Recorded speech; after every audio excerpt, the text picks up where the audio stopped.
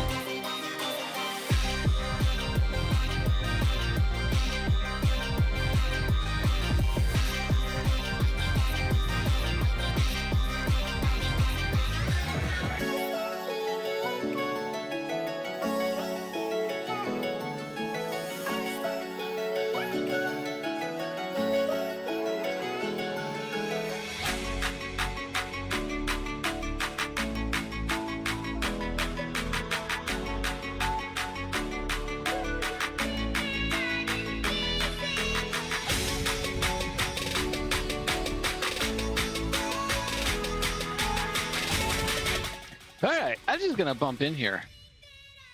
Start this one a few seconds early. Good evening, everybody. Those of you that are here, I'm like already rocking and rolling here, and the telescope just finished doing the 3-point polar alignment image taking, and now it's ready for me to adjust knobs for polar alignment. So I'm gonna go out there and pop and I'm not blah, blah, blah, blah, blah. Sometimes I talk mouth talk. I'm gonna go out there and do that. There we go. Okay, I'll be outside doing that. You guys talk amongst yourselves because I can't see the chat while I'm doing that. But hopefully this will be pretty quick, and this will give a little bit more time for more friends to join in. It's a pretty nice night out here tonight. We have a lot of moon. Moon is rather bright and brilliant looking. Not quite a full moon yet. A couple of days away from the full moon. But we'll, you know, we'll get what we can get. We'll get what we get here. I got some good data on Bode's Bode's and Cigar Galaxy last night. And so I'm going to want to shoot that for the second half of the night. First half of the night, I want to shoot Horsehead Nebula again. Got some decent data on that. I think we can still get some pretty good data, at least in the HA areas, with the moon out. Might be some challenging gradients to deal with, but you know, we'll see what we can get with that. Last night, the telescope worked really well. Very pleased with how it worked, and got kind of a lot of thoughts on that front to talk about tonight. So I got data from last night we can play with. I do want to look at my Bode's and Cigar Galaxy data from last night again, because there was something very peculiar about it when I stacked it, and something that I haven't seen before, at least not from a single night of data. So we're gonna have to look at that. But right now, hello everybody. It was a super nice day in SoCal today. Warm, clear, sunny all day. Not a cloud in the sky all day, and it looks to be a pretty nice day. I got a bit of a breeze going right now, but that's kind of normal for, you know, this like last little puff of wind as the sun sets. But super nice day today, and looks like a very, very nice night. Just going to get the polar alignment dialed here.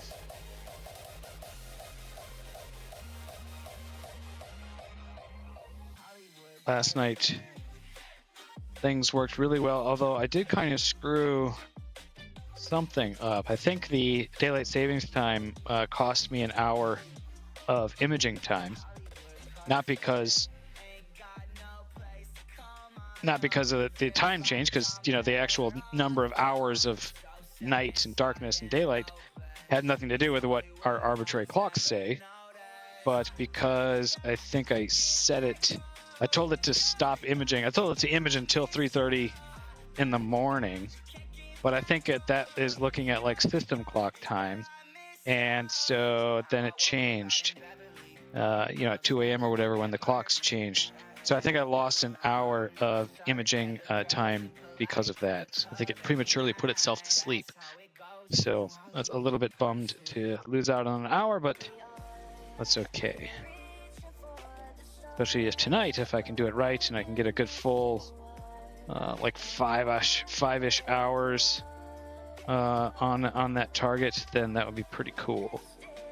And I think there'll be some pretty good details and pretty good data in there, at least in the HA regions, hydrogen alpha emission regions in those Bodes and cigar galaxies. We'll take a look at that data in a little bit. Once I get this thing up and running. Having a little bit of a time late solving. I think it's not quite full darkness yet. And it was doing really good, and now it's having a little bit of a time. So welcome everybody. Sorry if I'm not responding to any chat messages, because I can't see chat when I'm out here. Yeah, one of these days we'll try and figure that out. Come on. It is not solving images here.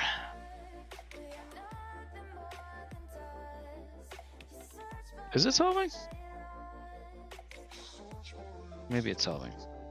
It is solving. Okay, oh, it's solving. I'm just not making adjustments. Okay, we have to like redo this.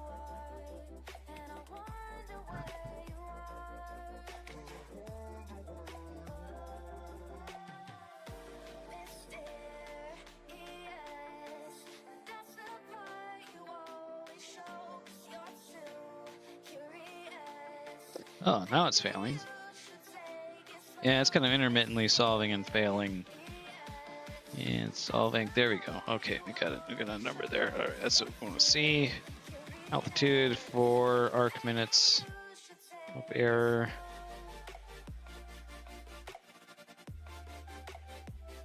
Now it's failing. Yeah, maybe I'm kind of jumping the gun on trying to do this here. It'd be better a little later, and or it's going to be difficult with the moon. The amount of moonlight we have doesn't help things either. I'm really close now. I've got it actually got it exactly one arc minute of error. Try to get it just a little bit better. Last night I got everything set up and polar aligned, and then I went out here to do the camera rotation and I kicked the tripod. So try not to do that again tonight.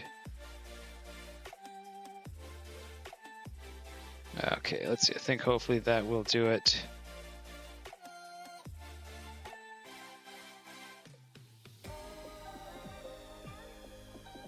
Oh man, I'm freaking 1 arc second of error in azimuth, 48 seconds in altitude error.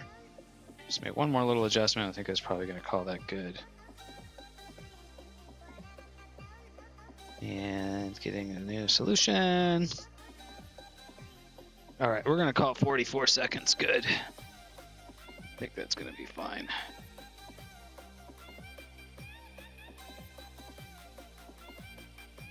Then we'll stop that and close that. And come inside. Don't kick the tripod. All right. We're gonna have to go out in a minute and do a rotation. Okay. All right, perfect. Nobody here, nobody chatting yet, so all good, all good. Change to the mic. All right, there we go. Now on the good mic.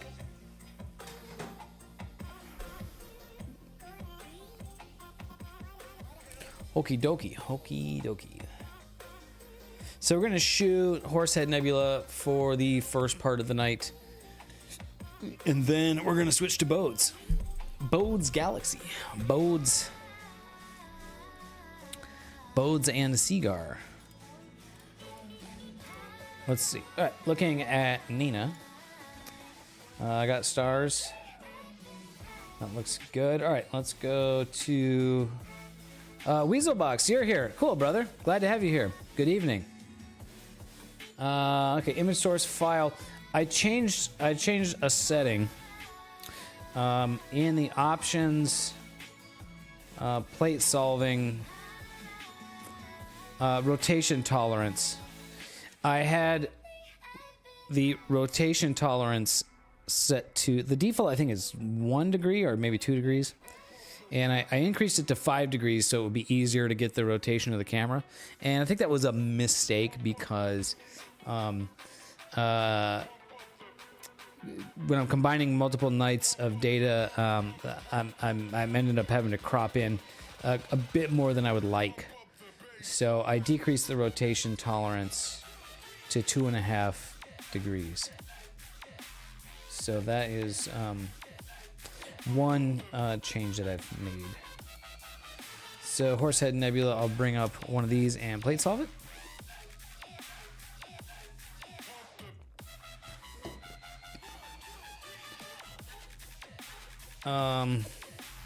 And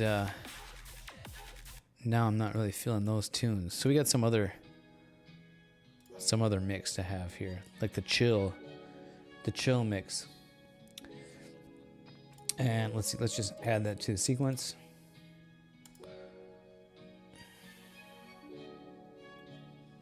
We'll try to get this live ASStrophotography going. Don't need those. Don't need that. Let's see. We're not gonna switch a filter, and we're gonna loop until a time. What is up, Star Traveler?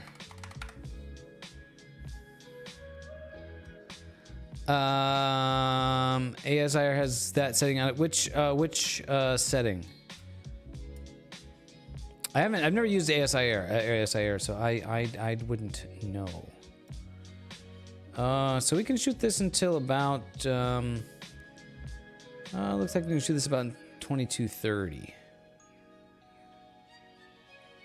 Oh.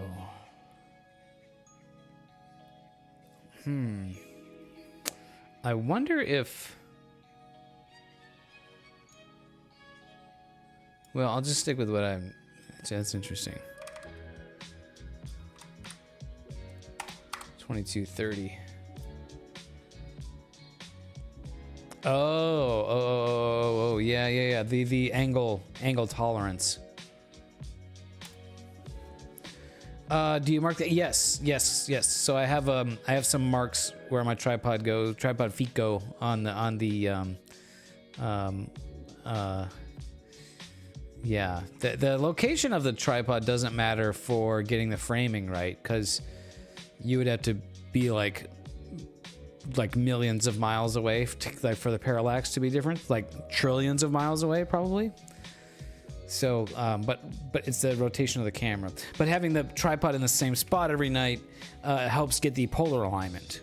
So the polar alignment only needs like a little bit of adjustment. So, okay, I have to go outside and rotate the camera.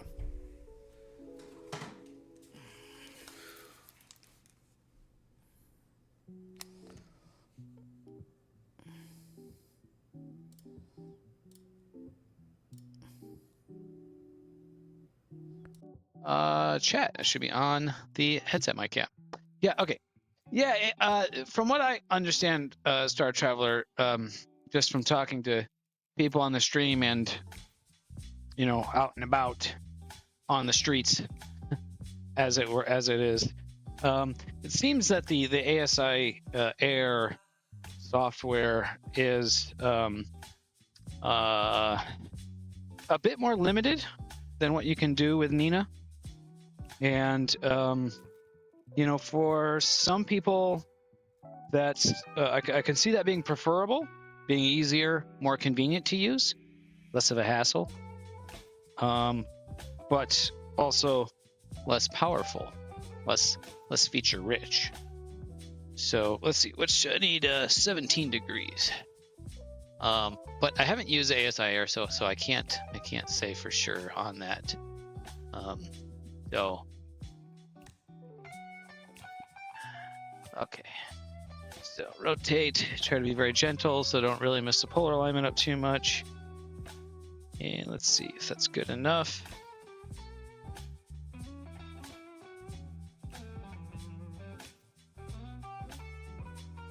Wow, is it having trouble solving that?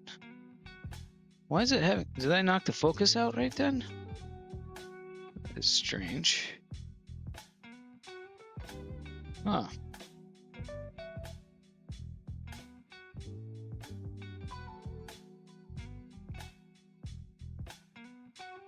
Uh, 8 more degrees.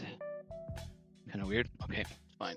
Yeah, I think the amount of moonlight is gonna kind of throw me a bit off tonight here. Okay. Hit okay on that. Rotating, exposing.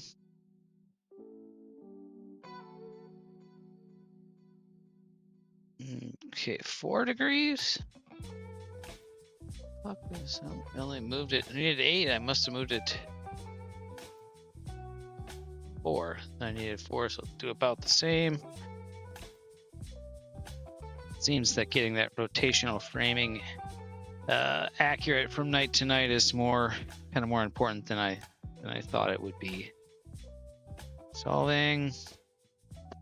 Yeah, why is it having problems solving that? That's strange. Whoa, woo, gust of wind here. That's not what we like to see. We may have some Santa Ana like gusts coming through here. I think that was in the forecast. At least it's showing the seeing being kind of poor until a little bit later. So maybe this will back off. Okay, I think we've got the rotation good. Something. Come back in. Hopefully that'll be the last time I have to go out there tonight. Be nice. I'll lock the door and close the blinds. Okie dokie, okie dokie.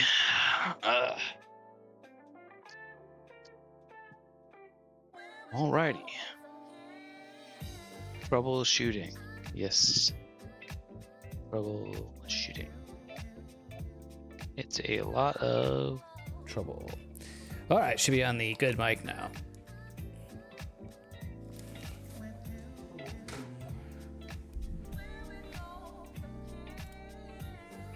And we are autofocusing. Good, good. Making progress on everything here.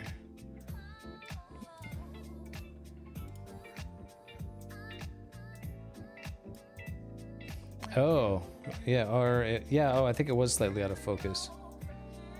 Yeah, that was probably what's having trouble solving. So, and we have the autofocus to run here. Yeah, okay, let's see. What's going on? You had trouble plate solving the other day. Oh, yeah. So Nina has the ability to have different profiles set up in the settings here in general. And I have had it in the past a few times where when I load in, for whatever reason, it loads a different profile than the right one. So yeah, the focal length is off. So I have seen that, yeah. So, or it just doesn't load a profile at all.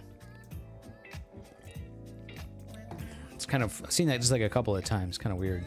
So, autofocus looks like it's working great.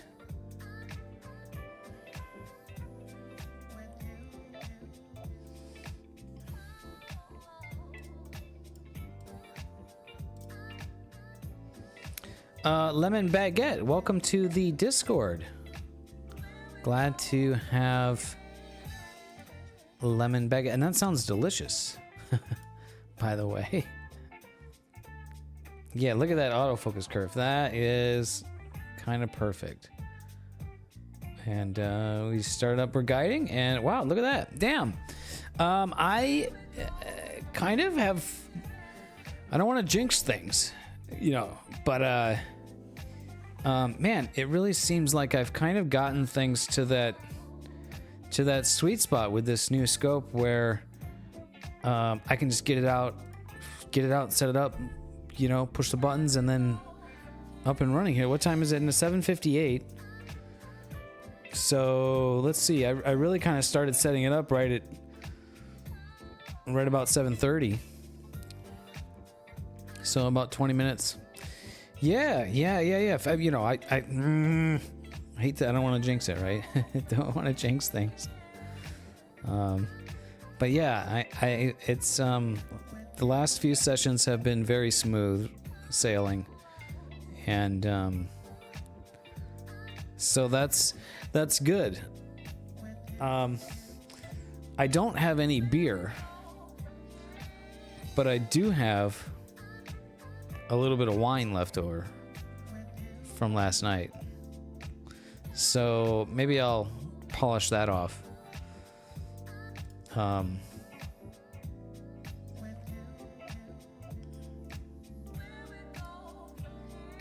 a little, you know, once the work is done, once we get things set up, see how this 5-minute image goes. If it looks pretty good, then yeah, maybe we'll have a little celebratory wine drinky. So far, yeah, looking pretty good. This is I think, yeah, this is an in focus image. Pretty sure you can really tell the focus. The 3 spider veins holding the secondary mirror act like a built-in Batinoff mask, and when the 3 lines intersect all at a common point in the center, then you really know it's very much in focus. And the reason it was having problems plate solving when it was doing the rotation, because it was slightly out of focus. I could see like this line was shifted down a bit. So now the autofocus has run and it's in focus.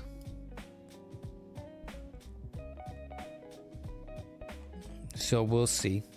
Another thing is a Batinoff spider. Exactly. Yeah. Batinoff spider. Another nice thing.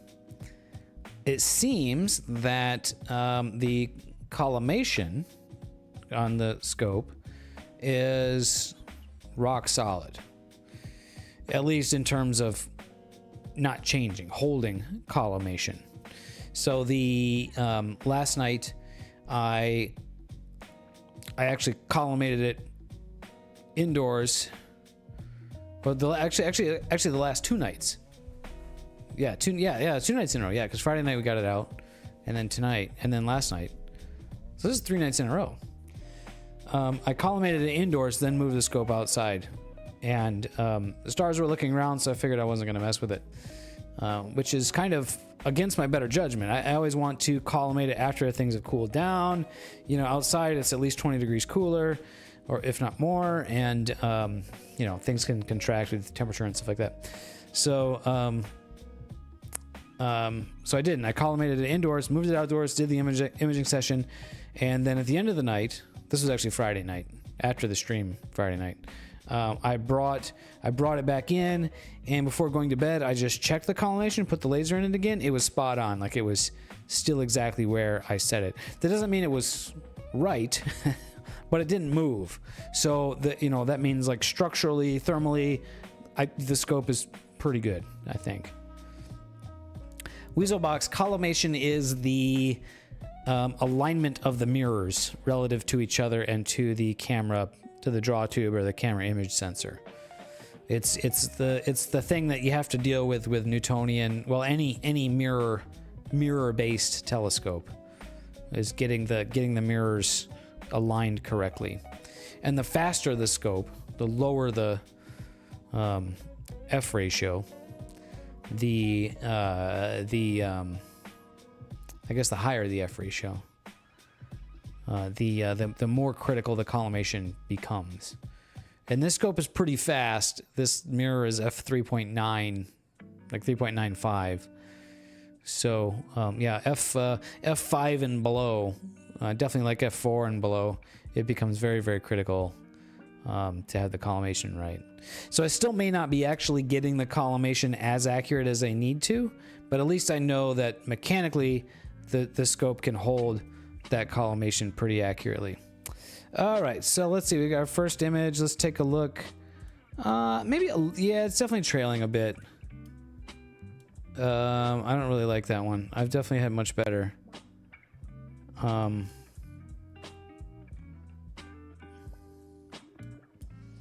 So we'll see. That's interesting because the guiding is looking good.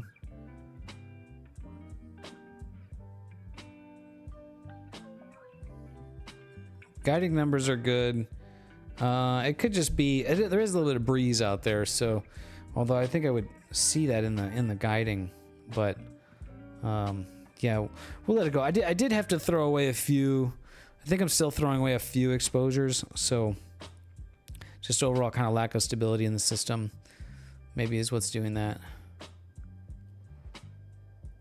Ah, okay. Oh, a periscope. Interesting. Yeah. Yeah. Yeah. I mean, kind of. Yeah. So, oh, damn, Star Traveler. Wow. Do you have a source for that, Star Traveler? There's check this image out, you guys. That is spectacular. How many decades of exposure is that? Mazef, greetings. Are you back from the desert? Did you just do a one-nighter trip? Deep Space Observatories, Deep Space Remote Observatories, Australia. Wow, you are back. Very cool. Single nighter, right on. Well, I hope it was worthwhile, and I mean, I saw some of the data you got. Looks pretty great. We're taking a look at this image that Star Traveler shared from a Reddit post. There we go. Here we need the source. We gotta see the source here. Vela supernova remnant. Yeah, Steve. Processing.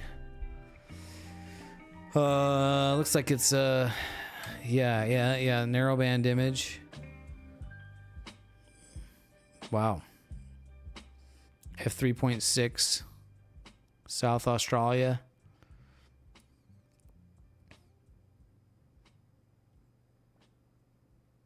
One of the biggest breakthroughs is the electronic assisted photon cage, which enables automatic tilt correction. Oh, wow. Automatic tilt correction. So that sounds like it's doing automatic collimation. I wish I had that. 200 hours. Yeah, I didn't see. I was trying to look for. Oh, there, duh, it's right there. 200 hours. Yeah. Yeah. How many decades of. Yeah. Yeah, that's pretty wild.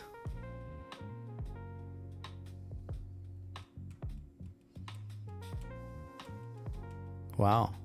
Thank you for sharing that, Star Travel. I didn't see that earlier. I guess I haven't been on Reddit much today yet, so yeah, let's see. We've got like, wow, what range of colors in there?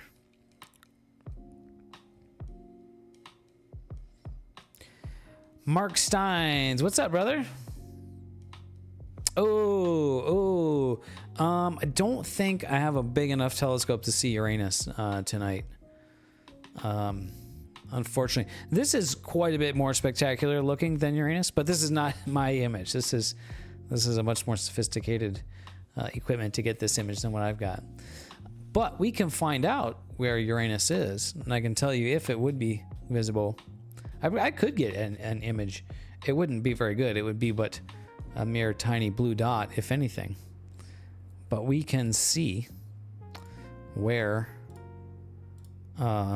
see if it's actually visible tonight.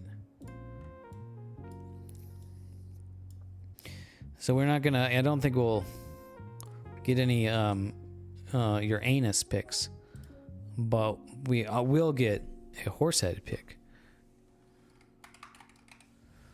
Uranus.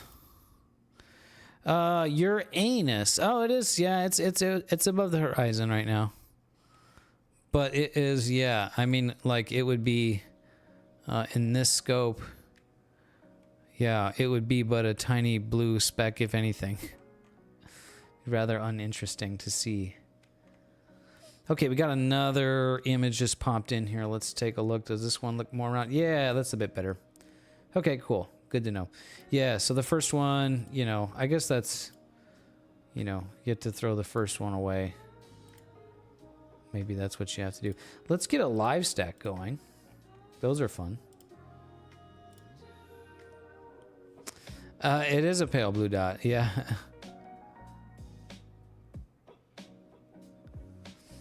Yeah, you mentioned that, Maz, that you didn't quite have the 6-inch ready to go. Did you, like, how did the springs probably didn't just like fall off, right? Like, how did the springs get lost? But that sucks. But you got some good stuff, anyways.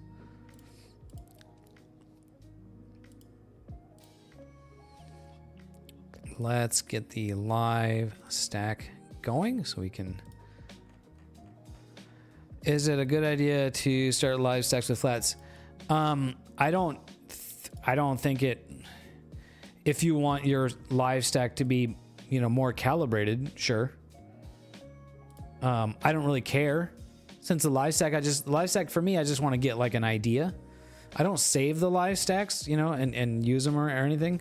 It's just kind of fun to visualize, I think, more than anything. So, but if you wanted to calibrate them and have them look better, then yeah. Oh, maybe like whoever you got it from, they took the mirror out and never put it back in or something.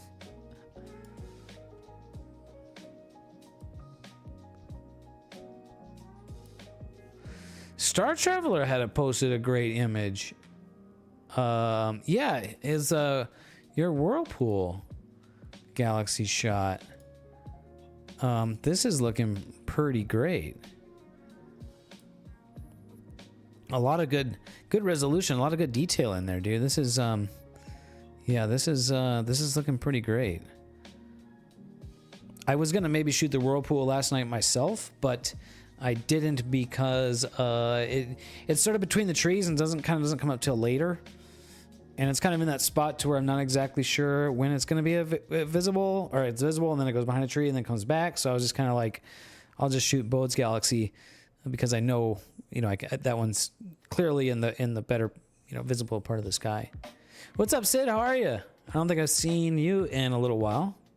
Glad to have you here. So this is Star Traveler's image of the Whirlpool Galaxy. Very cool.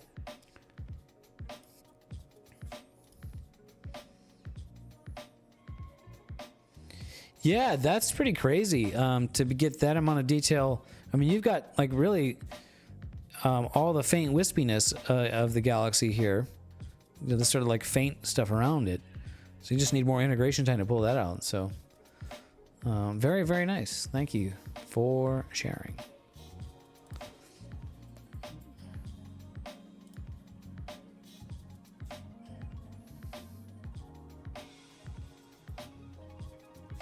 Been busy, but imaging. Okay, well, that's good. Hopefully busy imaging.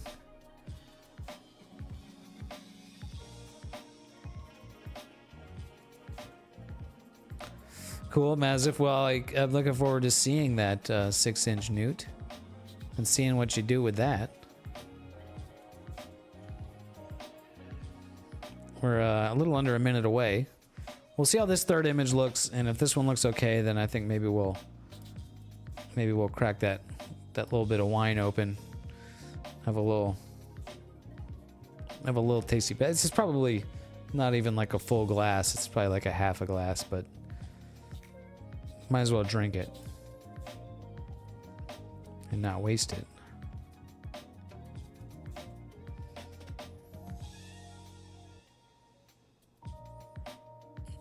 Yeah, cool. Right on.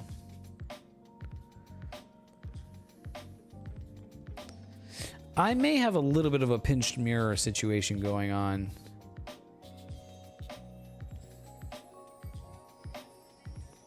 Okay, this next, yeah, this one, those stars are pretty round. It's about what I can expect, I think. Yeah, I've got, since reassembling this with a new focuser, it's really apparent on this star. This really bright on this upper left side here. This diagonal direction going.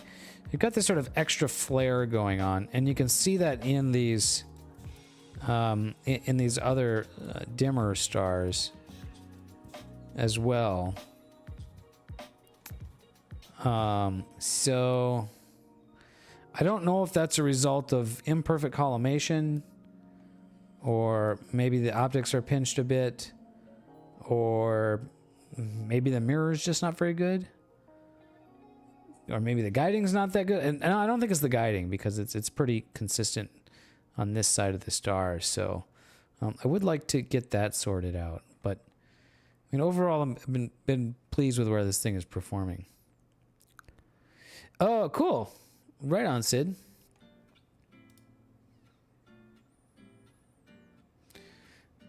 Yeah, so you can,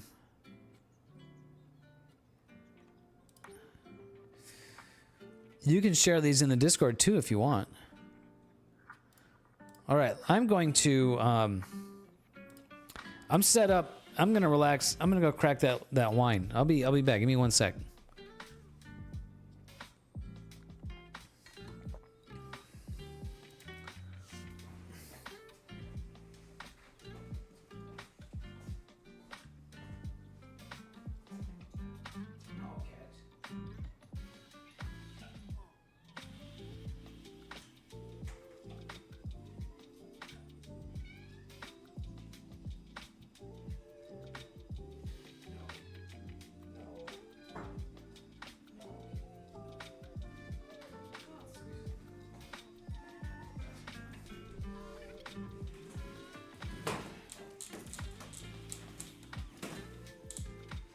Well, it's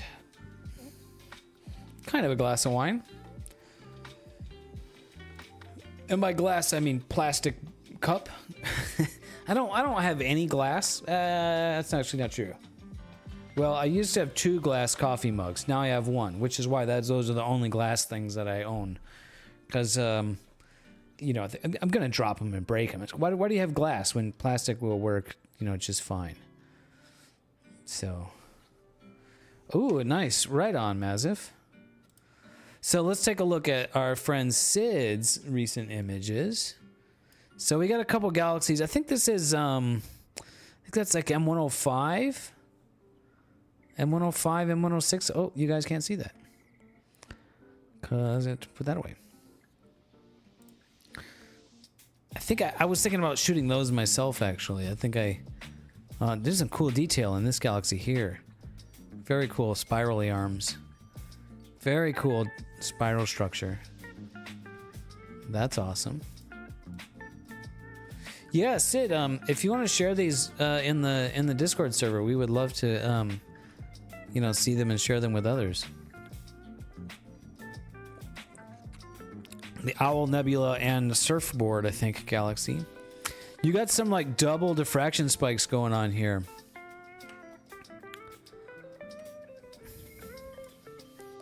I think that means that one of your veins is twisted or something like that. No, that's that is a that's a star. Or maybe you were referring to something, one of these other things. This is a galaxy over here. I think this one is the surfboard galaxy.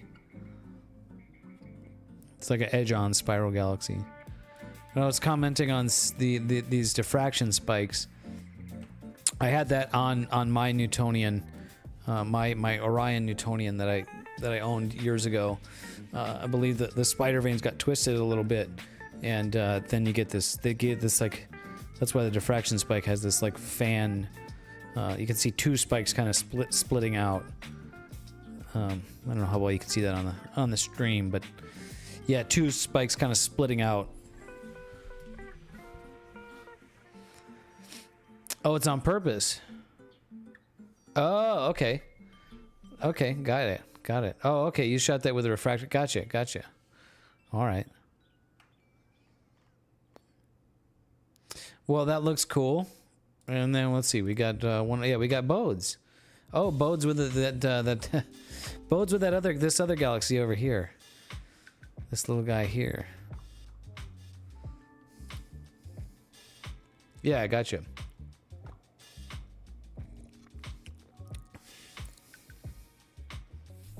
Yeah, they look pretty. The diffraction spikes look pretty nice in this image. They make everything look kind of sparkly. And but this looks really sharp, like some really nice detail in there. Stars are very nice and round. This looks like a very nice image. Can't wait to see that with lots and lots of integration time. Cool, man. Yeah, post those in the Discord too. And Mazif with a test exposure of Orion.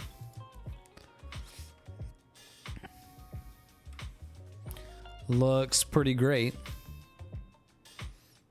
Lots of sky gradient in here, but it is a bright moon night tonight.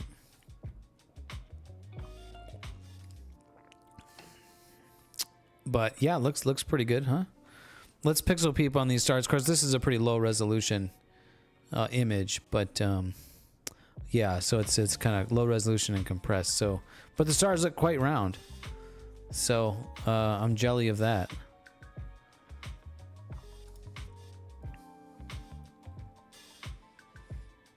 Which one, Star Traveler? The black and white ones we were looking at were all SIDS. Yeah, the black and white ones were these ones. These are SIDS. Our friend Sidlicious over here. The Sidmeister. The Sidorino.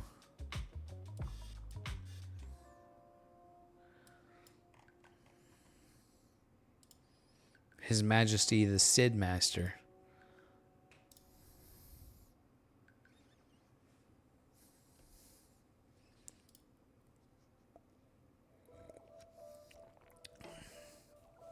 Very cool stuff, but none of you guys are as cool as this one. That's I mean, you know, that's quite spectacular. A little bit over the top on the spectacularity. Check back in with my live stack. Got 4 images now in here. Starting to come in. Yeah, I think this would be pretty good data. There's definitely this gradient through here, but there's not a lot of signal over there to begin with, so I don't think we're going to really lose too much. Ha, cool. Or Steven. Like I said, it's fewer syllables. Steven's like 3 syllables. It's more in the mouth. More to come out of get to come out of the mouth. So that's looking pretty good. Cheers, guys. Got a little bit of wine left from last night. I was never a wine drinker, but I think it seems like kind of a stereotypical thing for guys, for men, you know, never really drink wine. Then they start dating someone and, you know, then they start drinking wine. So I guess I kind of fall into that trope a little bit. Now it's like, oh, now I kind of like it. Now I kind of like wine. I mean, I always kind of liked wine in the past, at certain times. You know, red wine goes, if you're having a steak, like red wine with a steak is just like, it's just perfect, right? It's like, and I've always, I mean, not always, but since I was an adult, yeah. So I finished up the leftovers, yeah. Since I've been an adult, that I've been eating steak, and you know, red wine and steak just go together. So, but yeah, just, you know, in the evening, a glass of wine is, or three, it can be pretty fun, pretty cool. Just, you know, something to sip on. And yeah, we don't want to let it go to waste. Don't want to let it go to waste.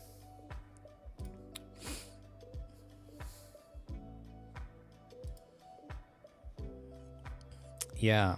Yep.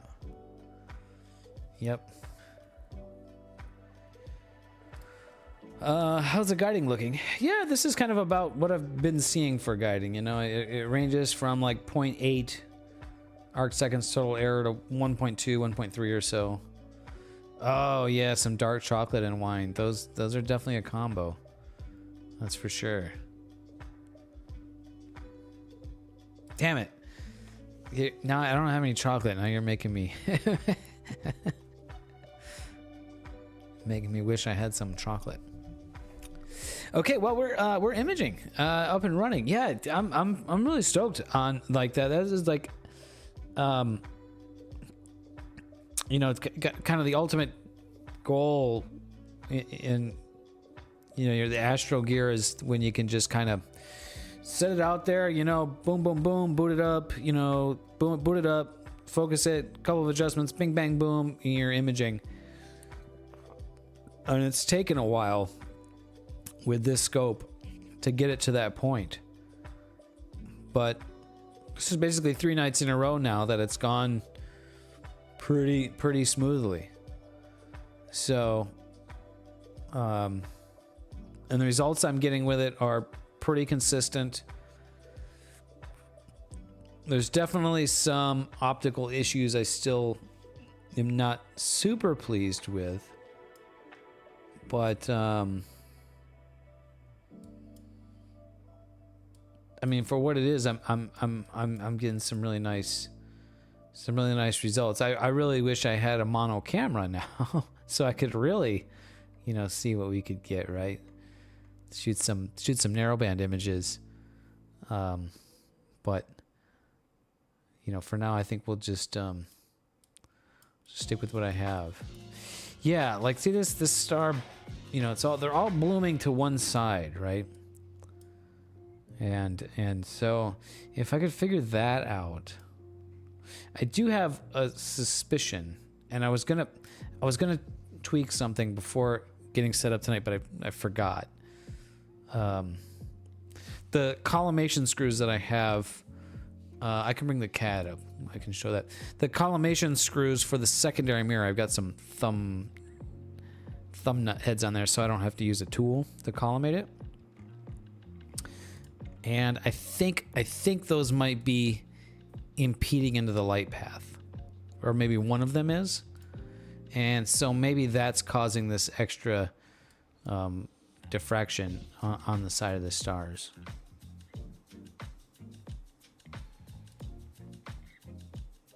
It's kind of a low-hanging fruit thing that I could check for.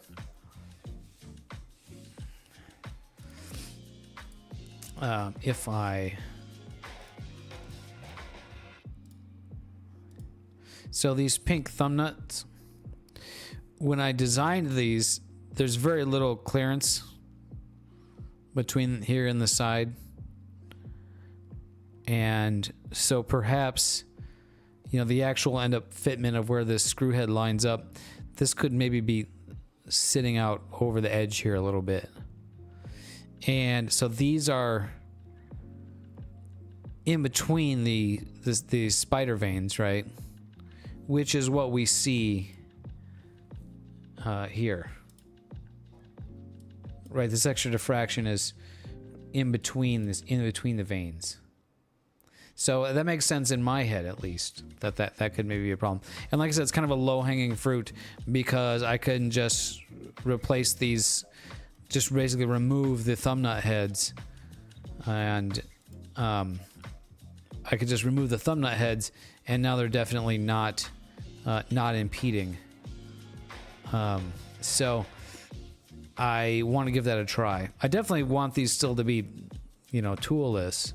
And actually there may be, just because the outside head of these screws are knurled, there may be enough grip on there to, you know, just twist those with your fingers. It wouldn't be, maybe it might be a little bit difficult, but I may not even really need those thumb nuts on there anyways. So the screws I have in there are silver and reflective, so that's probably not ideal. But I could get some black oxide ones or paint them black. That's an option. So I really wish I had remembered to do that tonight, because I would have liked to see if that's a difference. I'm definitely not going to go try to mess with that now, because I'm getting good data, and yeah, I don't want to mess with it because it would involve disassembling at least partially. Yeah, I'd probably pretty much have to disassemble the whole, have to pull a whole secondary mirror out of there, which would be not quite all the way out, but yeah, it would be kind of a pain. It would be a pain to do outside in the dark, you know, in during the day. Still kind of a job, but yeah. What's up, Cat? You want to say hi, Mr. Cat?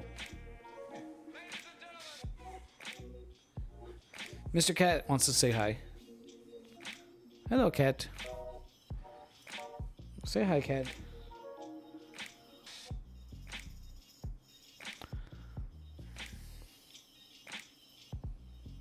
She's catting around. She's kind of a little I think maybe a little, maybe a little grumpy because she didn't get fancy food today. But we can't have too much fancy food. Can't have too much of a good thing, you know. Gotta be a little bit restricted on that.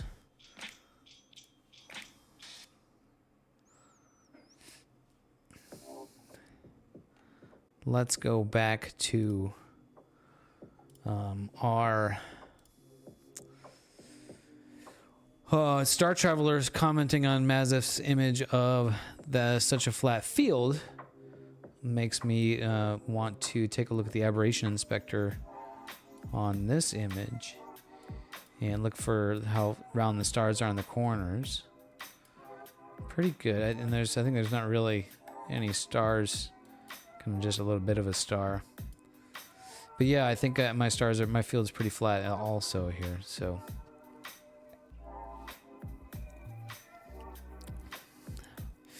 Oh, Mazef, you're using the same reducer corrector that I'm using, the Sharp Star. I think it's a pretty good coma corrector. I mean, it definitely, I don't see any signs of coma, so. Cool, Sid. Yeah, thanks for stopping by. And yeah, we would love to see your images in the Discord there. What's up, Nate? Get the cat. Yeah. Well, I don't know. We'll see. The night is young. The night is young. We do have a super chat goal for cat treats. You know, so the goal is for the reward is for the cat. You know, not for me. Well, of course, it's for me too. But you know, I kind of have a deal with the cat. You know, we have deals. I think that's the thing about being a cat owner. Maybe that's the difference between like a cat owner and like a dog owner. Like dogs are like obedient, subservient. Like you're a master, they just want to please you, right? But cats, so dogs look up to you, right? Dogs see you as their superior, versus cats see you as their peer. That's kind of the main difference, right? So, and when you kind of understand that, then you kind of understand the dynamics and Anyway, so we have deals. I have a deal. We have deals with the cat, and one of those deals is, you know, if I get a treat, she gets a treat. So if I'm like, you know what, I'm gonna get myself some ice cream tonight, and if I get the ice cream out, then she wants some ice cream, so it's only fair that she gets a treat too. So that's kind of a deal. So it's like if you guys treat me, and you give, you know, so if I get a treat with the super chats, then the cat gets a treat, right? So those are the self-imposed rules that we have. You know, the cat can go, she can go, you know, not really anything's off limits, you know, whatever. Cats are gonna do what they're gonna do, kitchen counter, you know, whatever. Trying to keep cats off of things, but the cat's not allowed on the computer desk, right? That's like the one, definitely, like, you know, so it's like we have some limits. She can't, it's not like a dog, you can't really train them to be obedient because they don't really care what you have, but they don't really care what you think. So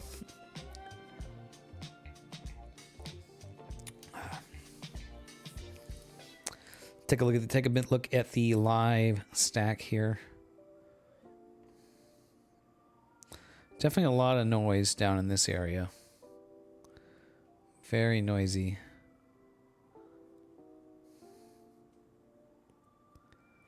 So let's take a look at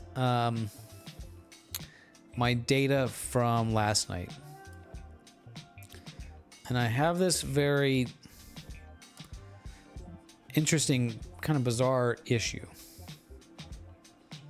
So I'm gonna kind of reprocess this data a little bit, see if we can do a little bit of troubleshooting, because it's, you know, what's astrophotography if you're not doing troubleshooting, right?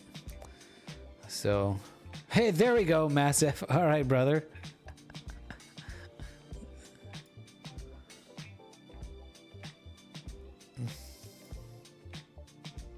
All right, thank you, Massive. Your kids don't care what you think either. Well, I know cats. I know a little bit about dogs. I don't know shit about kids. So that's, yeah. I'm just gonna drink the wine.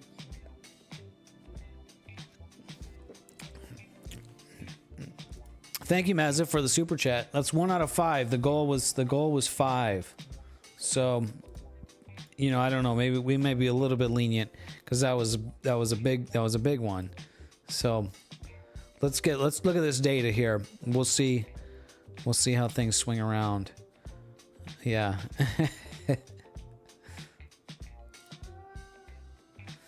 We are looking at M81, M82. All right, so check this out. Check out what I got going on here. Let me load up process icons.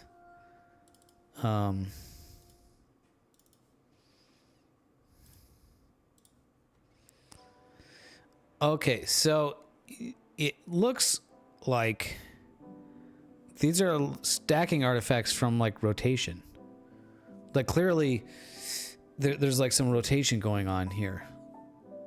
You can see it top left, top right, and bottom right.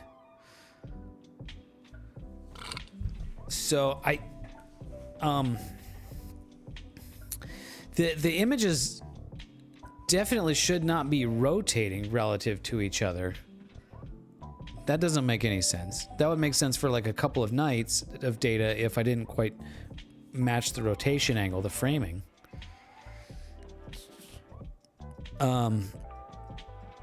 But for the same night, that doesn't make any sense unless the camera was like rotating. But like, there's no way. If the screws that are like, you know, the clamps that are holding the camera in there, if those were loose enough that the camera would rotate, then I'm sure that would throw the focus way off. So I suppose we can look at, so here's, you know, maybe look at first to last image, and okay, they flip because of the meridian flip. But yeah, I don't think you can tell. They actually do drift quite a bit. Oh, that's interesting. So, okay, that's maybe a little bit of a hint as to what's going on. So they do drift quite a bit. Look at how much the frame changes there. That's bizarre. That's definitely more than drizzling.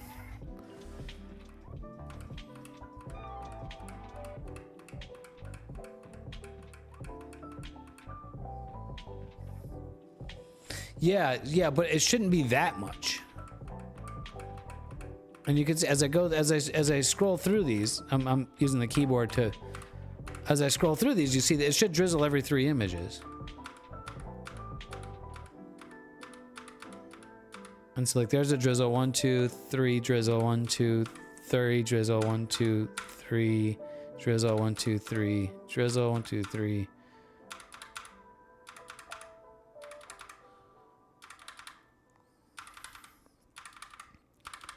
It seems like they're drizzling all in the same direction.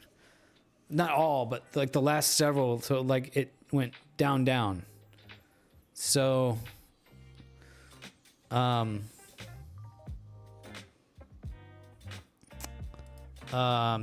I accidentally change a drizzling? Because I think there's a setting where you can like drizzle in RA only or something. I don't know if that's in Nina or if that's in an owl landing on the guide scope. That would definitely lead to some ruined exposures, which that I didn't have.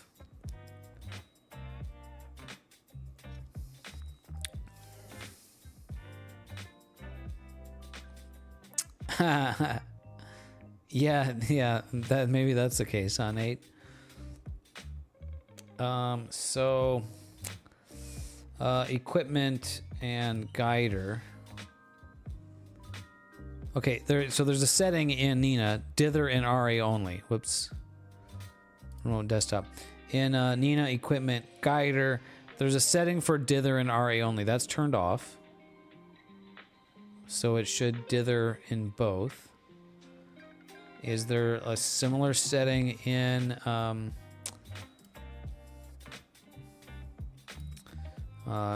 is there dither settings in PhD? I think I've seen dither settings. Let's see, global. Dither settings is set to random. Oh, maybe I need to set dither settings to spiral.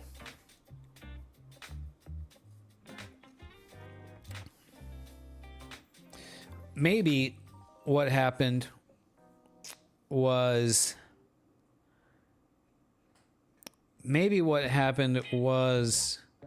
dither is set to random, and it just, you know, the odds lined up, and so like 3 in a row it dithered in the same direction. Maybe that's what's happening. So maybe I need to set the dither mode to spiral. I don't really want to change anything. And then, well, you know, we're trying to learn. So I'm going to set dither to spiral. Each dither command moves the lock position along a spiral path. Maybe we'll try that. Your guiding is consistent. Yes, it's been working.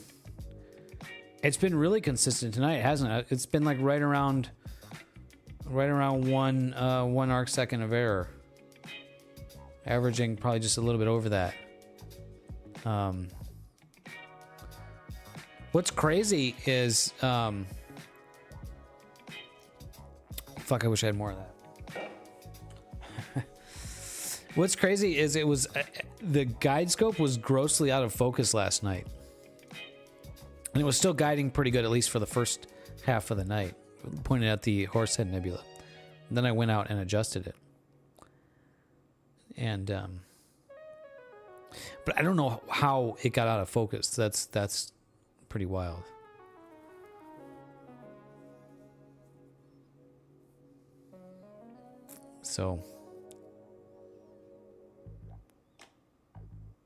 But it's good. It's working good tonight. I'm happy with how it's working tonight.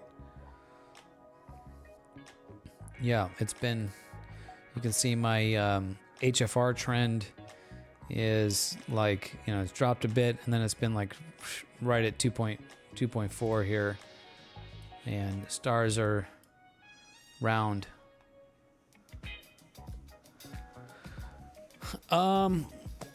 I don't know, Star Traveler. It's I think it's more than I think it's more complex than just what the error is. Because if you have a big error, but it's, I think the scatter plot kind of helps tell that story. So the scatter plot here, right? You could have like a big total error, but if it's really random, then you know your stars, you know, so if the scatter plot's making basically a big circle, then your stars may still be may still be round, right? Because it's losing its guiding evenly 360 degrees around, so you still get round stars, but they're just going to be larger, and the whole image will be a little bit more blurred. So I think I've definitely seen some situations where it's been like that, where the guiding's been not as good, but because it's been very random, the stars still look round, but maybe they're a bit larger. So yeah, so one thing that I've heard, the way to look at it is you want your guiding, your total error, to be at the very least as good as or better than the pixel scale that you're imaging at. So I'm currently imaging at about 1.4 arc seconds per pixel. So I need my guiding to be better than 1.4 arc seconds per pixel. And so I would say in general, that does seem to be the case. If I see guiding total error greater than 1.3, 1.5, then I'm most likely going to have less round stars, more elongated stars. But that's not necessarily going to be the case always. So yeah, right around 1 arc second error, it's been really steady since we started here. It is I think it's pretty good. Yeah. So when I was you know, this same camera with the Rokinon lens, my pixel scale was like 4 something. So yeah, I had no problem.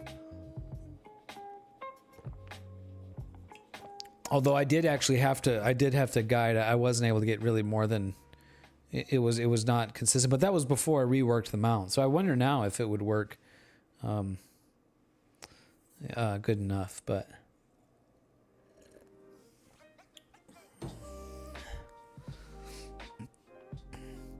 yeah.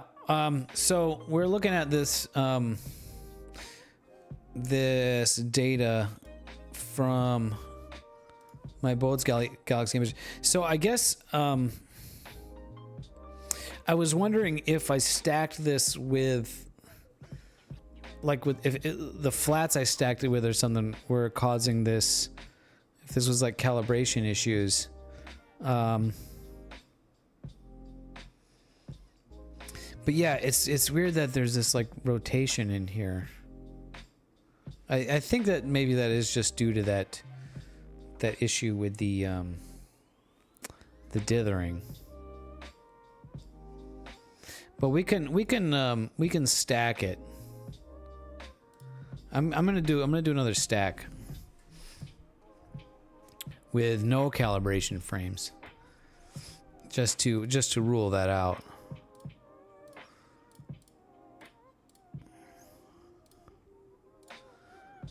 Yeah, let's see, M81, M82.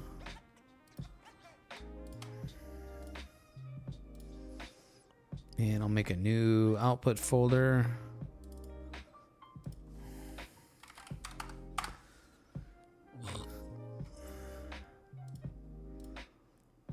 And I'll drizzle it because I always do that. Okay, we'll run this. I noticed that like all the astronomy streamer guys are like all the kind of usual suspects are also streaming tonight.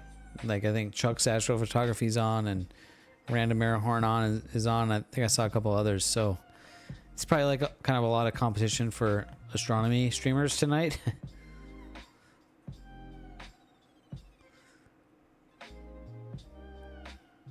So maybe like, you know, I stream around the weather, right? As far as doing these. So we've got good weather and we've got bad weather coming. I think next week and maybe all next week is going to be bad, or there's definitely going to be, yeah, we've got more rain coming next week. Look at that. Tuesday, Wednesday, tomorrow night we've got clouds tomorrow night. Tuesday we've got rain in the evening. Yeah, evening. It might clear up late Tuesday night. Yeah, probably not worth getting the telescope out. Wednesday evening, Wednesday night, we've got rain. Thursday, more rain. Holy cow. And then, yeah, lots of clouds and then maybe more rain early next week, too. So this is really maybe the last chance for another week and a half or so. But we've got the new moon, the full moon coming up, so it's perfect time for rain. Full moon, let's have all the rain during the full moon. Yeah, okay. It must be a big weather system moving through the whole western United States then, huh, Star Traveler? So, yeah.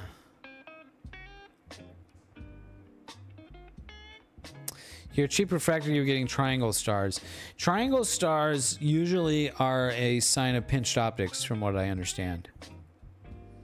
So cheap refractor could just be bad optics, but also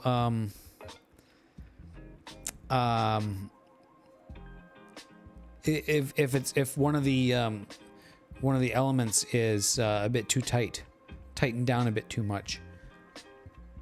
I don't have enough experience. I don't really have any experience with refractors, so to know exactly like what and how you might adjust for that. But that's my understanding, is that from what I've heard from others. So yeah, this failed the astrometric solution also, and I can see this is going to have that field rotation. So that's weird. That seems like the drizzling somehow also caused it to rotate. That really doesn't make any sense. Yeah, that is very strange.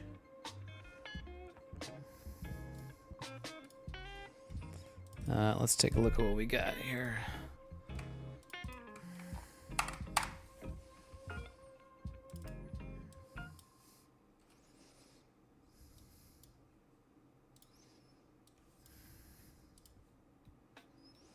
Yeah, same thing.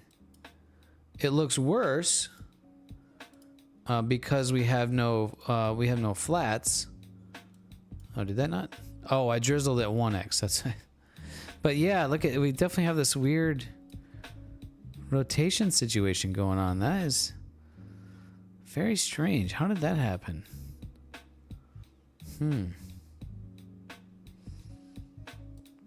Well, yeah, I'm not sure what to make of that.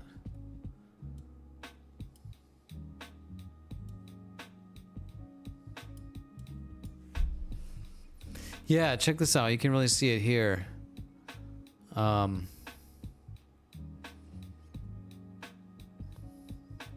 It looks like just like some of them got rotated. That's so weird.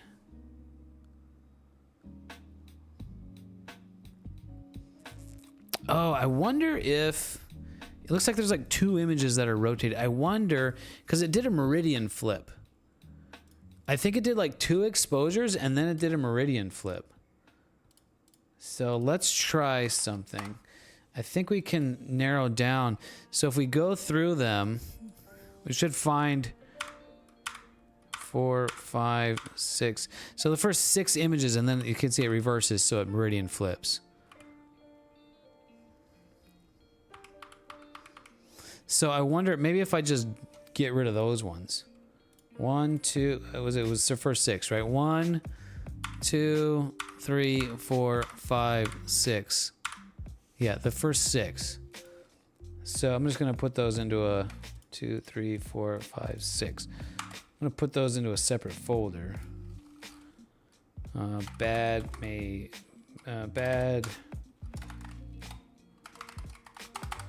Call that bad rotation. Okay, now let's restack those. ASScar SQA 55 f4.8 quintuplet Petzval refractor. Yeah, that sounds kind of a mouthful to say. Now I need to re-add all my calibration frames. Took those out. Bias, darks. I have dark flats. I took new flats. These ones.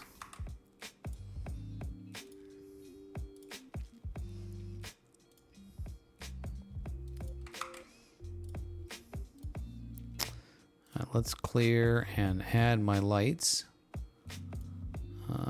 That is in this folder. Okay, so if I lose, 6, whatever 6 times 5 worth of data is, that's not too bad. Make another new directory, and this is going to be 3 hours 10 minutes. So lose 30 minutes of data. 2x Gaussian. Let's run that. Yeah, that's the big benefit with the Petzval refractors, right? Is they sort of have the, or does that have to do with focusing? I can't remember. Something like that. So it doesn't need a field flattener. That sounds great. Yeah, I think if I was in the market for an refractor, that would be the way to go, wouldn't it? Let's check in on the live stack. That's looking really nice, man. Shocking amount of detail coming through for how much moon there is. Looks like it just added another one. 11 files in the stack. And then look at Nina and see we are really consistent on the HFR. Stars are very round. Good. Good. Very happy with that. And yeah, so that's cool.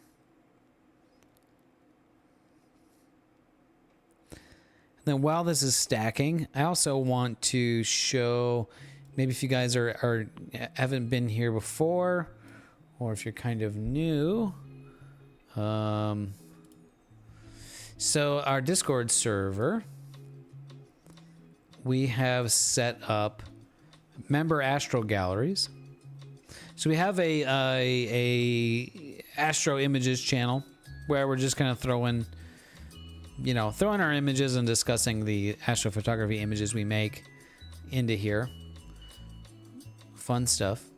But as a bonus for channel members and either YouTube channel members or Twitch subscribers, we've set up member ASStro galleries.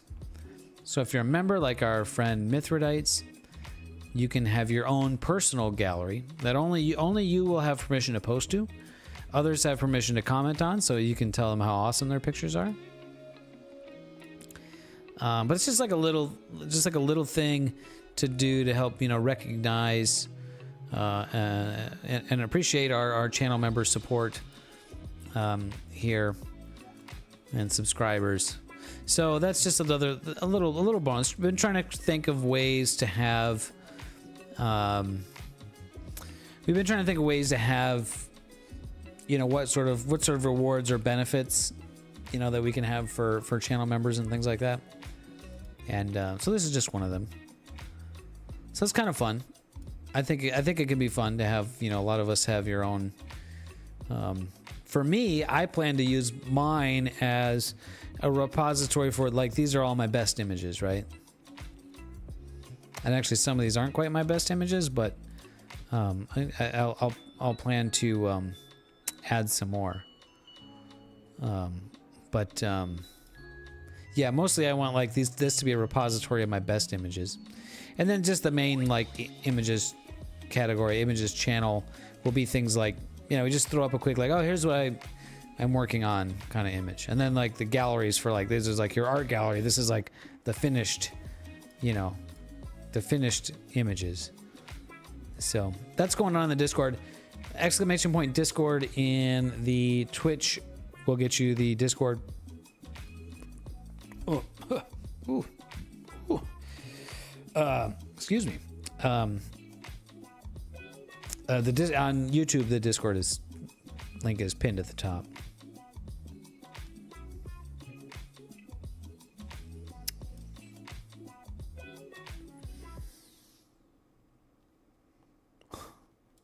Oh no.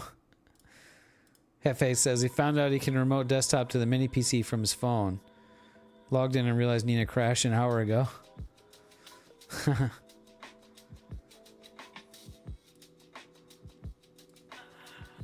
Hefe needs to flip that hamburger. Does he?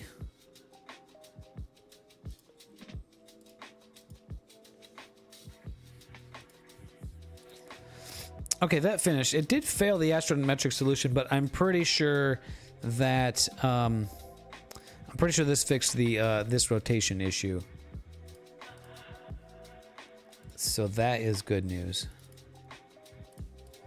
Let me just delete all the intermediately made files that I don't need.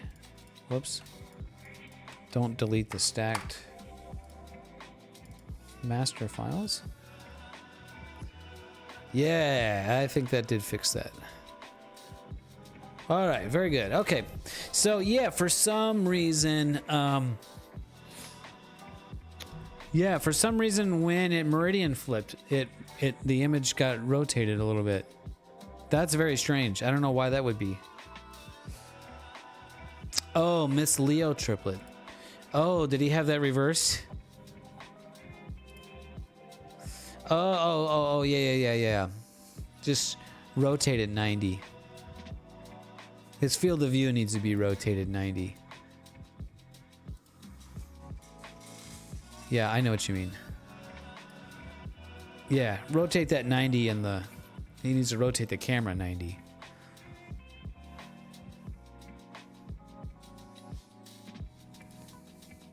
Misadventures in ASStro. What up? What's going on with you, brother? You got a snow tonight? Bad skies, rain, clouds? This is our last night for like probably at least a week. And this, as we're looking at right here, is data from last night. Bodes and the Seagar. So my ultimate plan with this, I think, is to shoot a ton of Bodes and Cigar from the light pollution here, and then subtract the red channel because I'm shooting with duo narrowband filter. I believe I should be able to subtract the red channel, and this is literally an HA signal because that's what I'm getting in the red channel is HA. And then go next new moon trip in the desert, shoot this with no filter, get an RGB image, and then combine my HA data for an HA RGB image. Will it work? I don't know. I think it will. Maybe it'll kind of work. But there's definitely a good bit of HA signal in here. You can see all the little bits of nebulosity. So it'll be fun to integrate a lot more data and see these features pop out a bit more. And then of course there's a lot of detail in the Cigar Galaxy here. That'll be fun to have. So let's go ahead and process this.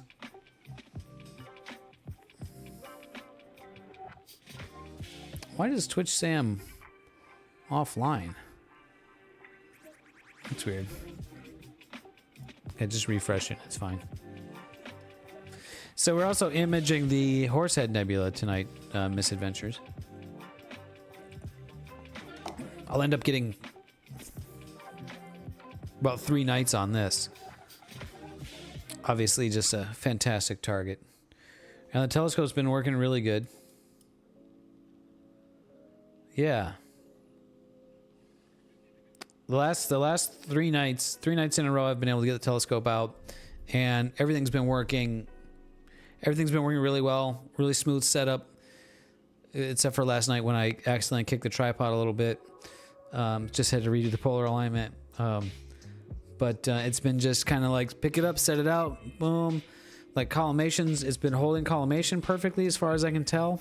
I may not be setting the collimation perfectly, but it's holding the setting. Whatever, you know, mechanically, it's the mirrors aren't flopping. So, my guiding has been good, and just as I said that, I look at here, and now it's looking a little bit poorer. But that it's, you know, it's getting. I do believe I saw this last night, where the lower it gets in the sky, the poorer the guiding gets. That makes sense. Yeah, we're just having a little bit of a bad patch here, but it'll, you know, cycle from bad, and then mostly it's been really good. So, been really pleased with how this has been working. All right, got the UV filter in. Oh, okay. Yeah, right on. Seems like you've been doing a lot of planetary stuff from what I can see lately. It's probably the thing to do for the last several months. It's been very planet friendly. With which planets are available to see in. So we're live stacking Horsehead Nebula. Got up to 12. So about an hour of data so far tonight. Looking very good. Looking forward to adding that to the data I've got from the previous nights. And I'm going to reprocess this Bode's shot, Bode's and Cigar. We're going to do that right now. We'll do that while we're imaging. On this live ASStrophotography stream. I had a little bit of wine. Not enough. I finished off the wine from last night. It's 9 o'clock already. And we'll Graxpert out that gradient. Then with the gradient removed, we can see pretty noisy image, but kind of a shocking amount of detail. Yeah, I'm really stoked to see these little HA little blips here, little niblets of HA. Like I can kind of just see integrating that into an RGB image, and just feeling really happy about how cool that can look. And with a good, you know, I don't know, 5-10 hours of imaging from the dark sky, I should be able to get the nice. There's a lot of IFN in here too, so maybe get some of that from the desert. So hopefully next new moon, which is like 2.5 weeks away. Always very excited for that. Let's try and get the astrometric solution to work. It failed doing that on its own. I'm just gonna run that. See if it figures it out on its own.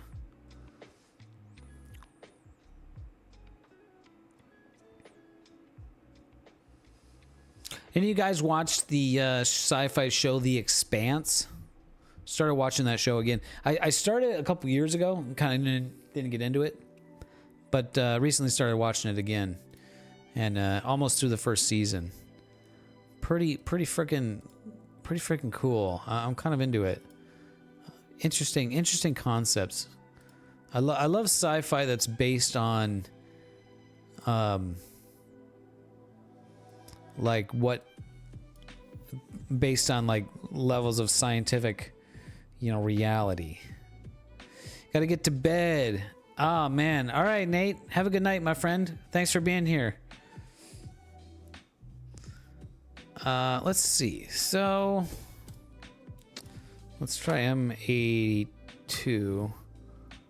Maybe the coordinates are just kind of not right for some reason. Hello?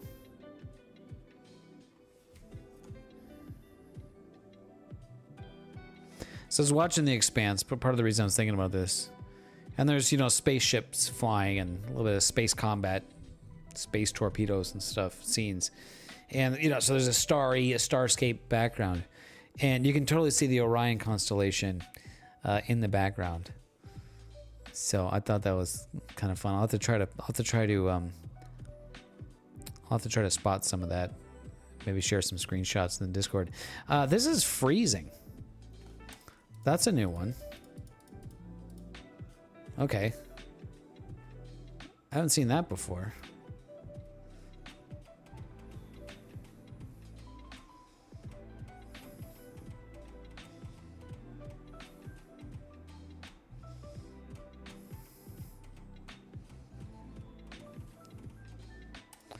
Okay, well.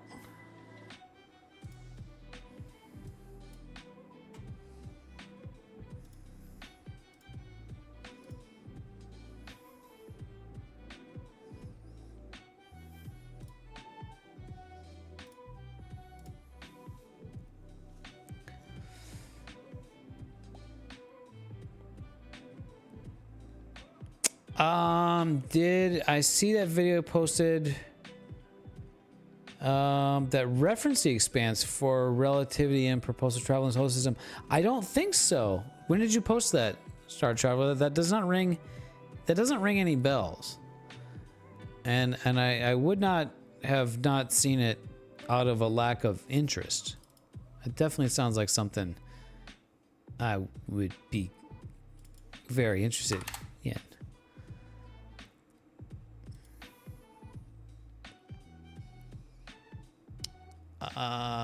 Let's see here.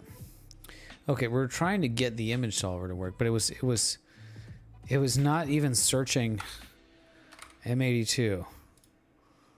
It was freezing trying to search this catalog. Oh, you posted it yesterday. Okay.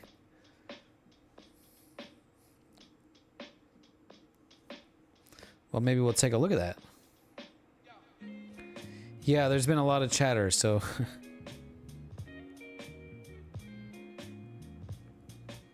you've been sharing some good high quality internet stuff on there, Star Traveler. I appreciate that. This is super weird. I wonder if it's like if this website is down or something, because it's just like freezing on trying to. Maybe that's why it can't. Maybe that's why I couldn't run the image solver as part of the image integration process. Yeah, maybe we'll check that video out in a sec. Let me try to get an image solution on this thing first. Oh yeah, I can't just do that. I wish I could make PixInsight load my process icons.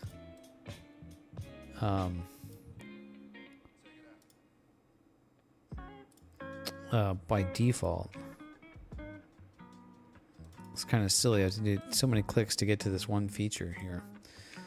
Script, astrometry, image solver. There's different servers. Maybe I'll set to this other server. Okay, there we go. M81.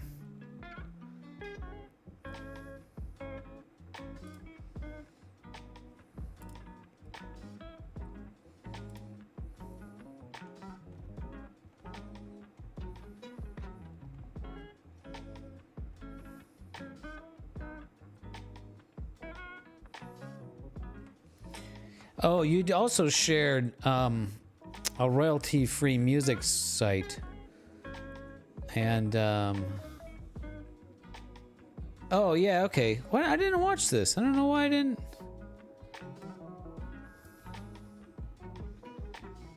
Yeah, okay, I'll give that a watch. Oh man, that's cool. All right, I don't want to watch it on the stream because of like, there could be like copyright issues. But cool, yeah, no, yeah, I found it. So yeah, I will give that a look for sure.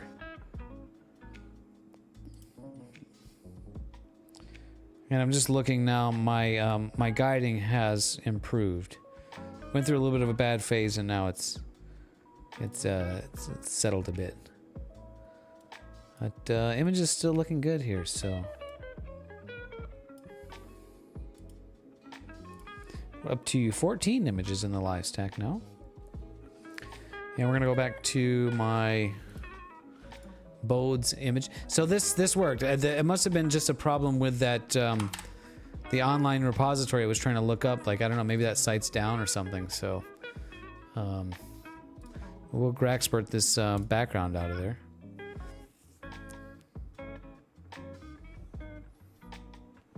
Now with an astrometric solution, I can do proper color calibration using the spectrophotometric color calibration tool. Been my tool of choice for color calibrating images.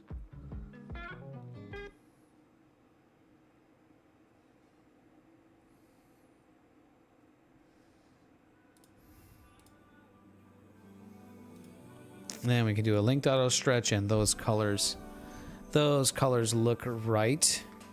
Yeah, there's an exciting amount of HA data. I'm pretty excited to see that in there. And kind of just make out the faint bit of spiral structure in there.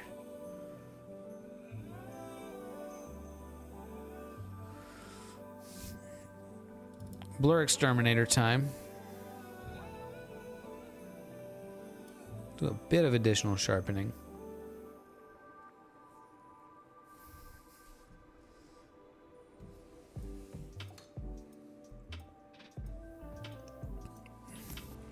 I'm gonna go refill my water while this is running. Please bear with me.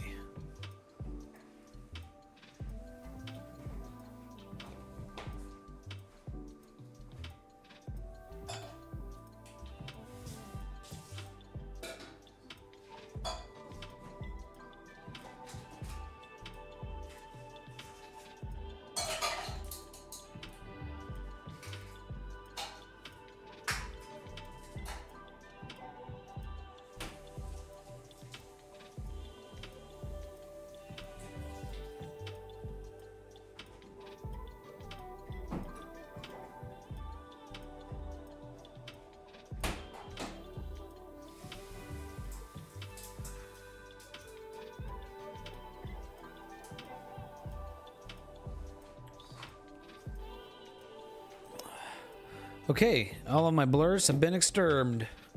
Blurs have been exterred. And that looks really great. Super cool.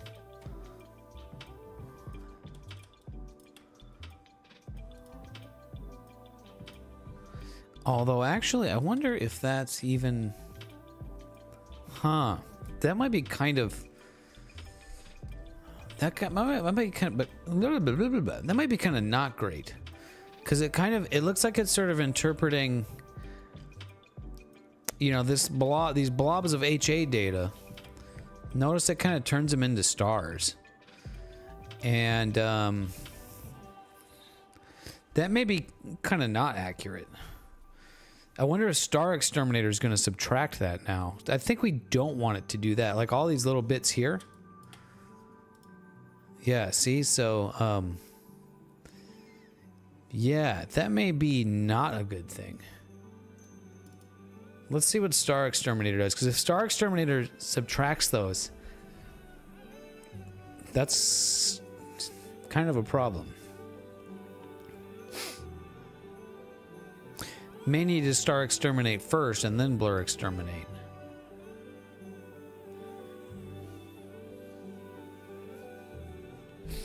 I've always blur exterminated and then star exterminated. My assumption being that with the stars being, you know, sharpened, then it's easier for the star subtraction tool to recognize them and pull them out. But maybe we can't do that in this case.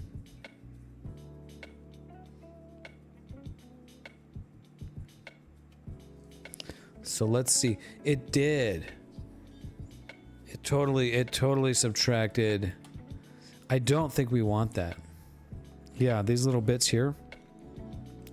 That's not good. Because when I go do the color on the stars, those are going to change. So that's going to like dull that. Okay, so we don't want that. All right, let's undo. Okay, let's star exterminate first. And then hopefully star exterminator doesn't include those.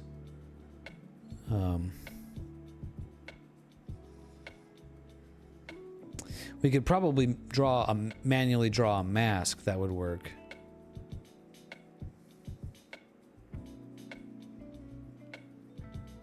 Yeah, that may be what I need to do. May need to just draw a mask around those little bits and to protect that. We'll see what Star Exterminator does. So this is Star Exterminator with no blur exterminator applied.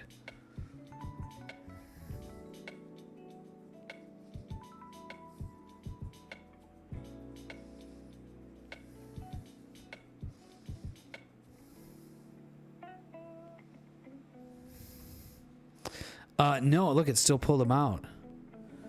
Look at that. Okay, we gotta get a little bit fancy here. Okay, so I'm gonna kind of brute force it.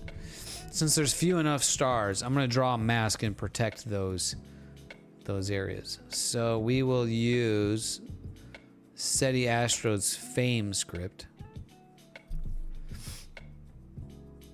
And let's see.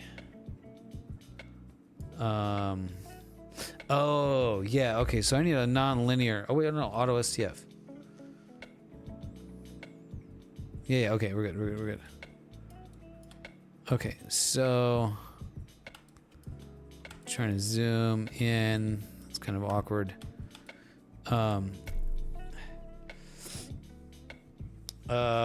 So we can do a brush tool, and yeah, I'll bring the radius up. I don't know what size radius, and then shift click. Okay, that's too big. Undo. So maybe a radius of like 20, maybe 20? Yeah. So so StarNet is is like a plugin, so you can use StarNet with other apps. But so what I'm doing, here's my workaround. So I'm using this workflow works in PixInsight. I don't know, you might have to with Cyril or other software, it might be trickier. But I'm using this script from ASStro called Fame, Freehand Adaptive Mask Editor. It allows you to just manually draw masks. So I'm gonna mask off these HA areas. And I can get away with this because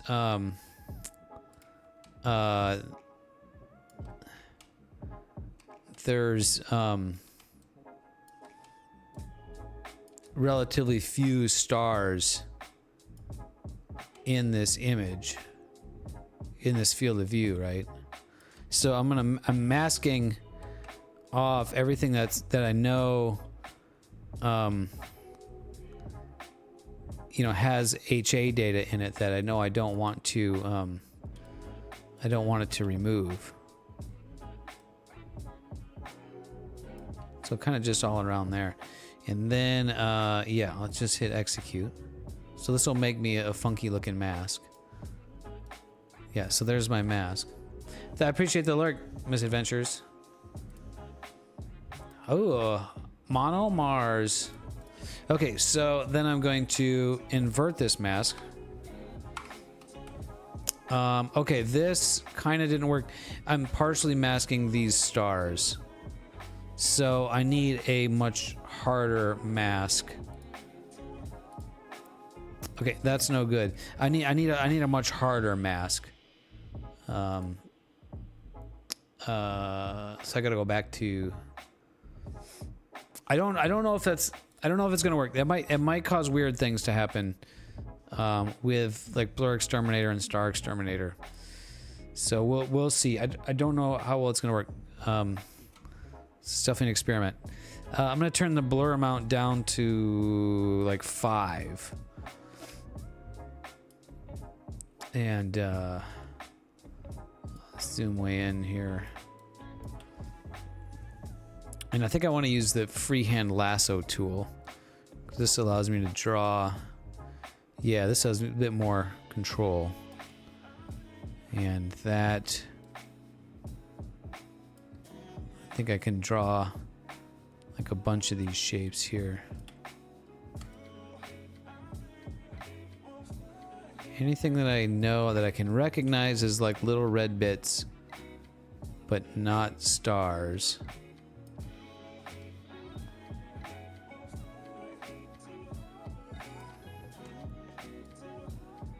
Some of them are close.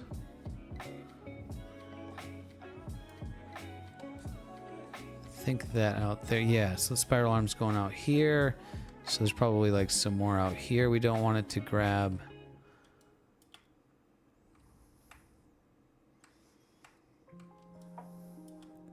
Okay, hit execute.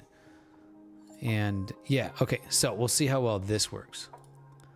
So I'll apply that mask and then invert it so the red bits are protected. And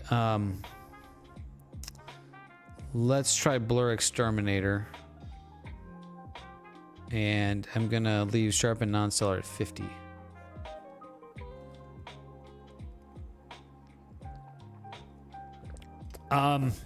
I probably could. That script tool just has one checkbox for auto stretch. But I could like make a clone of the image and then manually stretch it to see it better. So we can turn the mask off. Yeah, okay, that worked. Yeah. So you can see it just. What's up, Weaselbox?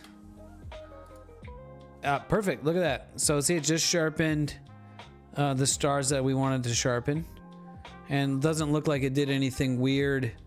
Whoops, I didn't want to do that. Doesn't look like it did anything weird. You know, weird artifacting around the edges of the mask. Perfect. Okay, so now we'll run Star Exterminator.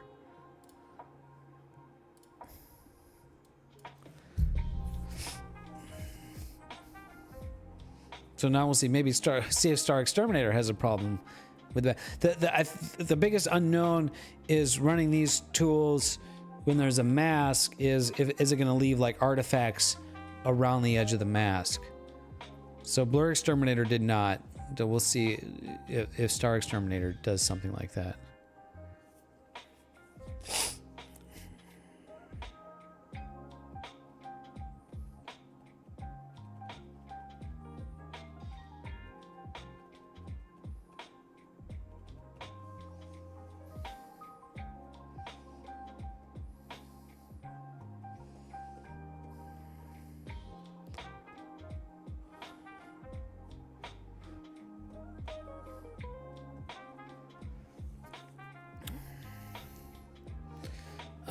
And I think it looks good. Yeah, perfect. Hey, we're figuring shit out live on the stream here. We gotta thank our friend at ASStro for making these very great tools available to us. Perfect. That's exactly, I think, what we wanted to do. Yeah, I'm gonna save this mask because I might need it again, but I'm gonna remove it. And I'm going to put my stars away for the time being. And let's run Noise Exterminator. Crank that up to like 0.8. Got a bit of a blemish here. That's where I have like a dust mote on this left side down here.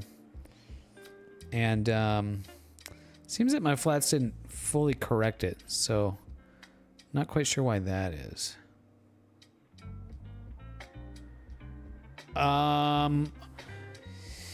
So shoot me a message, Star Traveler, like what you're looking for.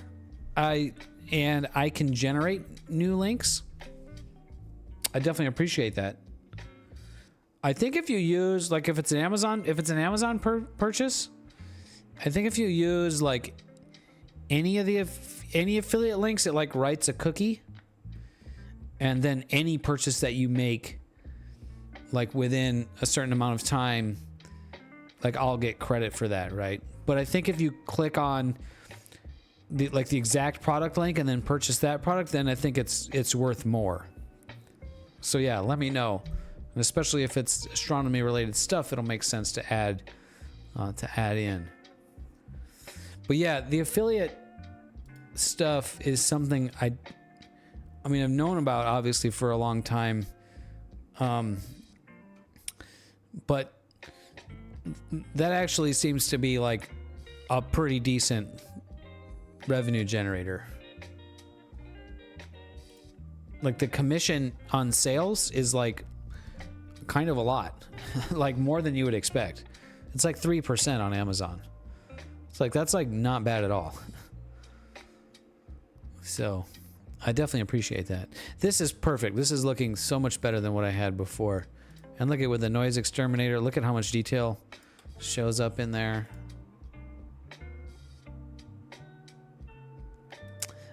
So I have a Gina ASStro. I have a Gina ASStro affiliate set up. Oh yeah, you were mentioning you were going to buy a new scope, right? I don't think anybody has used my Gina ASStro affiliate yet.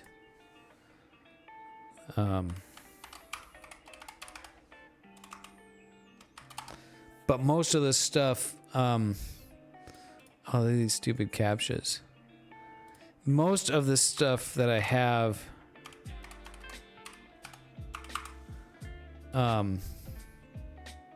incorrect password. I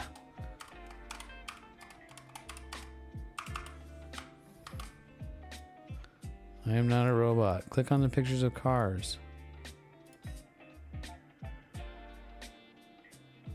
Emailed you to confirm the login. That's weird.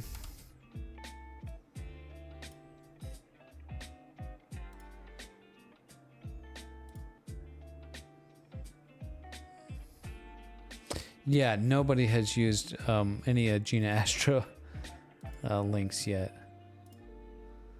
But yeah, just let me know, and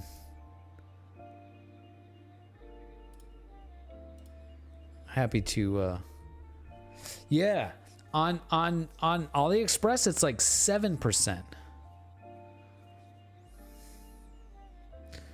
ASI 585 Pro. Oh, that's the new camera, right? That's the same yeah, that's the same sensor I'm using, the 585.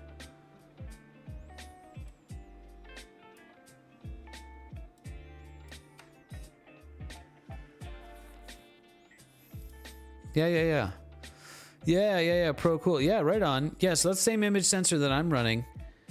But yeah, except this is cooled. So I really wish I had a cooled camera. Yeah, it seems that like other companies are kind of playing catch up to you know, QHY with the QHY Minicam 8. That this 585 sensor is just like a cool sensor, and yeah, so yeah, for like the kind of budget you know, entry level, yeah, DSLR situation, or sorry, entry level astronomy situation. Like, I just kind of got lucky when I bought it. I was just looking for a planetary camera. I really didn't care. I didn't realize what I was getting, and so, yeah, I kind of lucked out. Let's check back in on the live stack. Check this out, looking very nice. 18 images now, and yeah, guiding at 0.9 arc seconds error. Still looking good.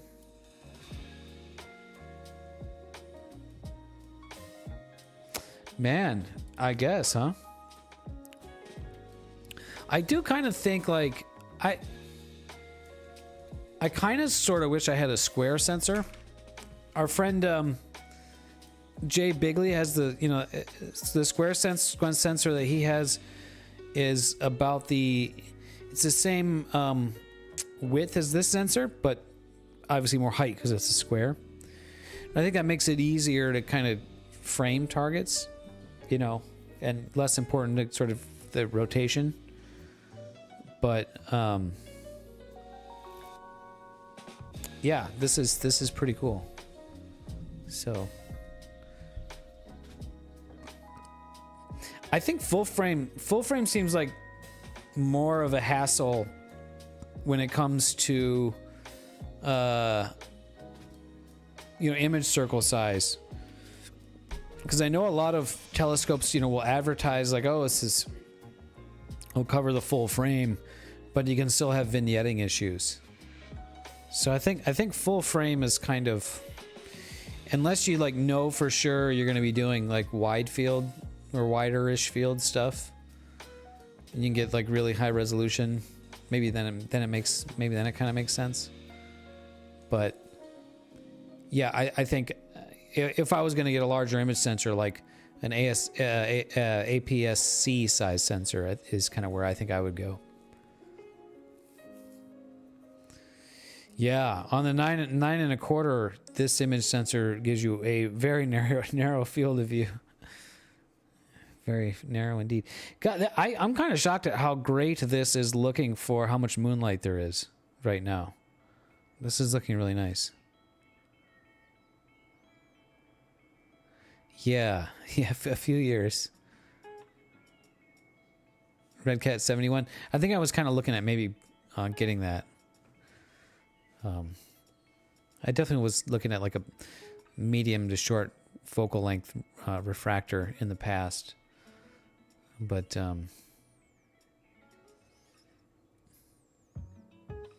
just never did. Okay, let's stretch this image. Histogram transformation. And we will get a real-time preview.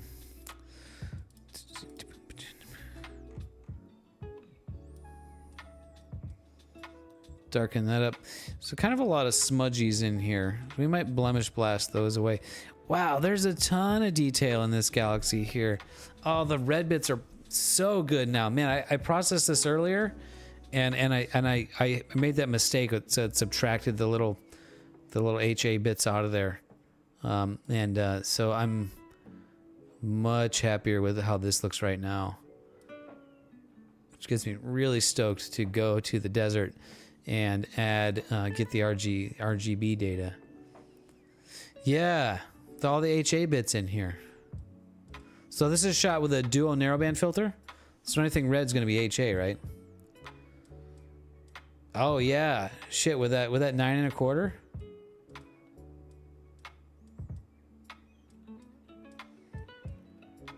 A 71 quintuplet for around $600 sounds like a pretty good deal, doesn't it?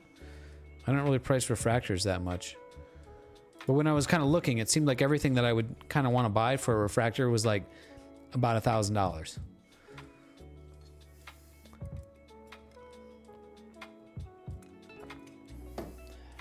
Do you ever get out to some dark sky sites, misadventures in ASStro? Do you go up to the... I bet up in the Rockies and the mountains up there, I bet you can get some pretty nice high altitude dark skies up there. The background on here is kind of messy and noisy.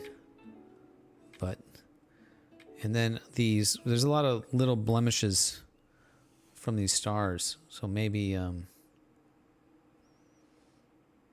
oh, so you got another 100. Yeah, you got to get that reducer. Ah, okay. Oh, cool. Did you see the aurora last year? We saw it. We were just totally lucky. Up on the mountains, we were able to see it.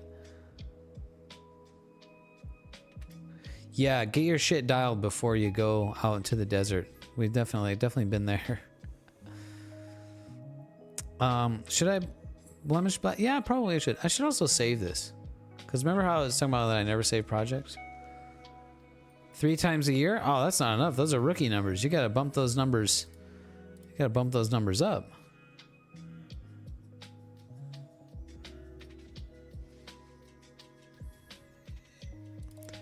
Yeah, I wish we were closer.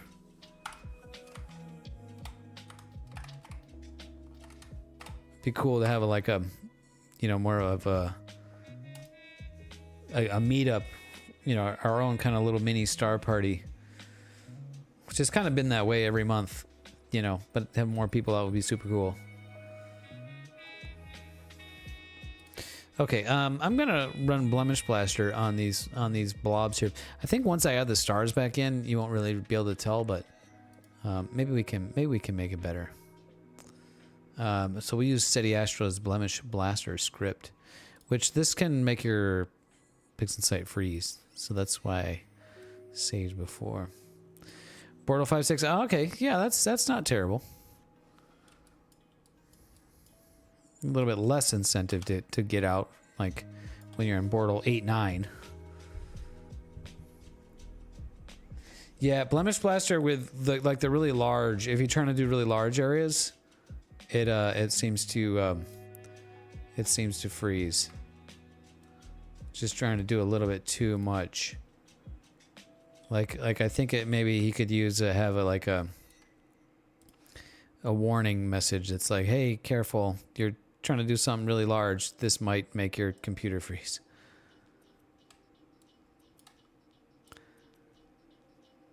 Oh man, that would be so cool. Have your own remote observatory?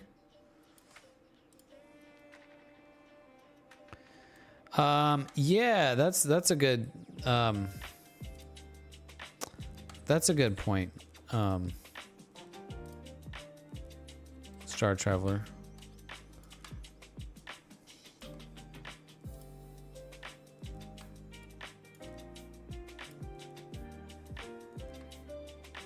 Some of these are kind of not really doing much.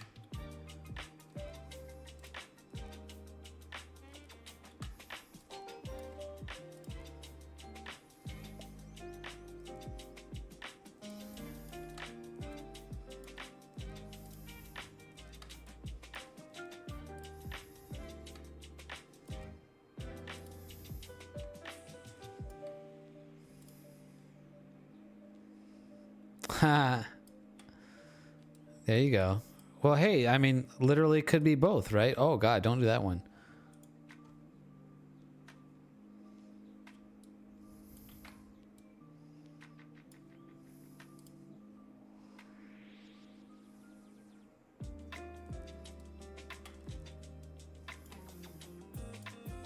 Yeah, it's actually, I can see it actually, I can see the blemishes pretty well.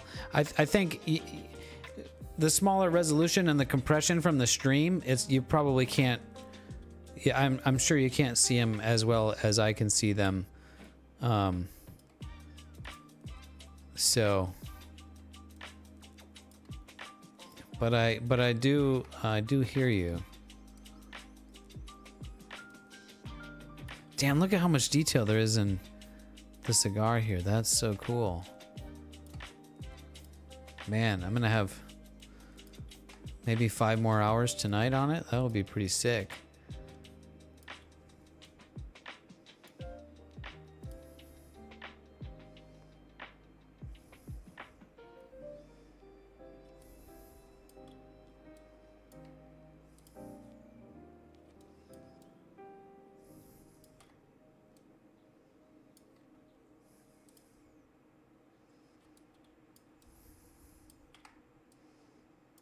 Yeah, I really like having a cabin or like a, you know, remote observatory would be cool. But I really like, you know, going out to having the versatility of being able to go to, you know, various sites, you know, to go where the weather's going to be good. And,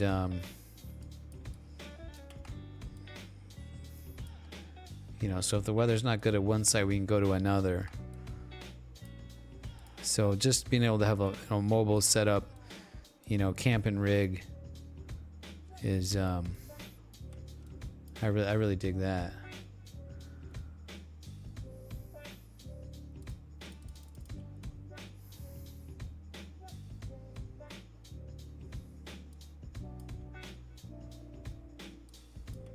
Yeah, having the harmonic mount mobility is pretty nice.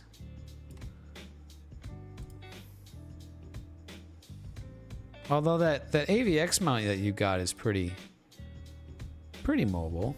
It's not too big to lug around. All right, I'm gonna go with that. That's pretty good. This spot over here is a little bit ugly. That would require a really large blemish blasting, and yeah, I'm afraid that might break things. Yo, what's up, Oxmalv?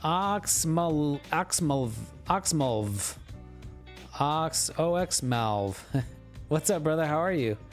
Are you a scientist? Sort of. I think you could say that. I'm not a scientist by trade. I'm an engineer, and engineers would be nowhere without science.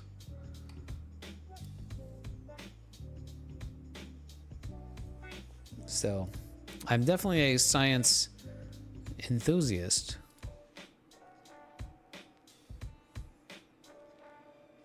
Somewhat of the scholar, yeah. I'm a mechanical engineer. Actually, I have a degree in aerospace engineering, but I do mechanical engineering professionally and as a hobby. But right now we're doing some astrophotography. I've got the scope running. There's my scope out on the balcony that I designed and built. And we can look at what we're imaging. This is the live stack of the Horsehead Nebula in the constellation Orion. Up to 20 images now. Guiding is looking pretty good. And yeah, I think pretty much every image is... Oh, it's going to run an autofocus right now. Yeah, it got a bad one. So it thinks it wants to autofocus. We'll let it do that. You may no, I haven't gotten into robotics at all, which I really should. I've just never found the I don't know, the right project or motivation to work on that. I'm pretty not great with coding, so robotics without, you know, the coding, I think is kind of, you know, limiting. Yeah, so we're imaging it right now. So we're this is a stack. This is a collection of 21 images, and so yeah, it's happening right now. Yeah, the mount is sort of a robot. That's true, Misadventures in Astro. I was thinking that. I just didn't want to quite say that. But I mean, it definitely uses, I mean, stepper motors and string wave gear drives, and you know, those are made for robotics. So no, those are there's no AI yet. We do use AI for some of the image processing, but not yet. Those are not quite the correct colors. It's not calibrated yet. But so there's like, it's like that of a greenish hue, and that'll go away. But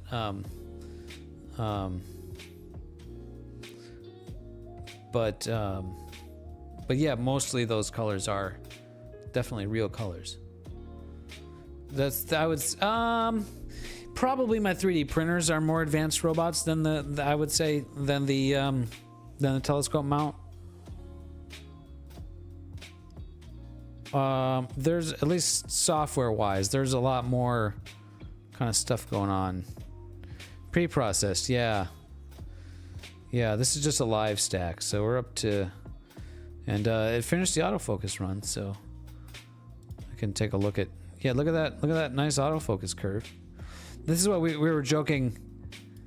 our last new moon trip, we were joking, because it's like... You know, we're like looking at the stars and stuff, and like a guy's looking at his computer screen, and we're like, oh, what are you looking at? The Parabola Nebula? So, you know, because it's Parabola, get it? Is this telescope very expensive? Not by telescope standards. This telescope I designed and built. The full setup, the full rig, you know, the actual cost of parts to put this together, I'd have to... Where is it? It's... well, including the camera and stuff, it's... You know, maybe around... Yeah, you probably get to around $2,000 when you with the camera and all the other hardware and stuff that you need. But that's pretty great for telescope standards. Mithradites, what's up, brother? Cool, man. I don't think you shared your data on the Jellyfish Nebula from last night. How'd last night go? Did you get a good night last night? Yeah, we're shooting the same as last night. We're shooting the Horsehead Nebula for first half of the night. Then we're going to switch over to the Bodes and Cigar. And I fixed the problem, and then earlier we did a little bit more tinkering in PixInsight to process the Bodes and Cigar. So these are looking super cool. I'm really excited about this data. So getting these, the HA signal, like look at how strong. This is only like 3 hours of data, and the HA signal is really strong in these spiral arms. So that is really cool to see. And if I separate the RGB channels, yeah, like look at how bright the red is in here. So I can't wait to attempt to do an HA RGB image with this data. So.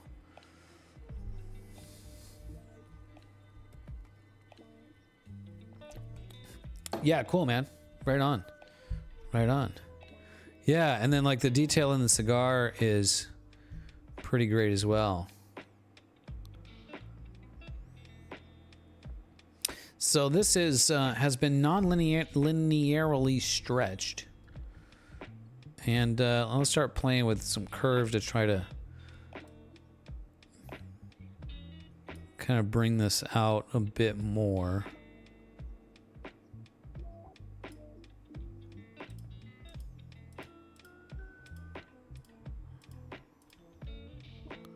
Kind of get the core a little brighter. The spiral arms are definitely gonna get lost in the background because there's not much there.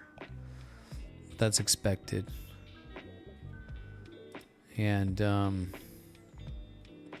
yeah, I think it's kind of not worth really doing too much more on this other than just saturating it. Yeah, look at how those red. Look at how red those red bits get there. That's really great looking. The background, yeah, there's some background stuff. Maybe I want a luminance mask.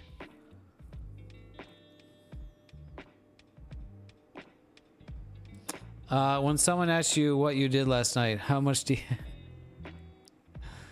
well... Are we talking the ASStrophotography? Or are we talking...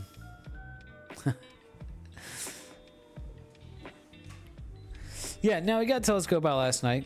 And, yeah. Had a good time. Maybe what I want to do is adjust the curves on this luminance mask. Yeah, something like kind of heavily stretch this luminance mask because I don't want to saturate the background. I just want to saturate the color. So yeah, we'll protect the background and then we'll go to the saturation Yeah, I think that's probably, maybe I'll do like a little bit. No, that's probably pretty, that's probably pretty good. I think I like that.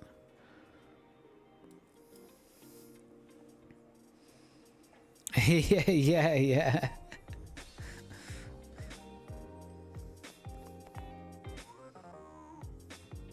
Okay, cool. I think that's what I want to see. Yeah, now let's, if I go back and, yeah, so that way I was just saturating the, although can I do that with, I guess maybe you can just do that with the slider here. Maybe that does the same thing.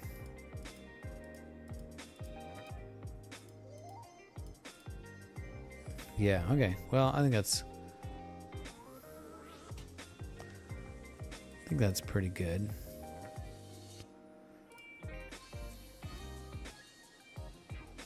Yeah, the spiral arm's really faint. That's expected, but very happy to see all this red. So let's go ahead and do the stars. Oh, which has the mask on it. That's interesting. I don't need that. Remove the mask. Glad I saw that. And then I use SETI ASStro's MB2RGB star tool. And I'll do star stretch. Randy, what's up, brother? How are you? Good evening. We're right now just wrapping up the processing on my data of Bode's and Cigar Galaxy from that last night, and that's pretty cool looking. I'm pretty happy with that. Yeah, the little bits of HA, the red little bits in here are looking really great. I think this is so cool to see. You know, we see bits of, it's just a little red blob here, but those are, you know, spectacularly beautiful hydrogen emission nebula in another galaxy.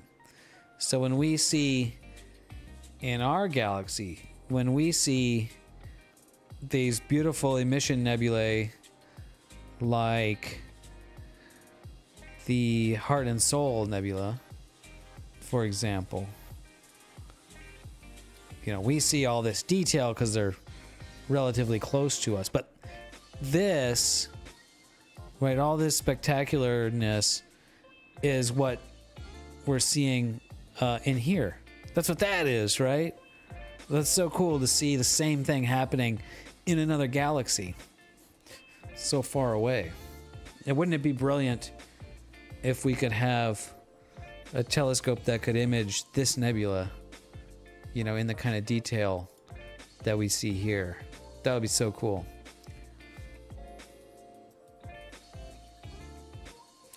Yes, that's the plan, Star Traveler. So I know people shoot like HA RGB images, and so they'll shoot HA just to get these red bits here.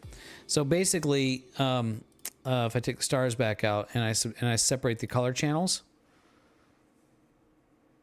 so the R from the red from the color channel, this is literally an HA signal. This should be mostly the same, from what I understand, mostly the same as if I shot this with an HA filter, like a mono camera with an HA filter. Not as good, but basically the same thing, because the dual narrowband filter I'm using allows wavelengths in HA and like H beta and O3. So if you subtract the red channel from that RGB image, that should be only hydrogen alpha signal.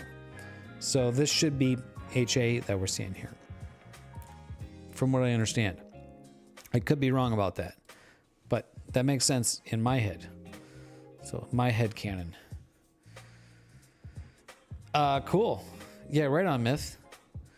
Yeah, I've just got like the, you know, the security camera, the Google Nest security camera out there pointing at it. But I know there's integration for like Waze cameras in Nina. Is that what you're you're looking at doing? I haven't looked into it. I just know it's something that you can do.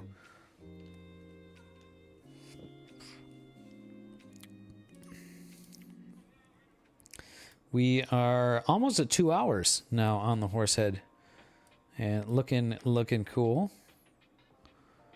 And I think we're starting to get some. I was seeing this last night, so I'm gonna stop this actually because. I'm just going to stop right now, and I think I'm going to move on to the next target. So I was seeing this last night. I think it's just getting too low on the horizon, and now we've got like horizon sky glow. So,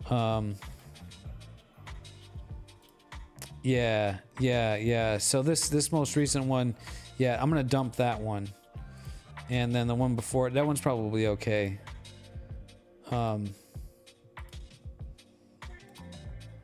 Yeah, okay. All right, so we'll just we'll stop guiding. And I'm pretty sure we can just go over to Bodes now. Check out my sequence, which I didn't set that up yet. So I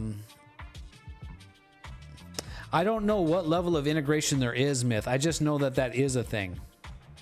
I don't know how much. So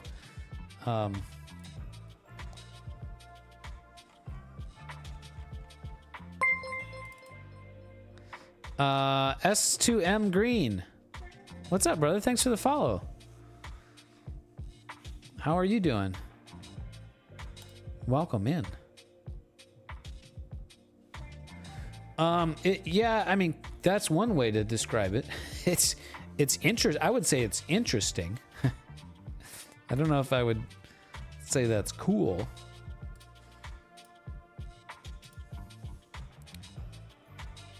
Yeah, let me know how it goes, because that sounds really. I'm not sure, like what all you can do with that.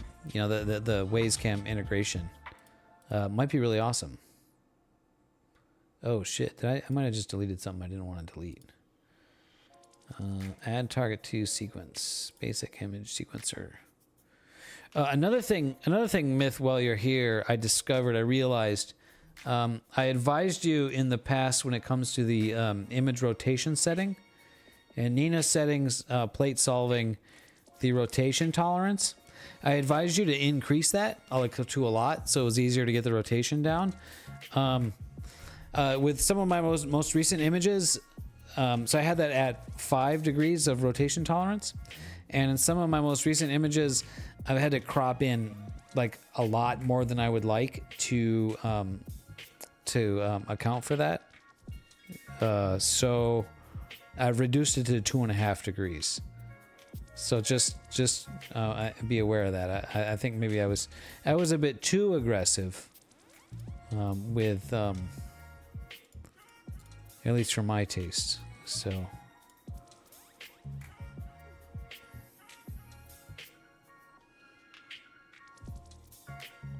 oh, that would be tits. Okay, we're going to not do that, not do that, not do that. And we're going to loop until time. And we are going to see 4 a.m.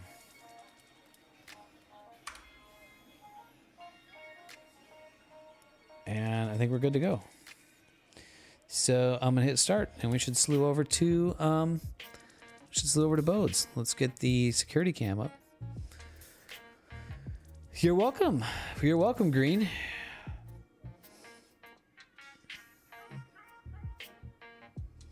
Cool.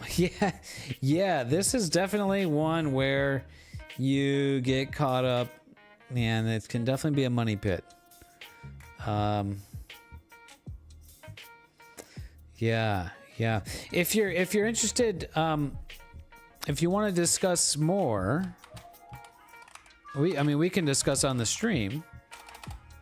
But !Discord, if I can figure out how to spell stuff.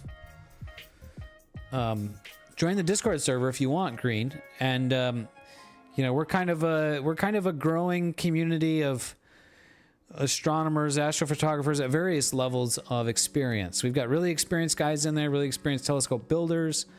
really experienced astrophotographers, and totally new guys as well. And I'm sort of somewhere in between on both of those. So we can definitely, you know, bounce ideas off each other, and yeah, so we can definitely help out in that regard. So I do need to go rotate my camera. Yeah, we would happy to have you there too, Miss Adventures International. Happy to have everybody. I need to go and do a camera rotation, because I definitely want, this is data I definitely want to look good and work good. Only needs 7 degrees anti-clockwise. Cool, man. Welcome on board. Okay, I'm gonna pop outside. I'm not gonna bother with the headset. You guys talk amongst yourselves. You'll see me in the cam. I'll be back in a minute. Hopefully less than 3 minutes.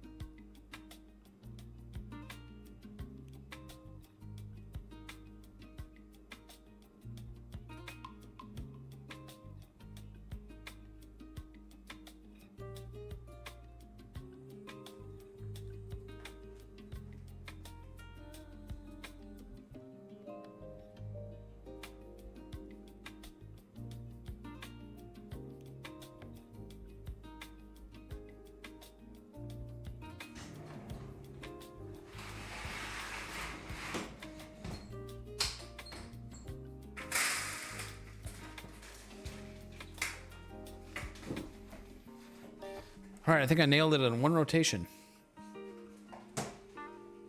Got it. 7.16 plus or minus 2.5 degrees perfectly. I think perfectly. And let's see, remote desktop.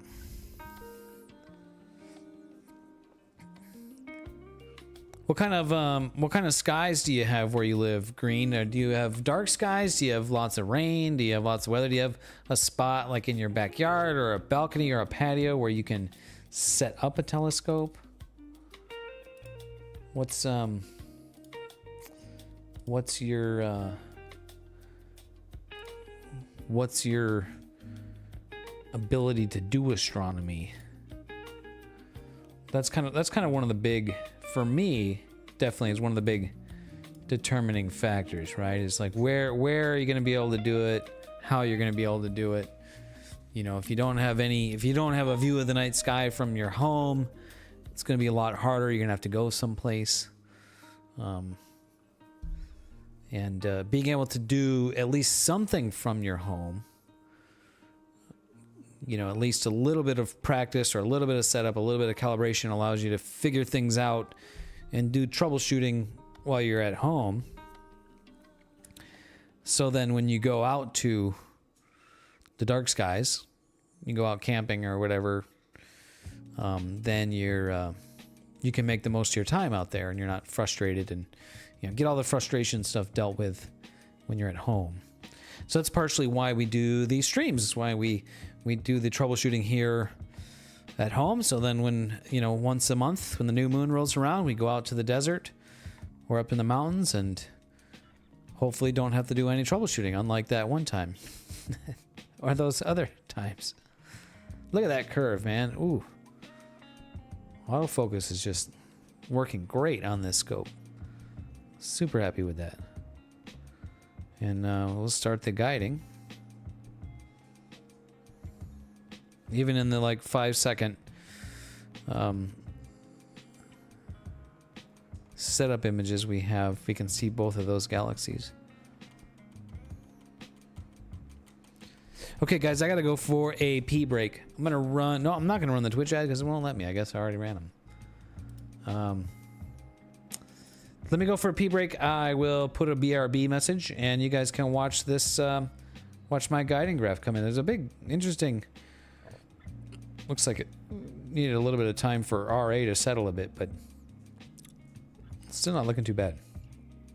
I will be right back. I'm gonna go empty the bladder.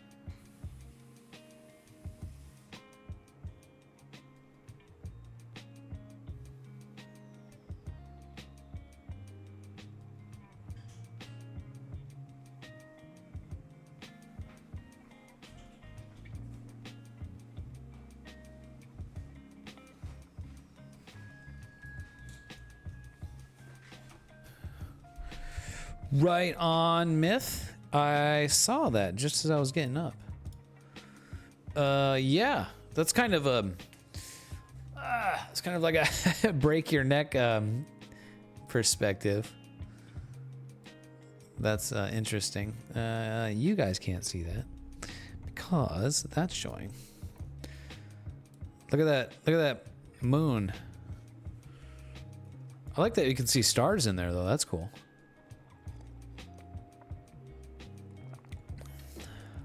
So is that mounted to the leg on the tripod? That's probably a good place to put it if you're, you know, watching for collisions and stuff.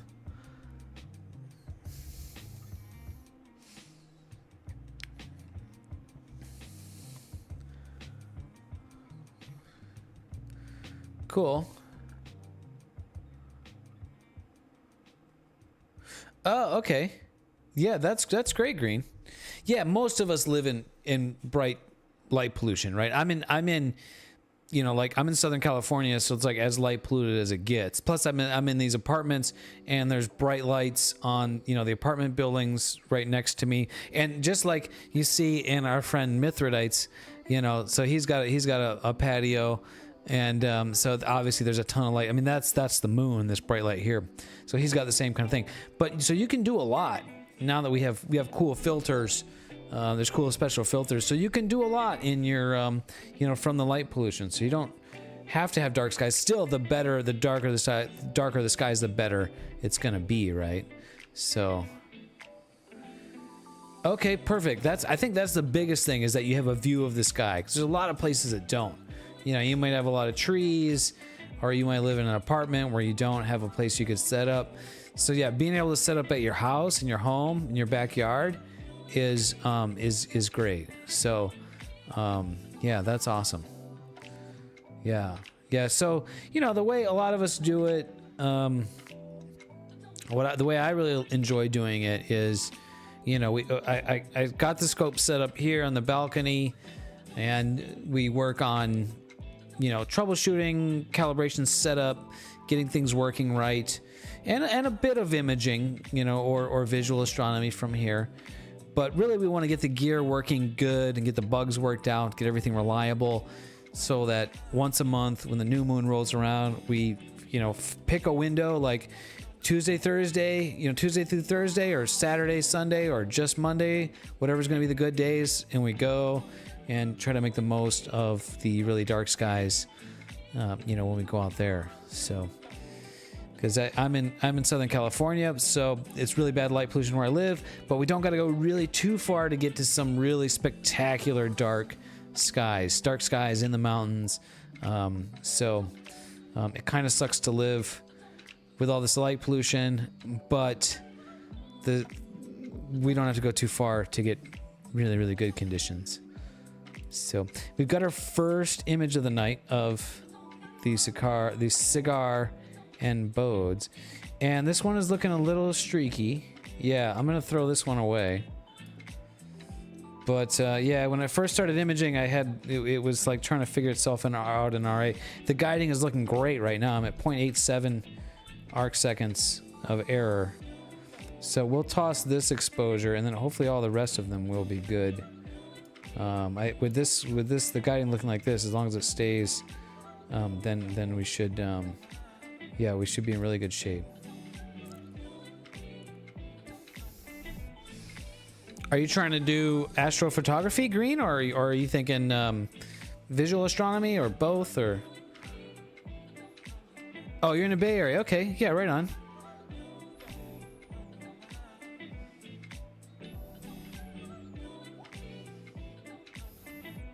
Yeah, so you're in the Bay Area.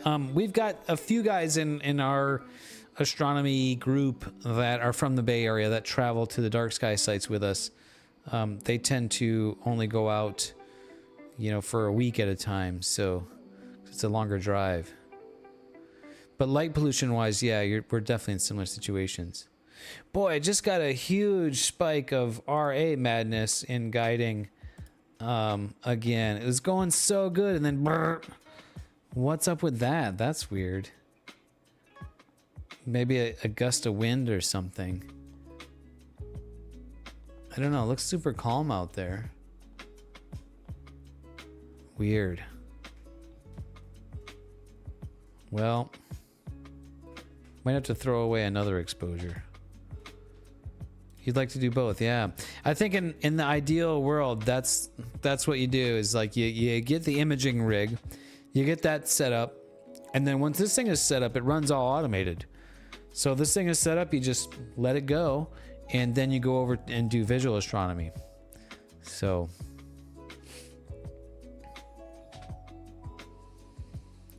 but if you're, I think it's,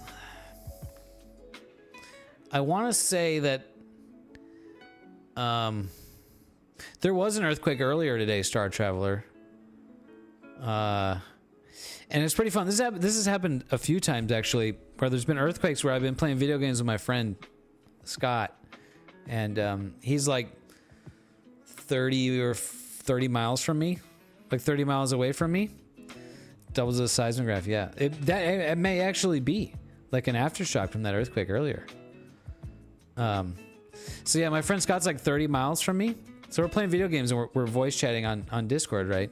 And he's like, "Oh, earthquake," and I'm like, "Oh, cool," and I'm like, "Uh-oh," and then like, "Yeah, cool." That's probably not the best response, but he's like, "Earthquake," and I'm like, "Uh-oh," and then like 5 seconds later, then I feel it, you know, because it's a wave and it has to travel, right? So that's happened a couple times while we've been playing. It's kind of what's cool is the delayed effect, right?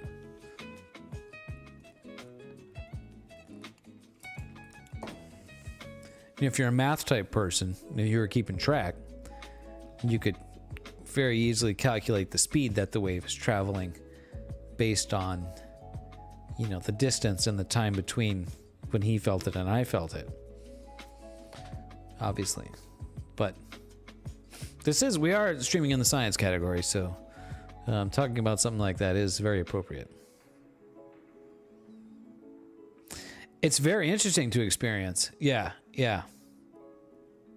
And that, like, I think more than a couple times we've experienced that, where I'll feel it first, and then I'll be like, oh, dude, there's an earthquake, or he'll feel it and then I'll feel it.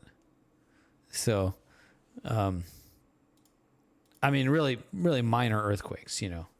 So, totally a California response. Yeah, exactly. Exactly, right? Yeah. Yeah. Yeah, I wonder if that's literally what that was, dude. Because look at my guiding has gone right back down to 0.8 arc seconds per pixel. Or sorry, arc seconds of error. 0.83, 0.84. So, it could be. I might have to throw... oh, our friend Dan. Our friend Dan was imaging.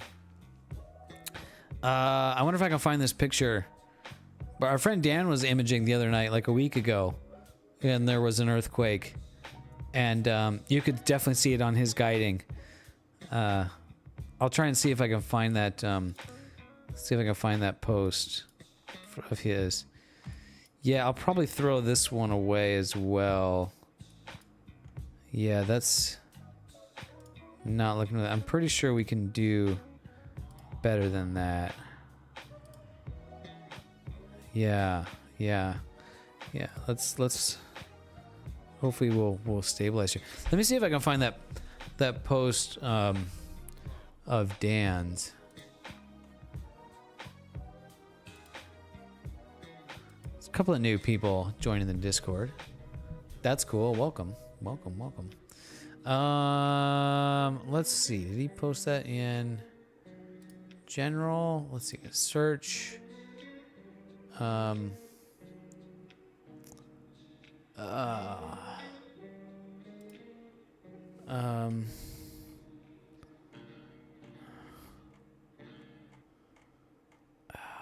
That's not helpful.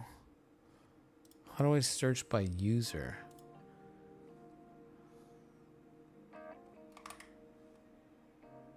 I think you go from.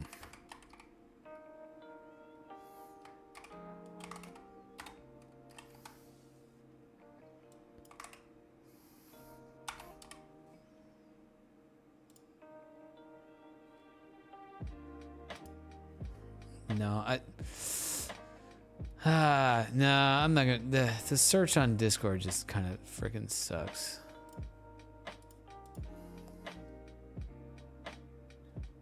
Yeah, why?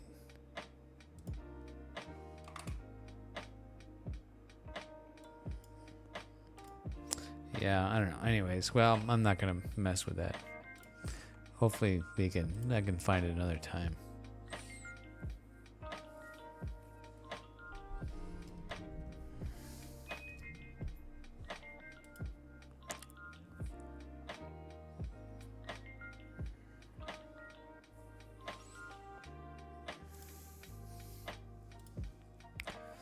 So this is what we're imaging again tonight.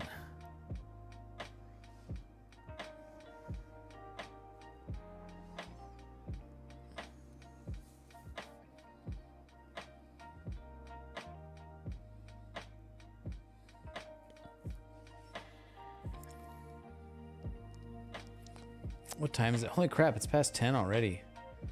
The whole time zone change thing. I'm thinking,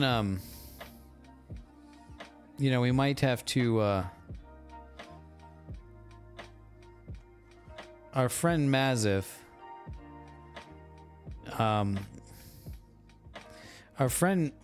did give us the super chat, drop the super chat for, treats for Mr. Cat. So we may have to do treat time. I don't think she's gotten any. Oh, she did get a little bit of treats earlier today. Yeah, I think the spring forward, I think the time zone change cost me an hour of imaging last night, Misadventures in ASStro. Not because there was actually fewer hours of darkness, right? That's not how it works. But I think what happened was when I set up my imaging routines in Nina, my sequences, I always tell it to loop until a time. So I always tell it to loop until a time. and I look at the graph and I go, okay, so it's going to be up until 4 a.m. 4 a.m. it starts to set below my horizon, and so I set to 4 a.m. So I'm thinking this time is looking at the system time and not like the telescope time. Yeah, so because they were looking at the data and looking at how many exposures I had, and I'm like, wow, I'm like an hour and 20 minutes short. Like it should have been 5 hours because I started imaging at like 10 last night, and I should image it. I know I said till 3 a.m. and so that's 5 hours. So losing 20 minutes, I can see between dithering and autofocusing, and I had to do a meridian flip. That's totally that can totally make up 20 minutes. So I can see that. But like, where'd the whole hour go? And I was talking to my girlfriend, and she was like, well, there was the time zone change. And I'm like, well, no, there's still the same amount of, night hours. That doesn't do anything. But then I'm like, but if the system clock changed, and because of the way I'm doing it, I think it actually quit imaging and put itself to sleep an hour early. So I think she was right. I think that's what happened. That would totally explain why I'm missing an hour, right? Like, where did that hour go? I can explain the 20 minutes. So yeah, I think the time zone change cost me last night. So thanks, time zone change.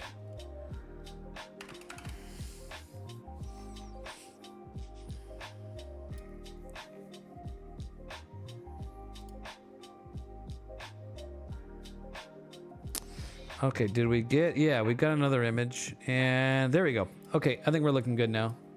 Oh, no, this one... Is this... Oh, yeah, nah. Huh, this is... Is this got weird? Yeah, it's a little bit weird.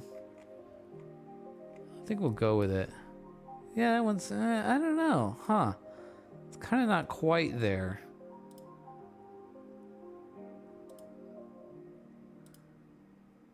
Huh, elongating in a kind of different direction now. Well, we'll, maybe it was aliens. Oh, your cat brings you treats. Oh, what a nice kitty cat. What a nice cat. Yeah. Yeah. She thinks you're a poor hunter. So she's demonstrating to you that you need to murder rodents. Oh, cool, dude. Yeah, I'm very looking forward to that time lapse. Yeah. Oh, there we go. Okay. Yeah, that's a much less. That's a much more pleasant on the eyes image to see. Yeah, that's much better. Yeah, we like that's much better. Yeah, that'll be nice, especially if you have a meridian flip in there or slewing to new targets and yeah.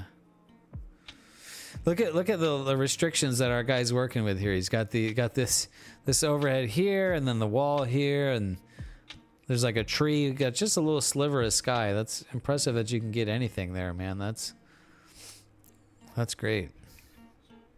I mean, it's not. I mean, it's great that you can get something, but it's yeah. Train the dogs to bring beer. Yeah. A little slice of sky. Make use of what you have.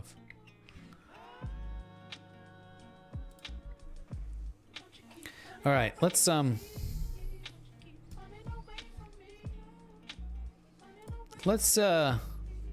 treat time. Why not? Cat. You want some treats? Do you want your treats? Come on. Come on. Come on, let's get treats. Come on. That's a cat. Come on.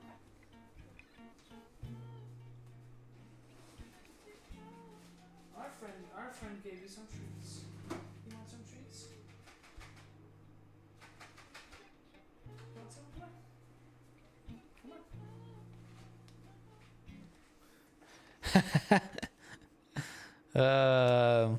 I don't know that I can say that I've done that. You want some treats, Mr. Cat? Come on. Come on. Come on. Yes, there's my cat. That's my cat. Courtesy of our friend Mazif.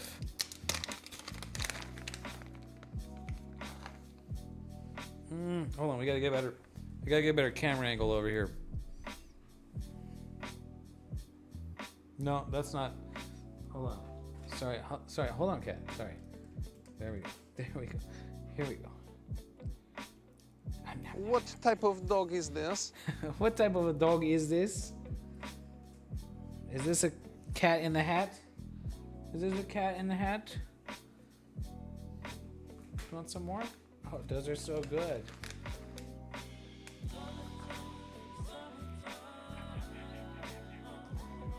Here, we can turn around so they can see Mr. Cat. Oh, oh, look at that.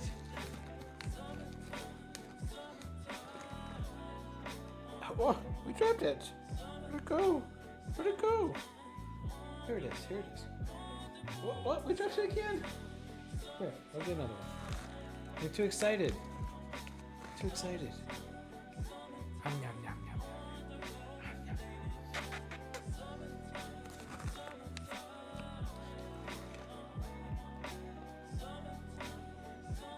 All right, should we do one more? We'll find the one on the floor. Where'd the floor one go? Where'd the floor treat? Yes, yes. Here we go. Floor treat. Last one. Nom, nom, nom, nom. Nom, nom, nom. That's a good cat. That's a good cat. Thank you, Mazza, for the cat treats. She's very happy. She's very happy to get those.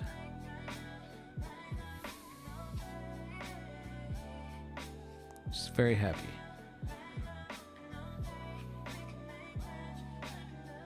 Like she was just sitting down for a nap and we woke her up, but she's clearly very content for that wake-up call. That's an acceptable reason to wake me up. If you give me treats. How we doing here? So RA spikes again, but those stars are around. If she's gonna get up, may as well be for a treat. Yep, you said it. Yeah, okay, I'm gonna throw that one away, that one before. This next one was round. So we're having a bit of an inconsistency here. Yeah, I wonder,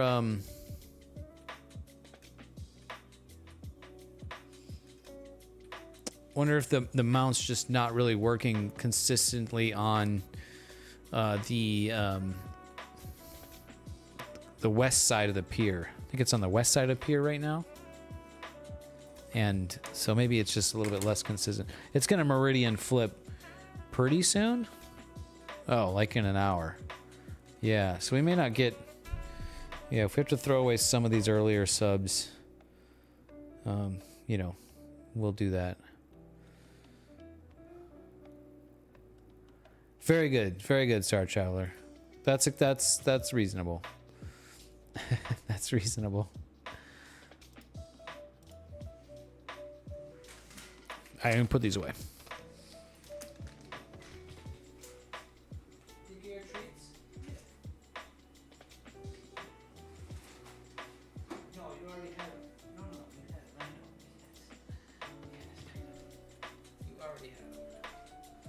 You already had them. You can't have more.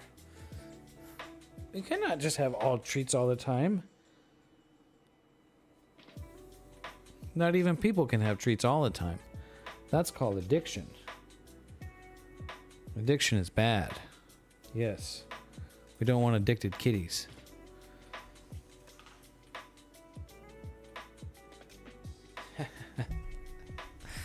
Fun stuff. Yeah, it seems like I'm just kind of getting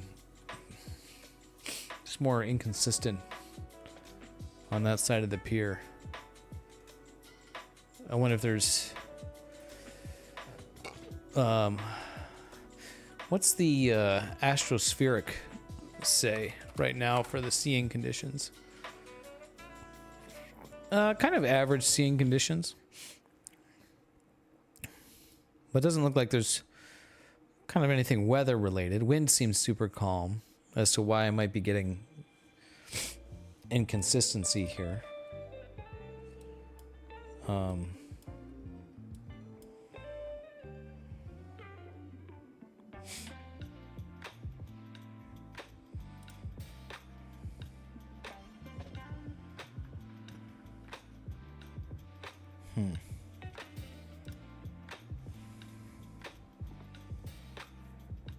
Oh, very cool.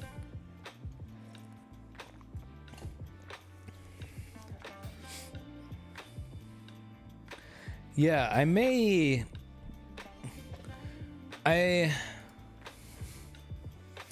also doing 300 seconds. I'm thinking, you know, maybe dropping that down to 4 minutes or 3 minutes, maybe.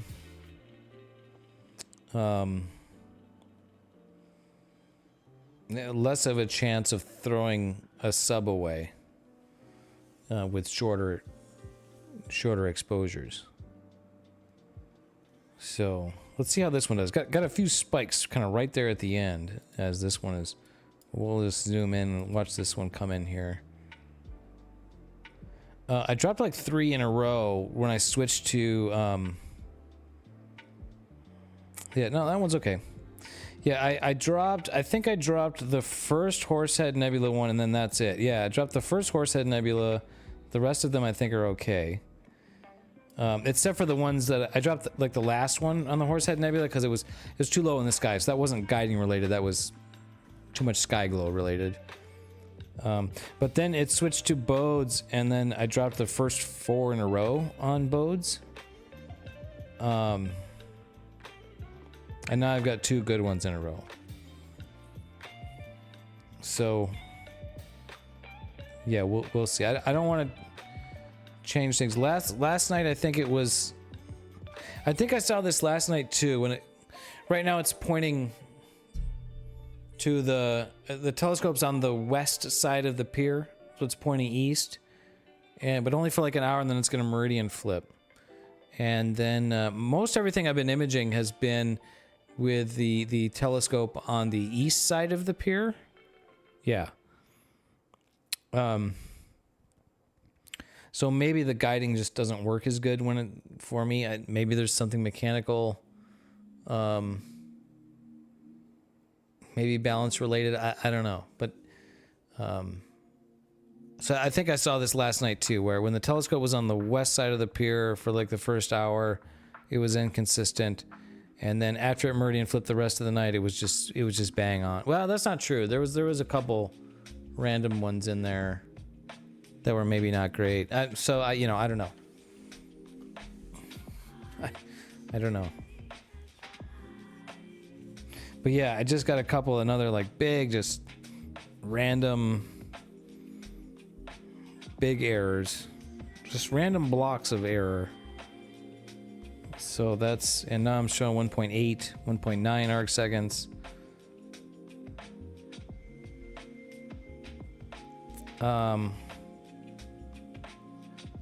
Another thing too. Okay, hold on. I might just stop it and start it again. Because I have seen this where I'll PhD will just like be generating tons of errors, or the error is really large, yeah, big spikes, and I just like stop it and restart it, like stop guiding and close PhD and restart it, and then it's good again. So how much time? Yeah, 2 minutes here. Yeah, I think with this amount of error, this is going to be an ugly one. Yeah. Yeah, shake the house. Well, I haven't been getting up and walking around. I don't know if I see spikes if I'm sure if I bounced off the wall, I would see spikes, but I definitely see spikes if I go walk out on the balcony.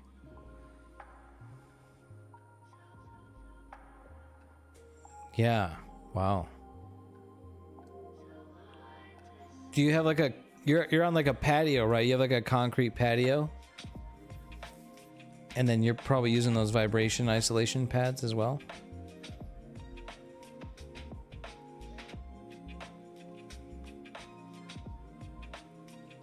Yeah.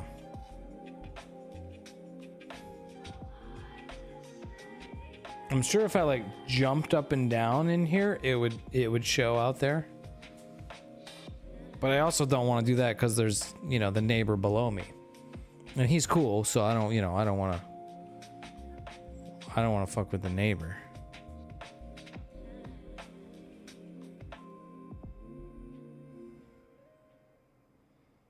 All right, just a minute left on this exposure. We'll see what it looks like. I think this one's going to look really bad. Now I'm showing like 2 arc seconds of error, so... Yeah. You can see it. That's how sensitive it is.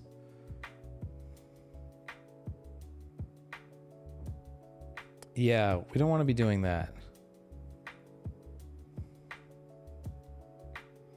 Did you fix that issue where your mount was not tight against your peer extension? It had that gap, or it was kind of wobbling?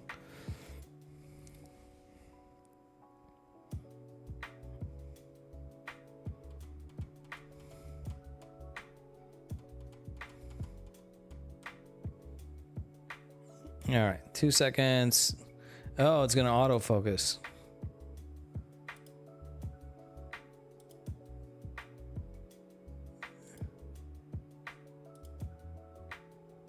Shockingly, that one looks like it's okay.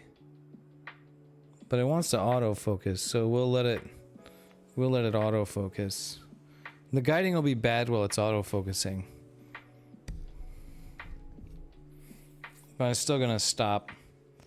I'm still gonna stop it after it autofocuses.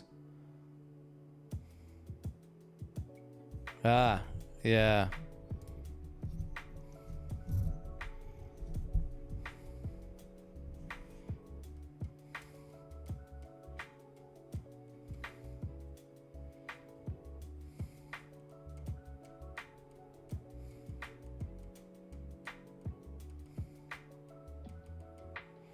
So now, yeah, while it's autofocusing, there's like deck errors that it can't correct.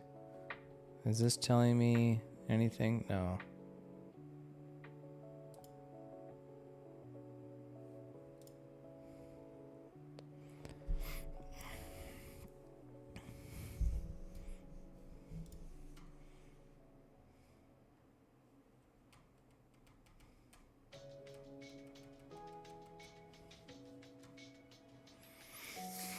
Autofocus is the tits, though. This thing is just working perfect. I'm very pleased with that. This is like, yeah, like every run has been rock solid. Okay, I'm gonna stop this though.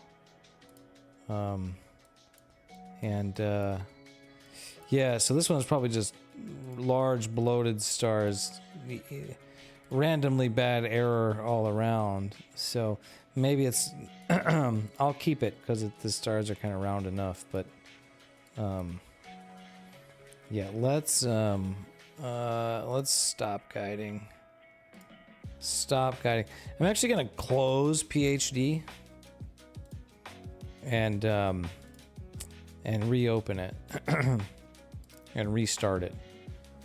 This has kind of been I've seen this a few times where I've done that and just restarted it, and then it kind of figures itself out. So when you do that, you have to reconnect it in Nina manually. I am using Hocus Focus.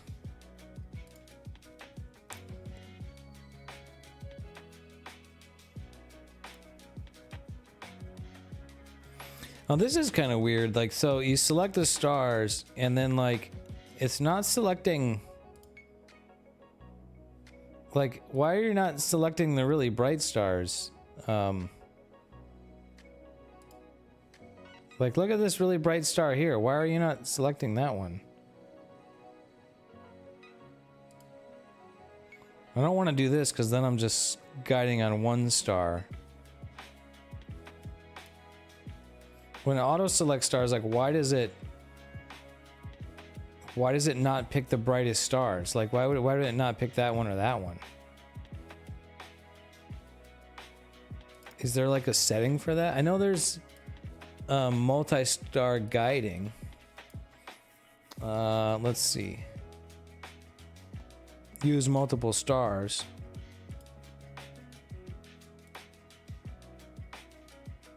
Minimum star SNR for auto find. Okay, there's a couple. Okay, there's a couple of settings here. Yours does the same, where it won't select the brightest stars.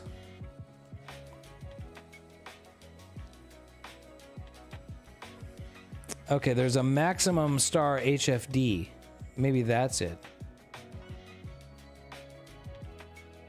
The maximum star HFD that will be used for... Yeah, okay, the maximum star HFD that we'll use for identifying a guide star. The tooltip goes way too fast. This setting can be used to prevent the HU from choosing a large clump of sensor noise. Yeah, wasn't there a...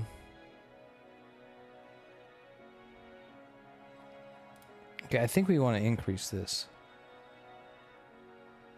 Okay, maximum HFD star pixels. Okay, so...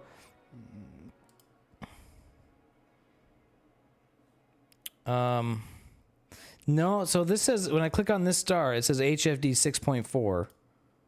HFD 4.3. So... I mean, that's not it. Blood moon, Thursday at midnight. Let's drink some blood.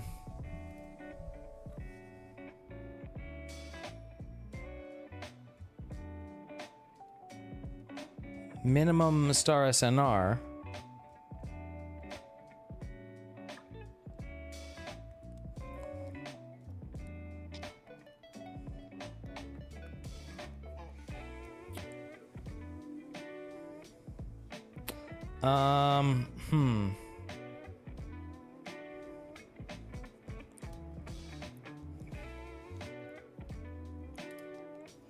Yeah, I might, let me, I'm just gonna run. I'm not gonna make any changes without, consulting the internet. Actually, no, let's not guide right now.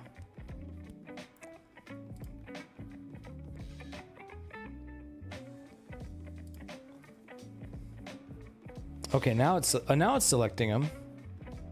Okay. All right, but now I need to go back to Nina and reconnect my guider, because I reconnect the guider because it's...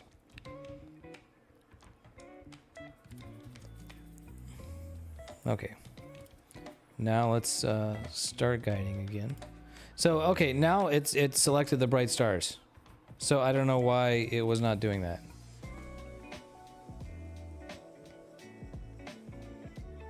What's up, Randy? My guiding was great, and then we went to this target and it's been less great. So, yeah, it can depend on conditions. Okay, it started out kind of with a little bit of a bad spot here.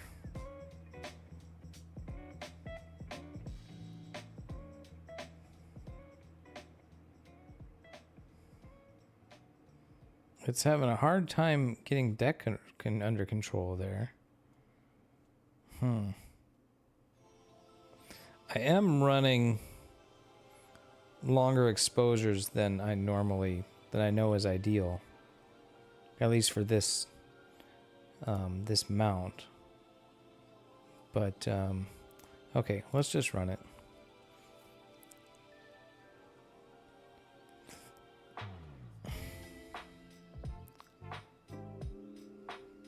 Seems to be having problems in deck for some reason.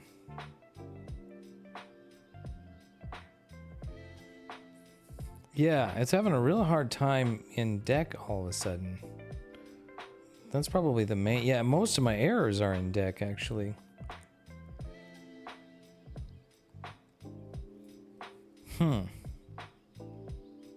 That's interesting.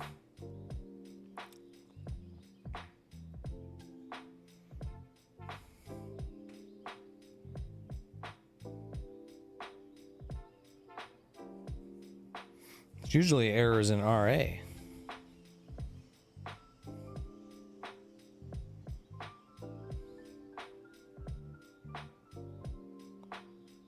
I'm thinking it's just when the telescope is on this side of the pier, that it's working not as good.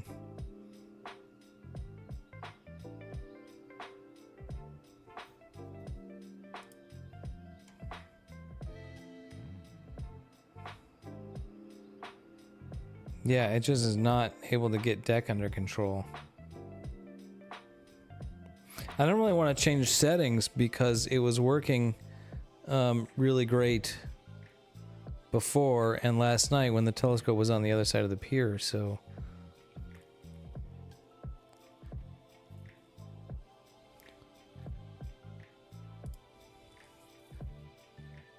We'll let this image come in and see what it looks like. And let's see, we're gonna meridian flip around 11:30. I don't really want to, I mean, that's almost another hour. I don't think I want to stay up that late to watch it and check on it. So, yeah, I don't know.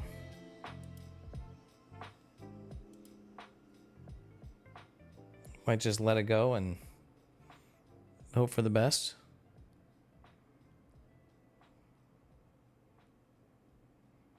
Numbers are improving despite constant error in declination. Now we got a big spike in RA.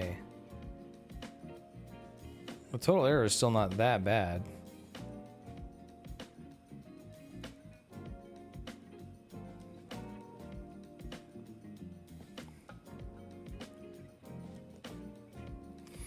I could try dropping it down to half-second exposures, which is what I normally run. Yeah, now I'm getting just big, massive errors. Ah. Shoot. Yeah, I wonder if it's just because it's on that side of the tripod. Randy, we are imaging Bode's Galaxy and the cigar. M81, M82.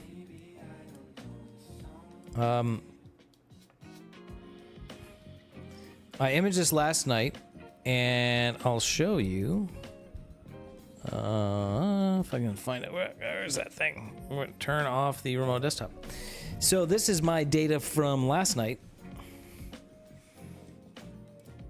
Stacked. This is I think 3 hours and 10 minutes from last night. And you know, we're not going to get a lot of signal because of the light pollution. And I'm using the Optolong L Enhance filter, so I'm mostly getting HA signal in here, and some, you know, some oxygen coming through. Yeah, I'm really mostly interested in getting the HA bits, the little red bits. But this pair of galaxies, and the plan is to get the HA data from here. I can shoot this from home, and then I'll subtract the RGB channels, and then I'll have the R channel from that is basically an HA signal. And next time that we go out to the desert for the dark skies, the plan is to shoot with no filter, to shoot a broadband image, RGB, to get all the faint details in the blue, you know, in the galaxies, and then combine it with the HA to do an HA RGB image.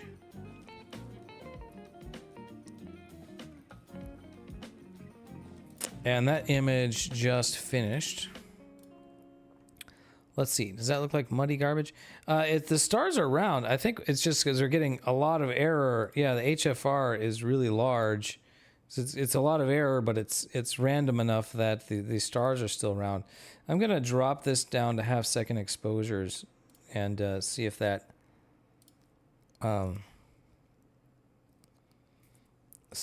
helps.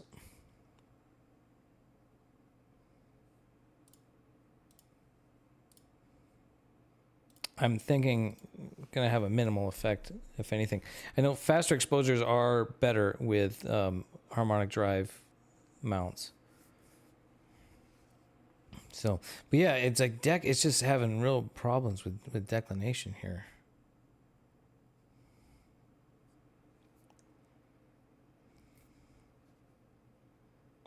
Yeah, yeah. It's kind of depressing and sad, isn't it? Isn't it, Myth? Yeah, no, it looks like we're just off to the same situation where it just cannot make enough the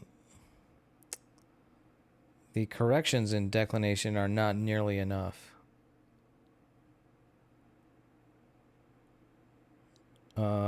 Let me turn, this is at 25. Don't let me forget. I'm going to turn the deck aggression up to 80.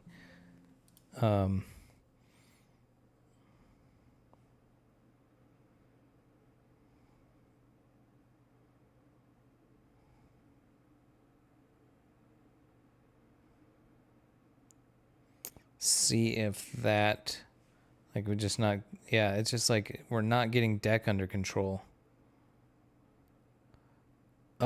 It does, yes. I could try rerunning the calibration again. Yeah, see, all the errors are like this direction. They're all like the declination. It can't get the declination axis to come where it needs to go. I wonder if there's like a cable snagging.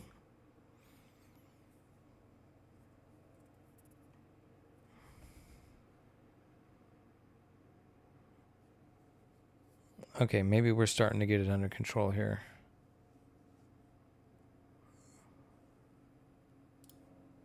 I'm gonna clear the plot out and watch it here. Maybe we're doing better now.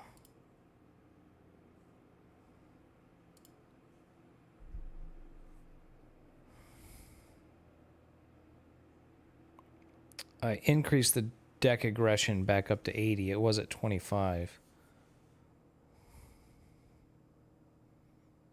And it seems recalibrate. Yeah.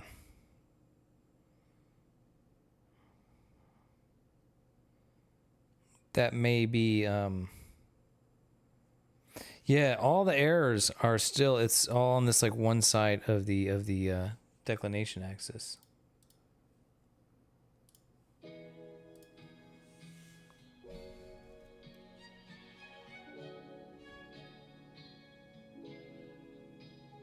Yeah, I know that pain, Randy. We had a whole stream where it was like I spent like 4 hours troubleshooting. We had just so many things going on. Yeah, it was rather frustrating.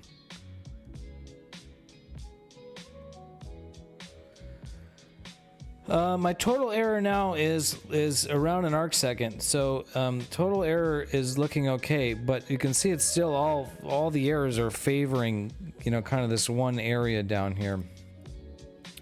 So just another minute, we'll take a look at what this next image looks like.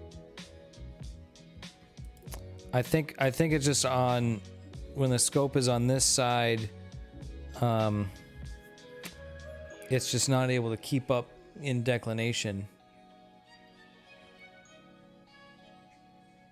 So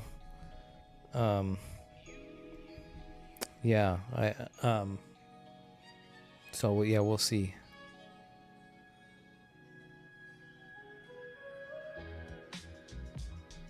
Yeah, it's sort of like, man, you really envy those people that have, you know, their backyard observatories with a concrete pier, you know, where you can just leave the gear set up overnight, and then hopefully you don't have to mess with things too much. Oh, and here comes these big RA spikes to screw things up. Seems that changing the deck aggression did help.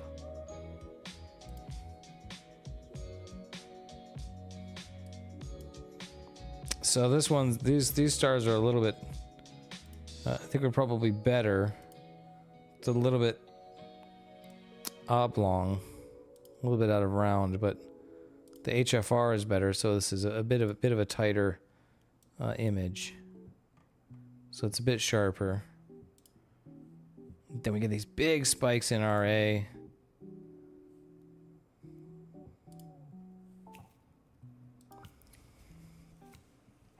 Oh, cool, man.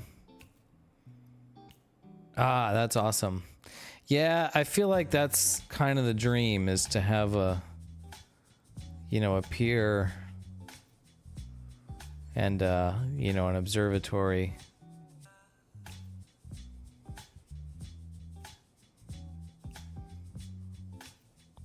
Yeah, maybe one day.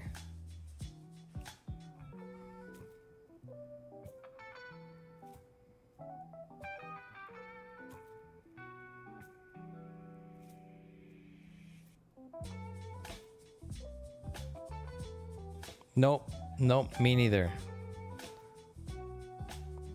I'm just grateful to be able to do what I can do. Grateful to be able to do anything at all, because that hasn't always been the case. So, yeah, yep.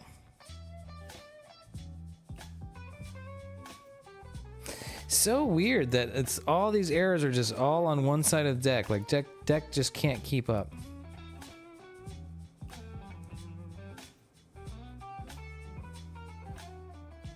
Ah. Well, I'm sorry that you're going through that, Star Traveler. Yeah. I mean, at any time in life, we need things to keep ourselves entertained and motivated and... yeah, then to get these massive spikes in RA. All right, I don't know what's going on here. I'm stopping this. I don't like it. I don't like what I'm seeing. I don't like what I'm seeing. Yeah, let me go check the cables real quick. Let me pop outside, check the cables.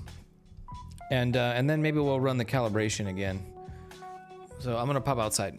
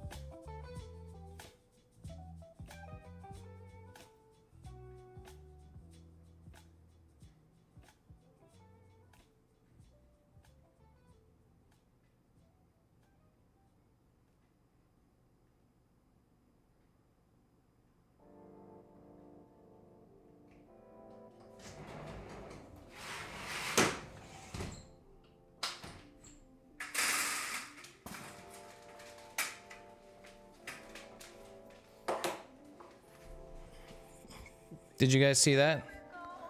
I think so. There was definitely a cable. The declination motor cable was kind of snagging, kind of dragging, kind of pulling a little bit. So, all right, let's go back to where I was. I know I was good at 1 second. And the deck aggression was at 25. Clear out the bad data.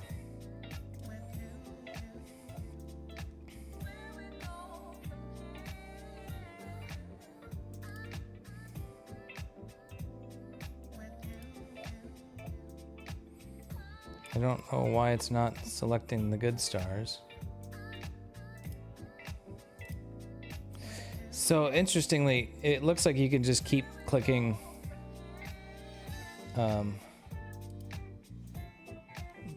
shift click to deselect.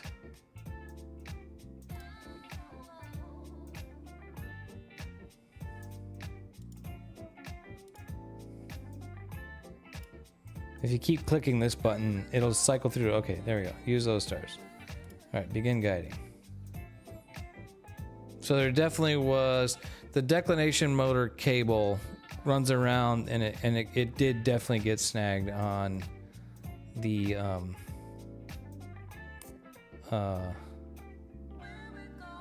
a one of the thumb screws for the wedge. So we'll let this run for a second. That would explain the errors in both RA and declination.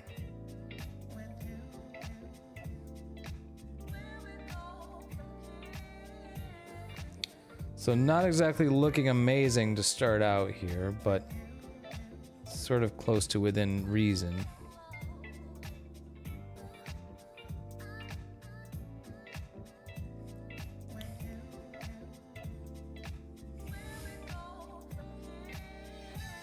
Yeah, that'd be great. But I think the pattern I'm seeing here, I don't think that made any difference. I think this pattern I'm seeing here is it's the way it's starting is looking the exact same, and all the errors are on like one side here. So yeah, all right, I'm gonna stop that, and let's run the calibration again.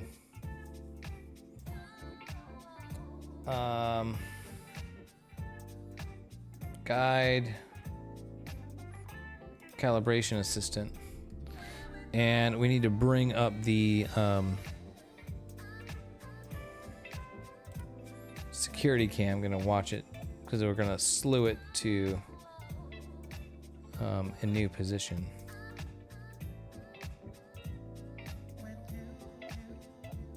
Oh, this is gonna calibrate it with it pointing east though. Okay. Cool, Star Traveler. Have a good night, man. I appreciate you being here. At this point, I mean, it's 11:04. I might as well stay up until I do the meridian flip. And,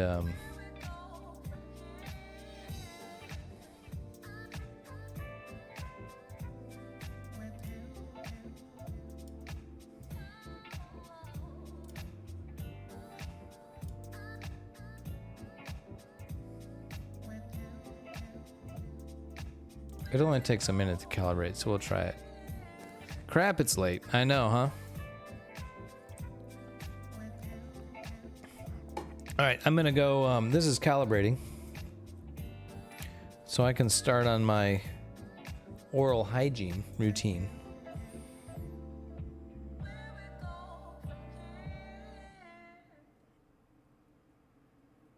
Ah, well, that sounds interesting.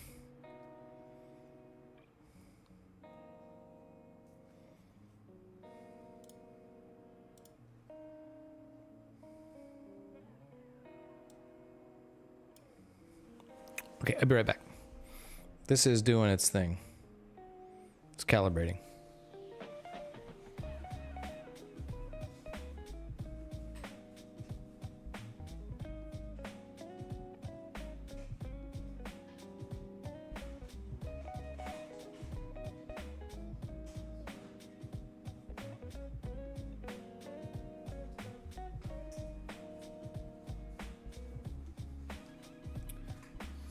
Colorado, is that 2 hours or is that 1 hour? I think it's just 1 hour. Mountain time zone, I think it was just 1 hour ahead. So like midnight for you? Did you guys floss your teeth yet today? Make sure and floss them teeth.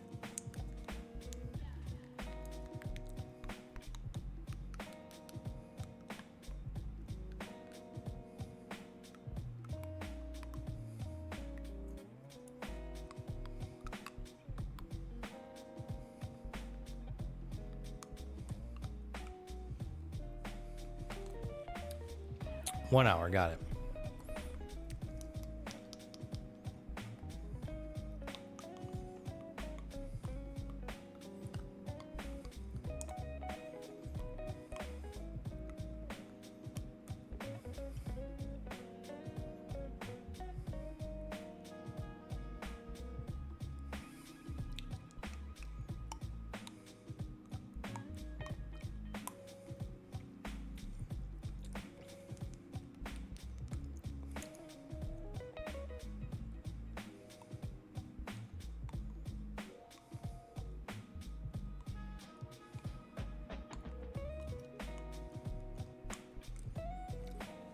I do still wonder what difference a better guide camera would make.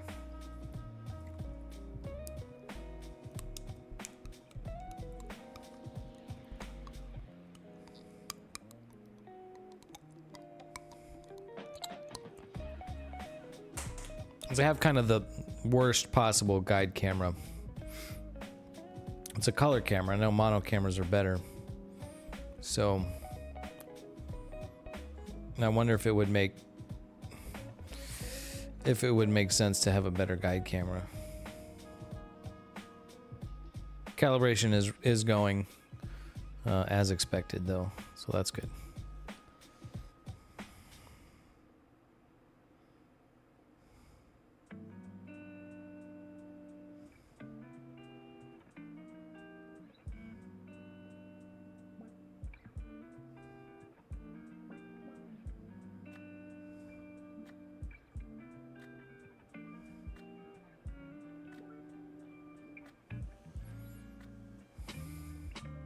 Okay, calibration was successful.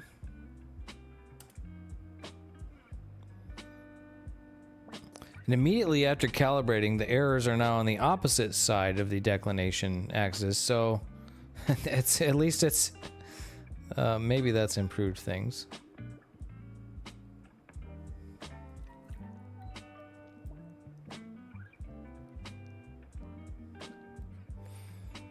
Started out with a few errors, but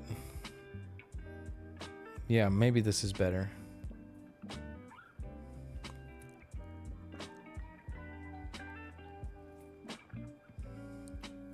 Okay, I'm gonna stop it. We'll go back to Nina and we will redo,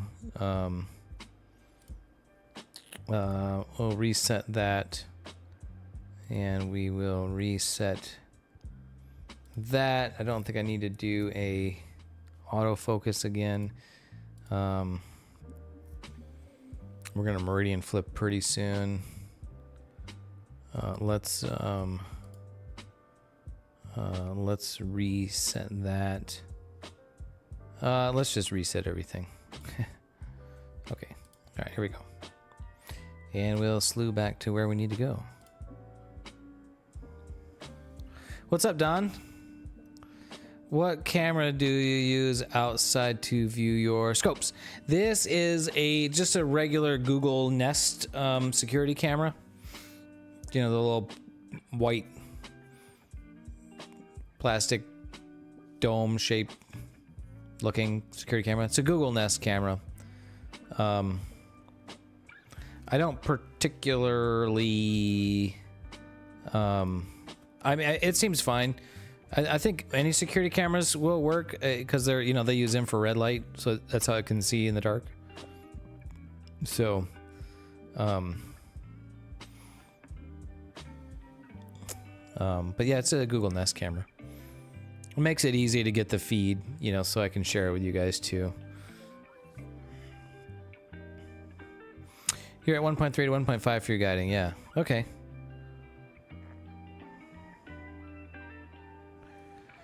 Yeah, that's what you need to look at, and maybe that's kind of just realistically what you can expect from that level of equipment, Myth. So, Waze camera has color night vision. Oh, well, that must be how yours looked. There's a lot of light out there too. So. Huh. Yeah. All right. I decided to let it run the autofocus as well.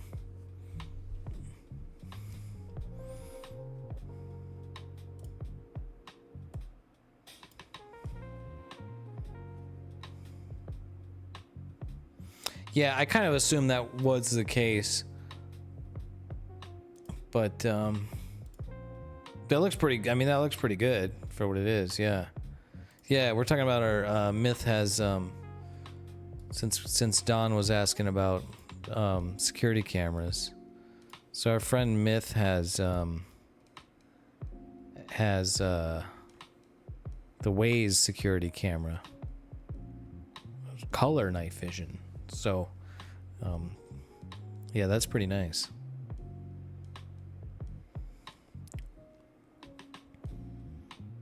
Okay, autofocus completed. Look at that. Autofocus has just been rocking, man. Working really well. Okay, PhD is guiding. I like to clear the graphs, so we start over with fresh data.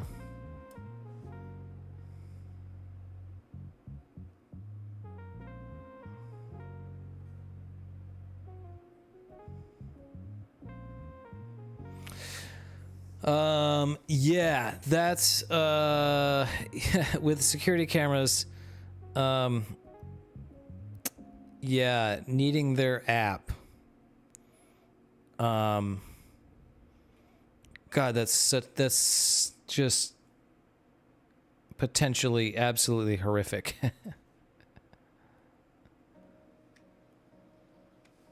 Oh, cool. Wow, look at that. So I'm still having like these same issue with deck just like not having it. That's so weird. That's so weird. I've not seen that before. I'm gonna turn the aggression back up to 80 because I think that was helping. But it just calibrated. I think we can do view. You can see the calibration data, review calibration data. So I think it calibrated normally. I think that's what you expect to see.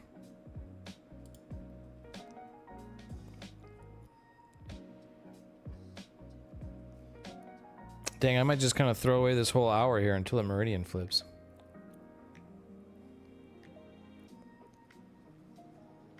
Yeah, having security cameras, like, and you're using some random corporation's app, like, that means they have access to everything on your fucking camera, you know, your entire life. And I mean, I got the same thing going on with these Google cameras, you know. We already give so much of our lives to these people, to these companies. Now they have a live feed inside of our homes, you know, like, it's kind of disgusting. And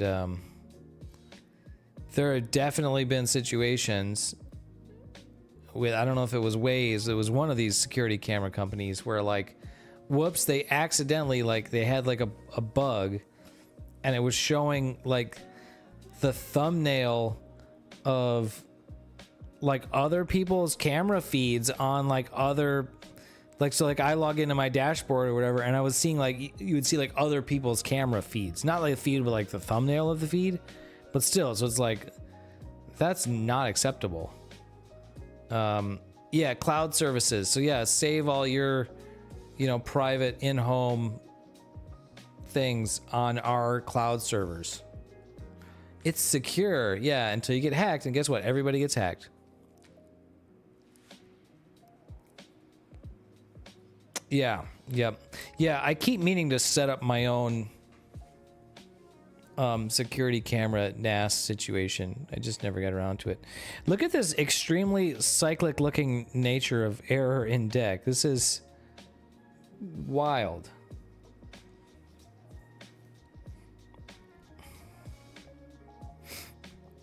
This is totally a new one. I haven't seen anything like this.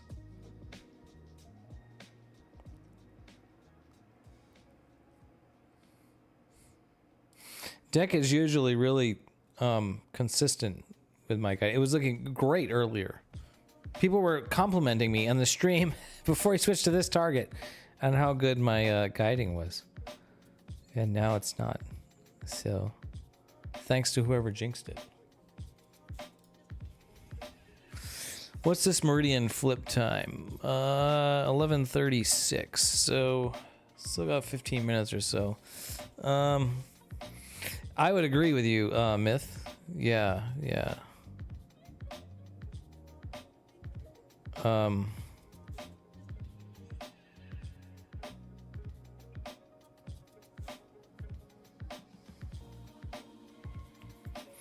Well, when it's on this side of the pier, the deck is working in the opposite direction than when it's on the other side of the pier.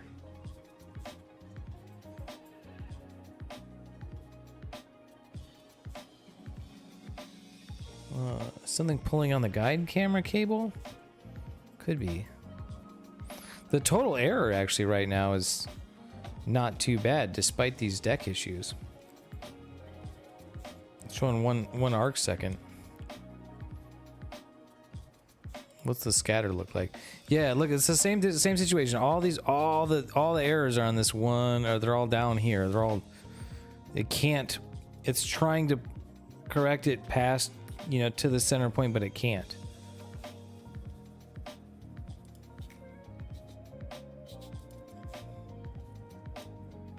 Yeah, that's definitely a throwaway image. Yeah, okay. Well, this isn't working.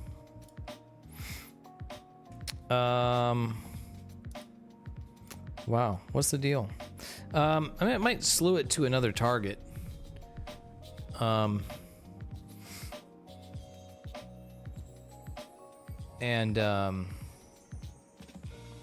Maybe we'll just play with something close delirium. Something that's going to be on the opposite side of the pier, and see if that's the issue. And then we'll just play with that for like 15 minutes until it'll meridian flip, and then come back to it. So let's see, something over here. Oh, Seagull Nebula. IC 2177.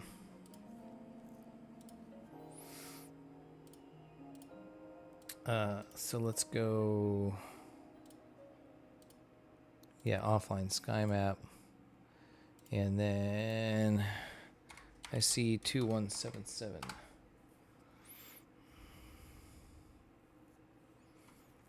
Oh, Thor's helmet is right next door to that too.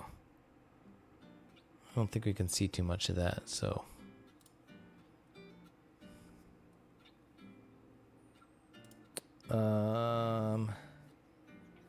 Yeah, let's just go here. We'll just say slew and center.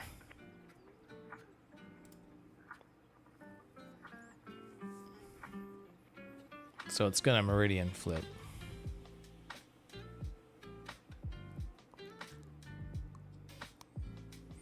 Six in the last 30 doesn't sound too bad, but that's 6 times 5 is what, 30 minutes. I mean, that's half an hour of lost data, right? So that's less than ideal.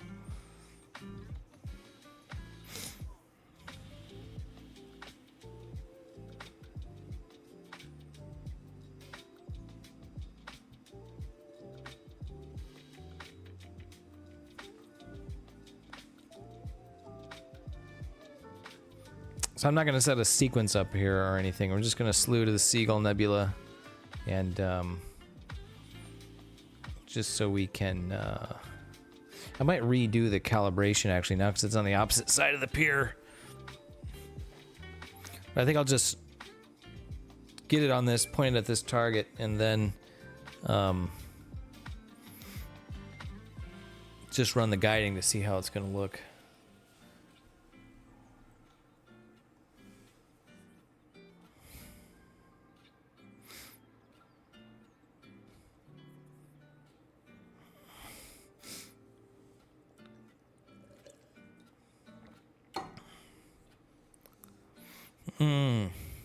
Yeah.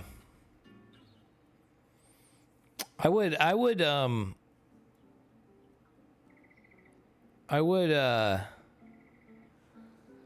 advise to like don't start making hardware modifications right away. Like try to fully understand, you know, what it is that you've got. And getting, you know, guiding working right.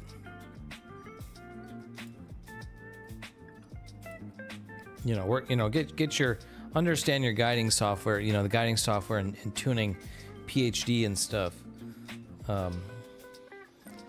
And maybe then start working, you know, looking at So let's see what we get here. Ah. Oh, you may have the worm gear mesh a bit too tight.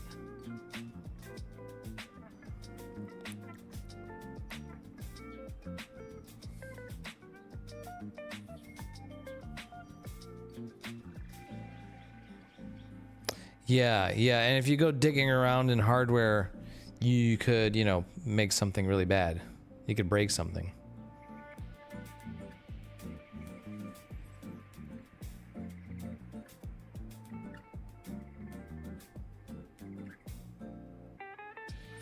So, okay, this is interesting.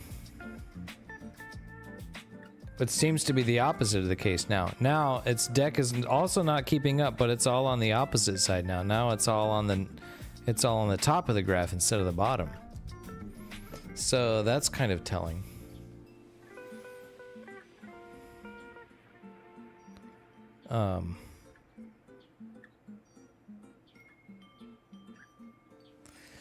Yeah, it was guiding so well until we slew to that new target.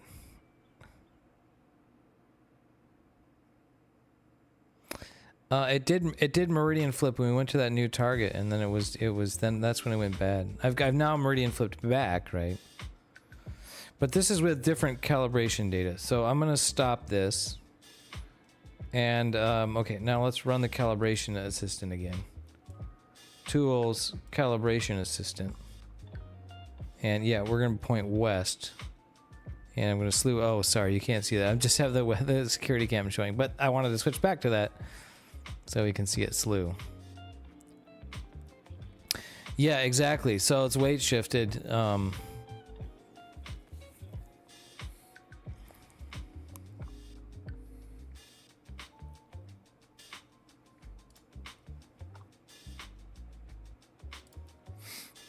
Okay, let's try calibrating again. Oh, you know what? There was a setting.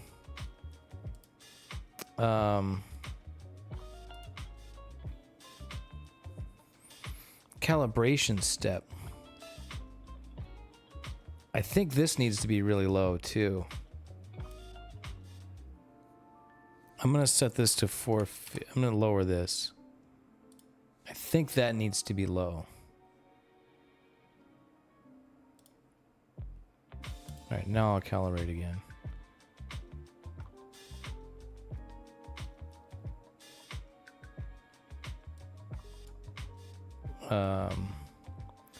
Yeah, I'm gonna hit cancel.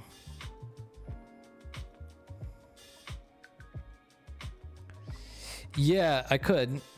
That's kind of part of the reason why it's there. Counter weights, the harmonic gear drives, strain weight gear drives should not need counter weights. The reason you put counterweights on there is for stability on the tripod, which could be, you know, part of the issues that I'm having. With inconsistency, really. So, I think it can help, but it's ultimately kind of not what we're. Well, I guess I don't know, but yeah, I definitely would like to would like to investigate a counterweight on there to help balance it a little bit, just to help minimize flex. Like, so when the telescope's way over on one side, there can be flexing in the tripod or the wedge, and having it somewhat balanced could reduce that. But I would have to do math. I would have to weigh the telescope and then calculate its center of gravity to know how much counterweight, how far away the counterweight needs to be, which isn't too difficult to do. It could get a reasonable approximation on that.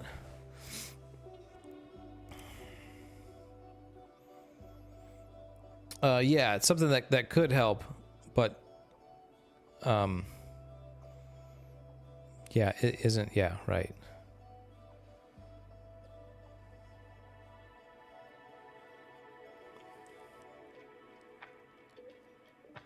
There is a bit of counterweight on there, because inside the carbon tube on the declination axis, there's a big chunk of aluminum.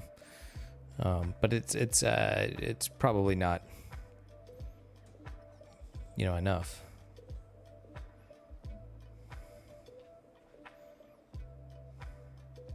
And yeah, so we are calibrating. Here's what's going on.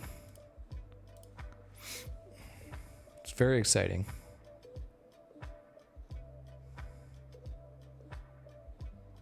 Although the guide star that it's calibrating on is very not bright. So I don't know if we'll get good calibration data.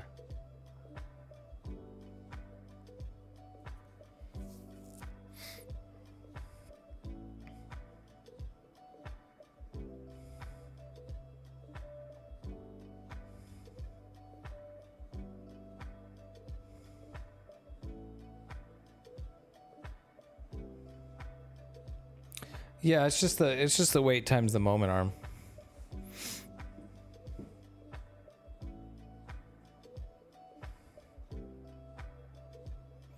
But it's not just the weight of the rig, it's the weight of the rig times the weight of the rig and its center of gravity. So whatever the center of gravity is the moment arm. So I got to figure that out. And that's kind of a wild ass guess. It actually gets way more complicated because the camera hangs down. So the camera itself is actually acting as a bit of counterweight. So it's not quite just weighting the rig. It actually gets really complicated.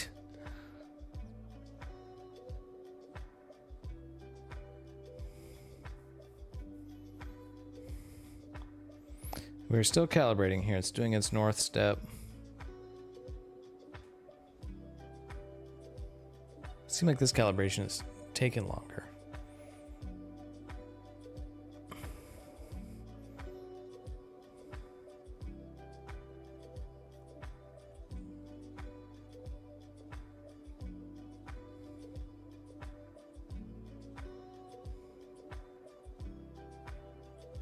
Yeah, yeah.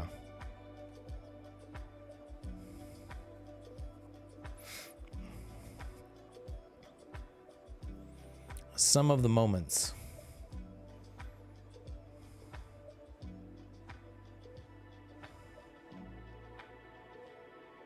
Seems like this calibration is taking a lot longer. Maybe I'm just impatient right now.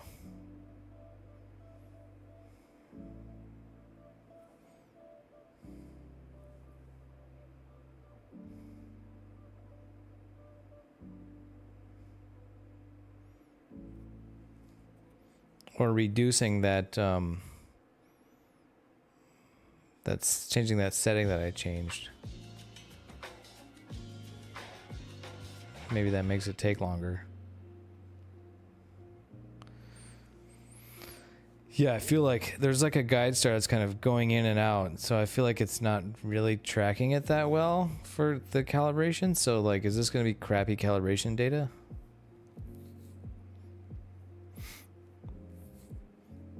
Ah, yeah. I didn't know you were into RC. You were into RC gliders. That's awesome. I flew RC gliders for a little bit. I've done a little bit with a lot of RC stuff. RC airplanes, built a lot of RC airplanes, and I love the RC helicopters. Those are my favorite. Oh, discus launch gliders are so cool. I've always wanted a discus launch glider. The really good ones are really expensive because they're all molded composite materials, you know, handmade and stuff. So they're pricey. But the way you can launch those things, like, yeah, they're so cool. Okay, we are guiding. Let's see how we do here.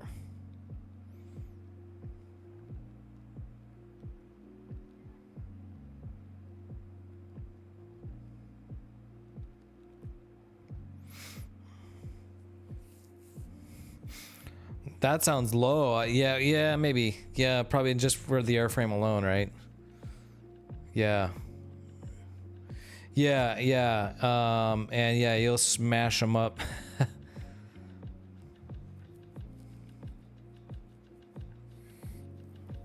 Okay, so far, declination looks like it's behaving now. And then right ascension's a little bit all over the place. But we're also, no, we're pointed pretty high in the sky, so we should have decent guide stars. Maybe we're settling here. Just want 1.3 arc seconds of error.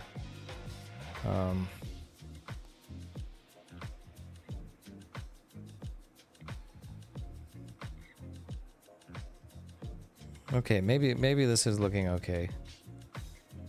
It's not great, but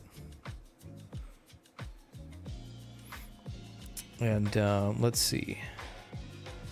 So 11:36 was the meridian flip time. Let's do a quick 5-minute exposure. Yeah, that'll be kind of about perfect. We'll do a 5-minute exposure of, oh, wait, hold on. I'm not pointing at the seagull anymore. Okay, actually, I think this guiding is starting to look, I think this is looking, it's looking more normal. So let's go back to the seagull, slew and center on the seagull.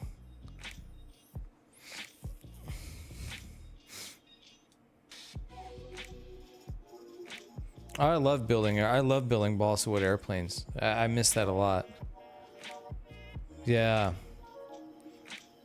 Yeah, I'm like, dude, I'm like 5 miles from an absolute world class. I think did we talk about this? I think maybe we talked about this. Like, I'm super close to the Pomona Valley Model Airplane Club's field. Super world class RC airplane field. They have a huge runway. It's 80 feet by 600 feet. And yeah, I would love to get back into that. Yeah. But yeah, it's super, you know, I don't have room to build airplanes or store airplanes, you know, and like, you know, I definitely am not going to be doing astronomy and RC airplanes, like, and RC, like, it's just too much. So. Oh, cool. Yeah, right on. Yeah, I love the helis, man. The helis were just such a challenge to fly. And once you started to get it, like, you know, once it starts to click, so rewarding, so satisfying when it starts to, when it starts to click, you know, I start to figure it out. You know, I mean, I definitely thought about that, you know, like, it'd be cool to have some RC stuff out there during the day to do, you know, to have, you know, something to play with during the day, you know, when we're out camping on astronomy trips. So, that's definitely crossed my mind. But as much as that's crossed my mind, it's also been like, oh man, but then there's so much more stuff to bring. You got to bring the flying thing itself, and then the radio and batteries and charger. And like, you know, it's like, it's just too much stuff to bring and to mess with. Yeah. Yeah.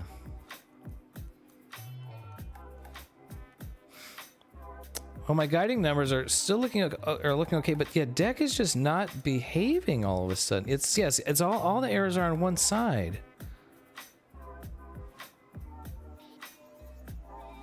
Something is not working right. I might power down and restart at this point.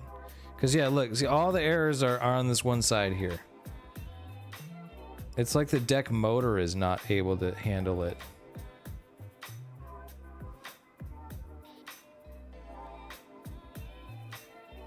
Yeah, this is, alright, we're gonna power down and restart. Because I feel like something, I don't think there's cable snags. I couldn't think there'd be a loose wire because it slews. If there was a loose wire, it wouldn't slew. If it wasn't getting the power it needed, it wouldn't slew. And it's clearly slewing just fine. But I'm gonna go, yeah, I'm gonna go out there and power it off. I'm gonna park it, power it off. I'm gonna inspect everything as best I can, and then power it back on, and then it'll be on the other side of the pier for yeah, for you know, the meridian flip time will have passed. So yeah. All right, we're going to close this. Do I have my sequence? Yeah, I can actually save. I can save the sequence though. M81. This will save me a step. All right, yeah, let's close that.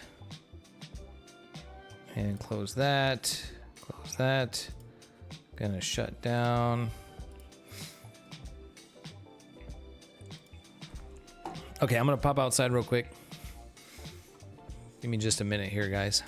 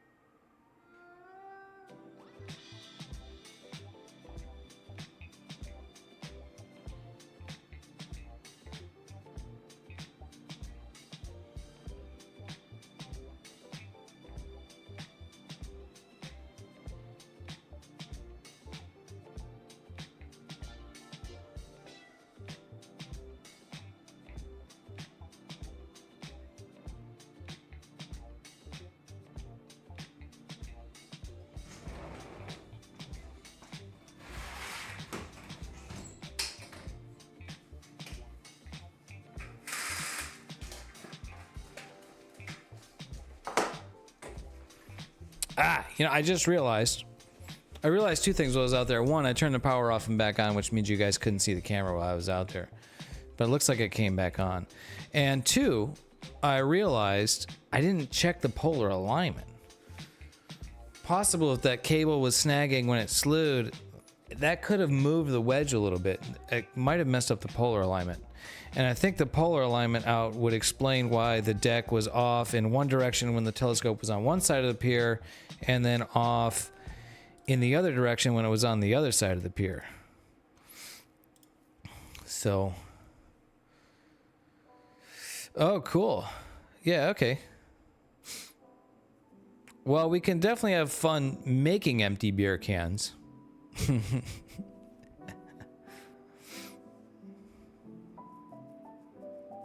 Yeah, hopefully we can get, you know, 3 or 4 good nights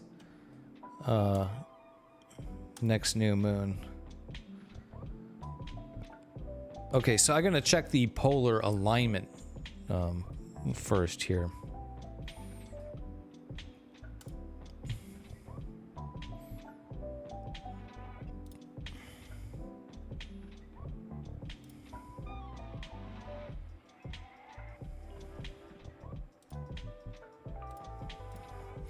Okay, I need to slew the telescope.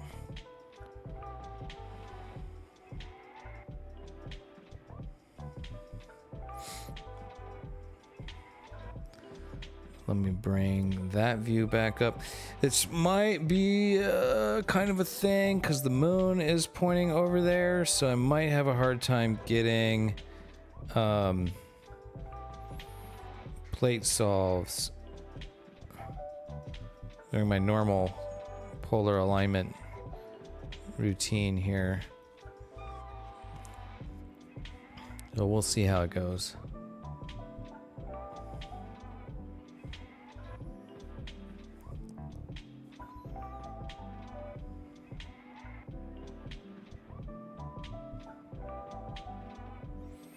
So I slew to kind of close to the zenith for doing this. The darkest part of the sky.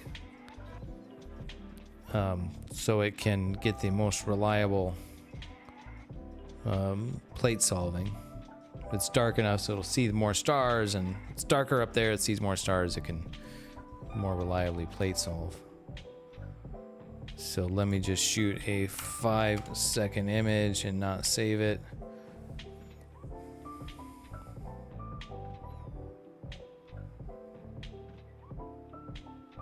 Not a whole lot of stars, but 5 seconds start from current position, direction east. Let's check this. Whoops, you guys can't see that. Solving. Okay, good. Got a solve on the first one, and as it goes to the next points, it's going to be pointing closer to the moon, which is very bright, so I might have issues here. Okay, good. 2 out of 3.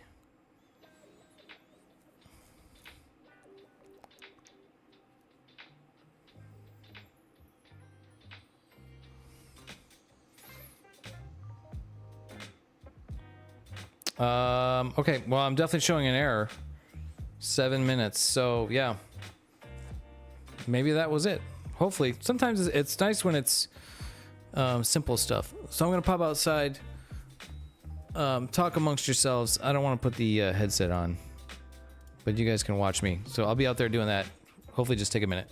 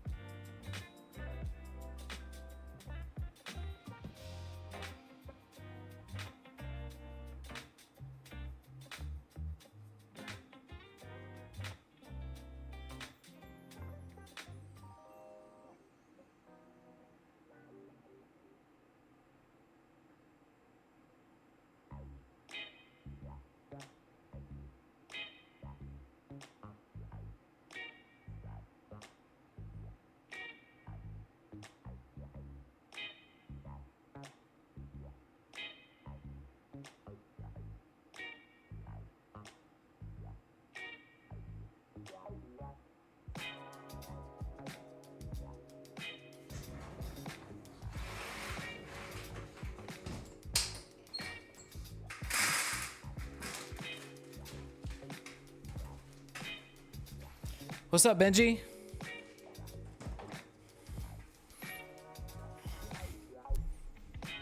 Yeah, it seems that the YouTube chat just has a, it's just not, it's kind of not there with the delay. So, okay, so polar alignment was off. The error was at like 7 arc minutes. So I just got it to like 14 arc seconds. So, quick adjustment. I'm just gonna go for it, and bring my sequence back up. I'm just gonna run it. I don't think I'm gonna do anything else. I'm gonna run it and then I'm gonna go to bed because it's getting pretty late. But I'm glad to see that my friend Benji is here. How's it going, Benji? I'm just gonna tell it to slew and center in case it doesn't. I'm not gonna go, and it'll park scope. Okay, let's get it going here. Ooh. And what, pray tell, might this mount be? How big is the actual big boy mount we're talking about here? What's up, Weasel Box? Run to bed. I'm definitely, I mean, I wasn't really planning on staying up this late or streaming this late. But of course, it's ASStrophotography, and it's an ASStrophotography stream, which means we're doing troubleshooting. So,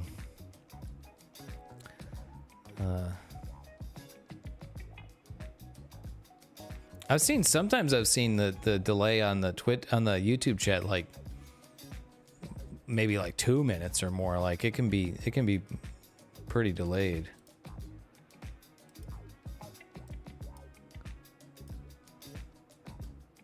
Oh yeah, we're gonna need rig pics, Benji. We need rig porn. All right, we are autofocusing.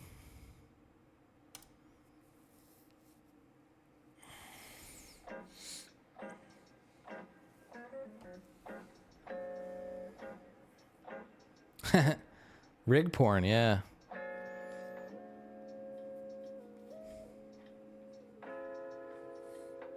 I kind of don't like that calling the way we call everything porn. You know, like telescope porn or rig, like, you know, I don't know. It sounds kind of sleazy and like, let's just call it porn. You know what I mean? And everything else is cool. Okay. Anything from a sea star is kind of big boy. You could just say a proper equatorial mount. Explore Scientific Exos 2. Yeah, okay.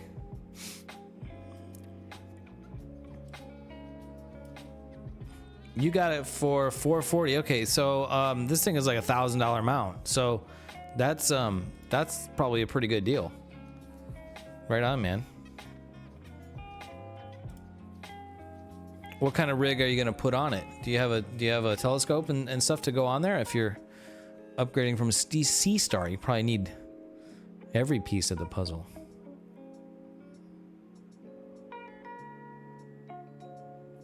All right, we are guiding and we're exposing. It's starting out looking kind of not great, kind of okay.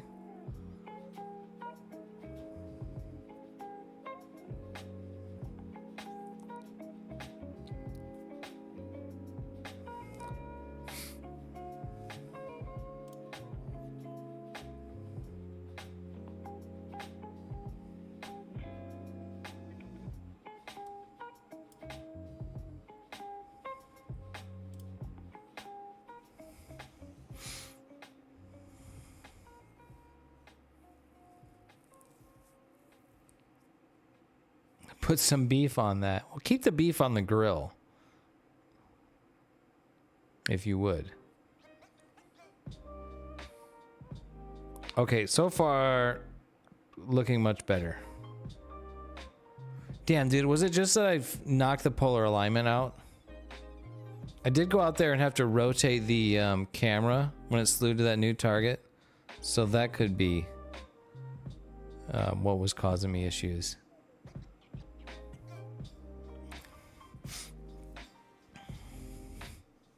Cool, man. Yeah, right on.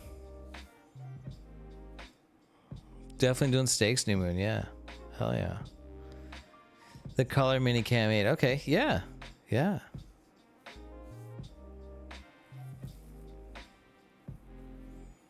Where's the beef? Mithradites brings the beef. He treated us to some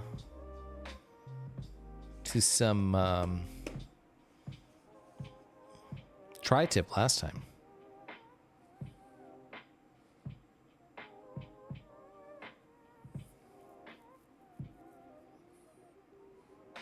All right, we're 2 minutes into this first exposure. The guiding is back to looking like what I expect. I think all that problem was just due to the fact that I knocked the polar alignment out. Either when it slewed and the cable kind of snagged a little bit, or when I went out to adjust the rotation. That should have been the clue, man. When like all the errors were in declination were on one side, and then especially when I flew to the other side of the pier, and then they were on the other.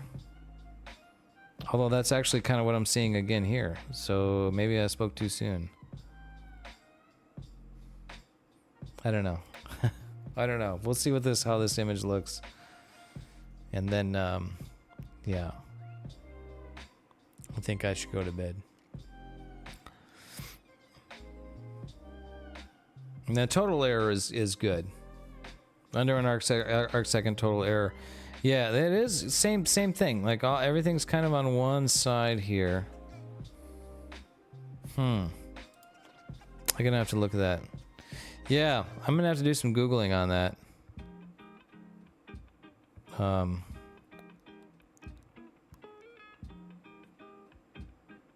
But yeah. Total error is under an arc second. But when all the errors are on one axis or one direction, that's where you definitely notice these star streaks. Yeah, Weaselbox. Yeah, I got like I think I got about 2 hours of data on the Horsehead Nebula tonight. That I think will be good data. So I'm pretty happy about that. And actually, now that you said that, that reminds me I want to go ahead and copy that over off of the mini PC right now.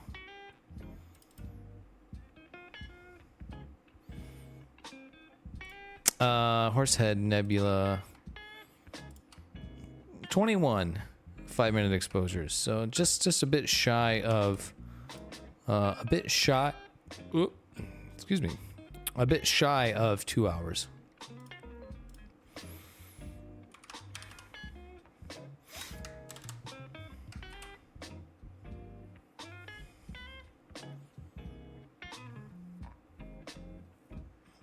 Cool, man. No worries.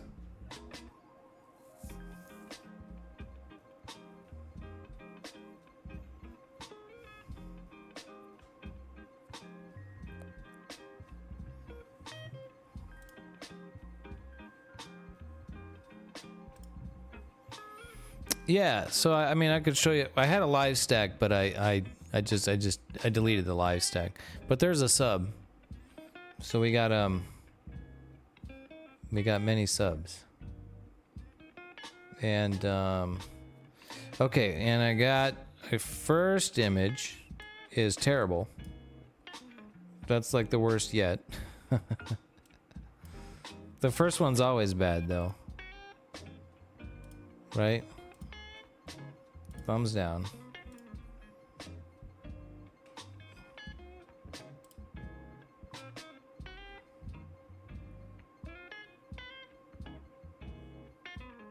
We'll I'll watch another one go here.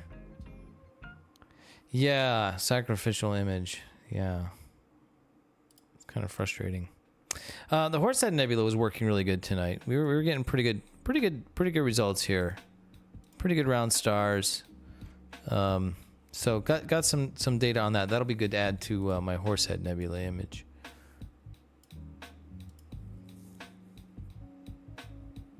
Just like pancakes, the first one sucks. Hopefully that's the case. Yeah, because I mean the guiding was good. Should have been good enough.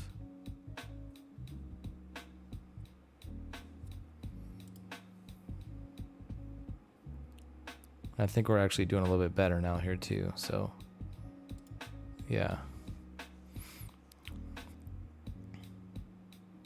Yeah, it looks like deck is starting to behave. Fingers crossed. Knock on wood.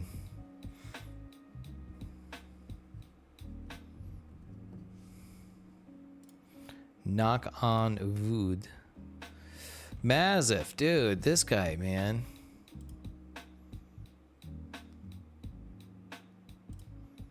Three hours and 5 minutes. Wow, man, this is like our homeboy Mazif just always brings the heat. Look at this Orion Nebula shot. Very nice from his 6-inch Newtonian. Very nice. Very nice. From Mazif. Yeah, not bad. I think it's maybe a little bit soft. Like it looks like it's maybe not that sharp to me.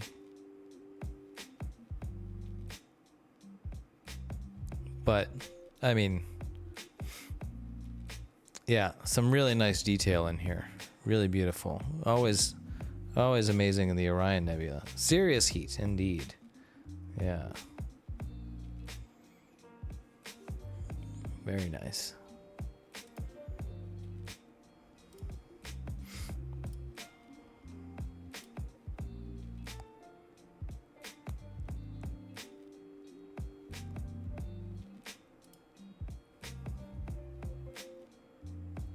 Hard to follow up. Yeah. Yeah. All right, how are we looking over here? Okay. All right. It looks like a deck has figured itself out. All the errors are kind of evenly distributed. This one should produce some round stars. Unless it fucks up in the next minute and a half. Just let me see one good one. And then it's 4 hours still tonight. We can still get 4 hours of good data. A little bit less than that with drizzles and autofocusing.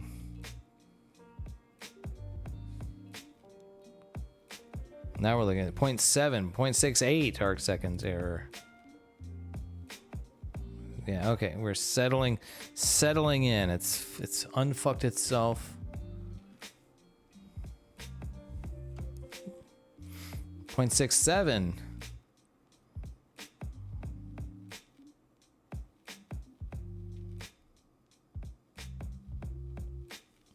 Well, if all that troubleshooting and all those problems were just a result of me knocking the polar alignment out.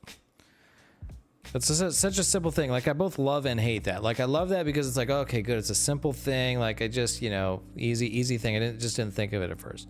But then it's also really annoying and frustrating because, like, oh, god damn it. Like, it's just a simple thing. Yeah. Yeah.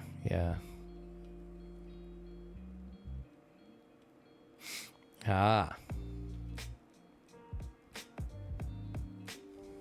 All right, let's take a look at what we got. How is that still streaking? Okay, that now I'm angry. Now I'm frustrated. How that makes no sense. How are those stars not round?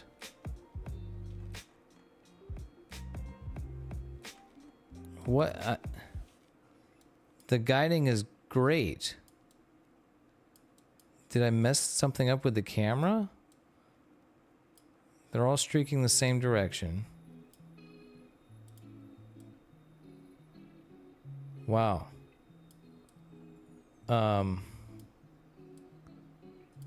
That is super weird. The blue and the red squiggly line down here, Weaselbox. That's the auto guider data. This is the auto guiding software.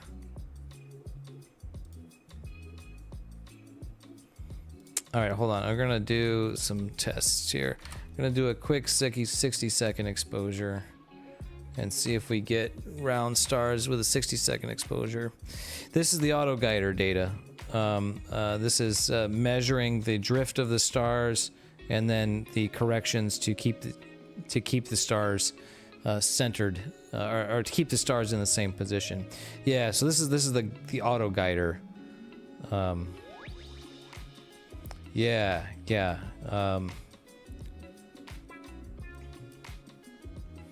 Yeah, it's necessary to get the stars to be round, and they're not round. So I don't know what's going on, because the guide data is looking really good. This guide data should be perfect. This is like as close to as good as I can get with my equipment. It's pretty good.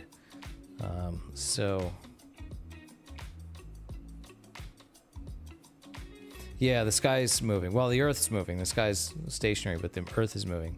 So the mount has to move to take that into account. Okay, that 60-second image was super round. So, yeah, I don't know. I think I'm just going to call it an anomaly. And, yeah, maybe just I have just 2 bad ones and then we'll be good, so. Yeah. The X is this is another plot. It's just an X because there's only 2 data points. There's 2 things on the plot at the same time. What's up, Chris? This is on my custom strainwave mount. Yeah. So Weaselbox, this is a graph of it's showing you 2 different things on the same graph. The green line is the HFR, which stands for half flux radius. It's how big it's the diameter of the stars, or the radius. It's how big the stars are. That's how we measure focus, is the size of the stars. As an image comes into focus, the star sizes will shrink to a minimum size, and as they go out of focus, they'll grow again. So the HFR is a measure of how large the star is. So we're measuring it. It's measuring with each image. It's measuring the size of the stars, and that's how it can keep track of focus.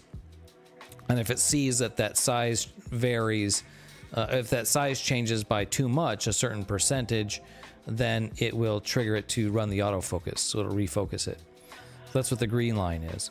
And then the yellow line is the number of stars detected in the image.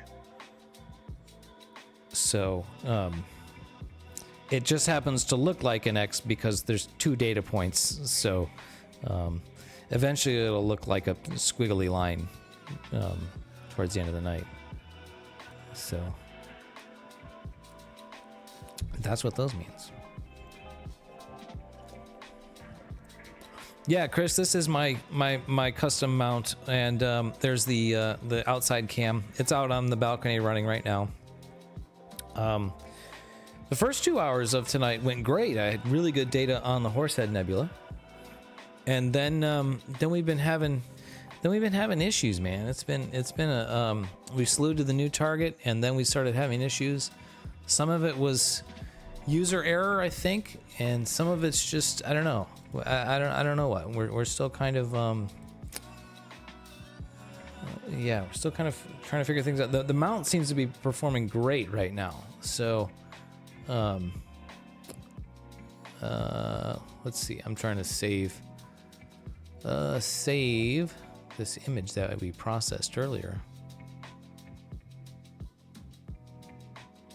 Didn't I? Yeah, let me just overwrite this. No. Did not overwrite it.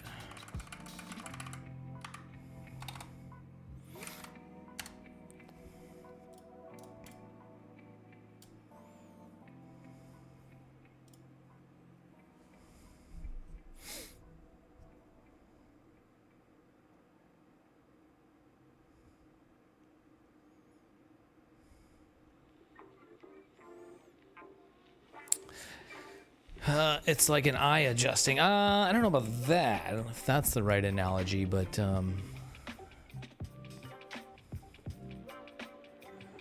yeah. All right, I'm gonna just kind of watch. I think one more 5-minute exposure come through here, and then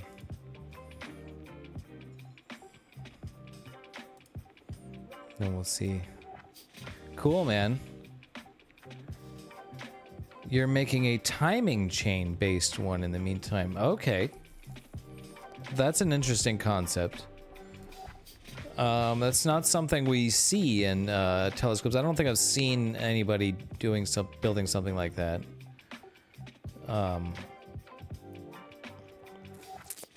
So I don't know how well that will work or not work. But it sounds interesting.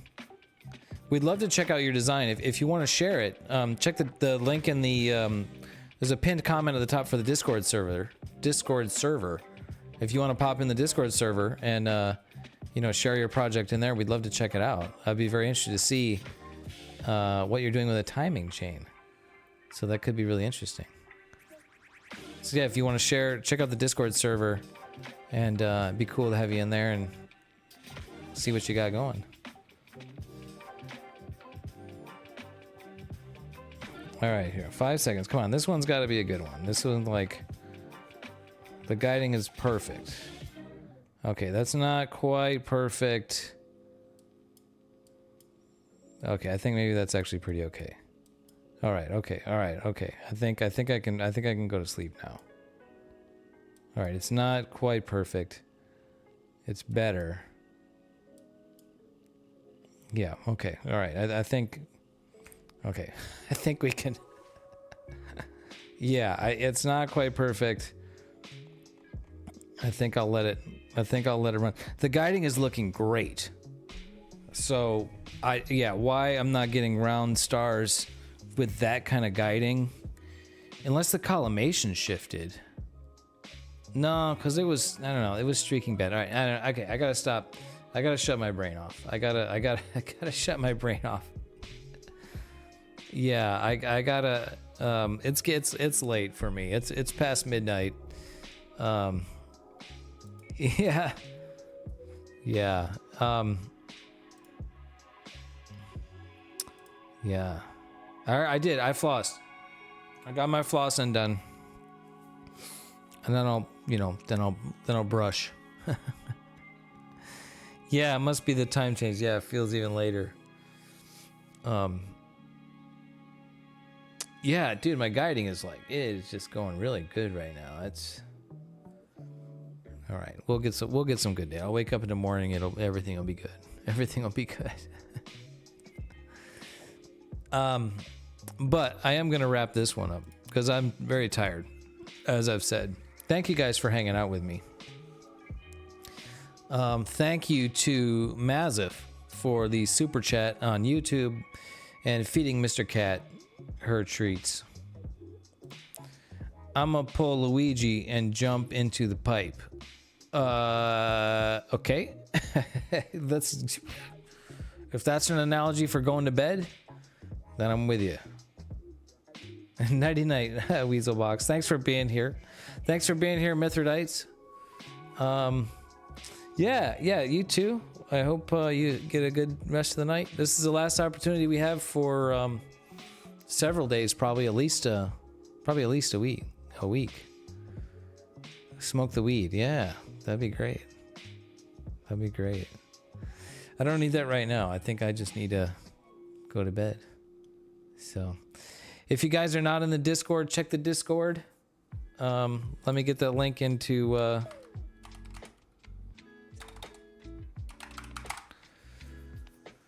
What are you using for a tripod? I'm using a tripod for a tripod, Randy. It's a photo video tripod. It's a Miller brand carbon fiber tripod. Definitely far from ideal. And that could also be part of my problems. Certainly with consistency, that's not very stable. So maybe our friend Dan was offered to donate to me a proper heavy duty astronomy tripod that he has just taking up space in his garage. So maybe since we have several days of no possible imaging and rain, maybe that's a good time to go pick that up from Dan and work on that project to upgrade my tripod game. That would it certainly wouldn't hurt. And then that would free up my video tripod for video projects, which I haven't had a tripod for several months now because I've been using it for ASStrophotography. So maybe that's something to work on. It would only help. That is true. There may not be room for it on my balcony though, because it has to be very wide and very tall to be able to see over the roof. And I don't know if it will even go that tall. I'd have to get a pier extension. So there's a lot of things to it. And then the way the wedge mounts to it, I would have to do something with that. It's way more of a thing than than it should be, just swapping it out. So, yeah, pun intended on the level and the up, the tripod game. It would definitely help. So, I don't really know if it'll fit on my balcony though. Is a problem. But you know, something to look into. And we've got like a week probably at least a week we have of at least 5 days of no astronomy, no imaging.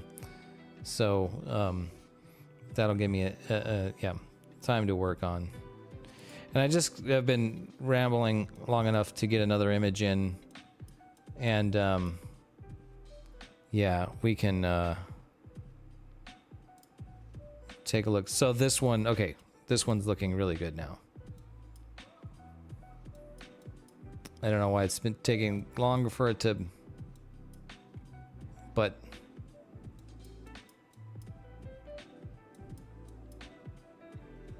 okay, all right, it looks good. I'm not even gonna look at it anymore. I just closed it. I just closed the remote desktop. I'm not even gonna look at it. It's good. It's fine. It'll be fine. All right. Thanks for being here, guys. I appreciate you all. I hope you all have a wonderful night, and good luck to those of you that are imaging. And we'll chat in the Discord this week. Maybe I'll do some streams during the day, working on some projects or something. So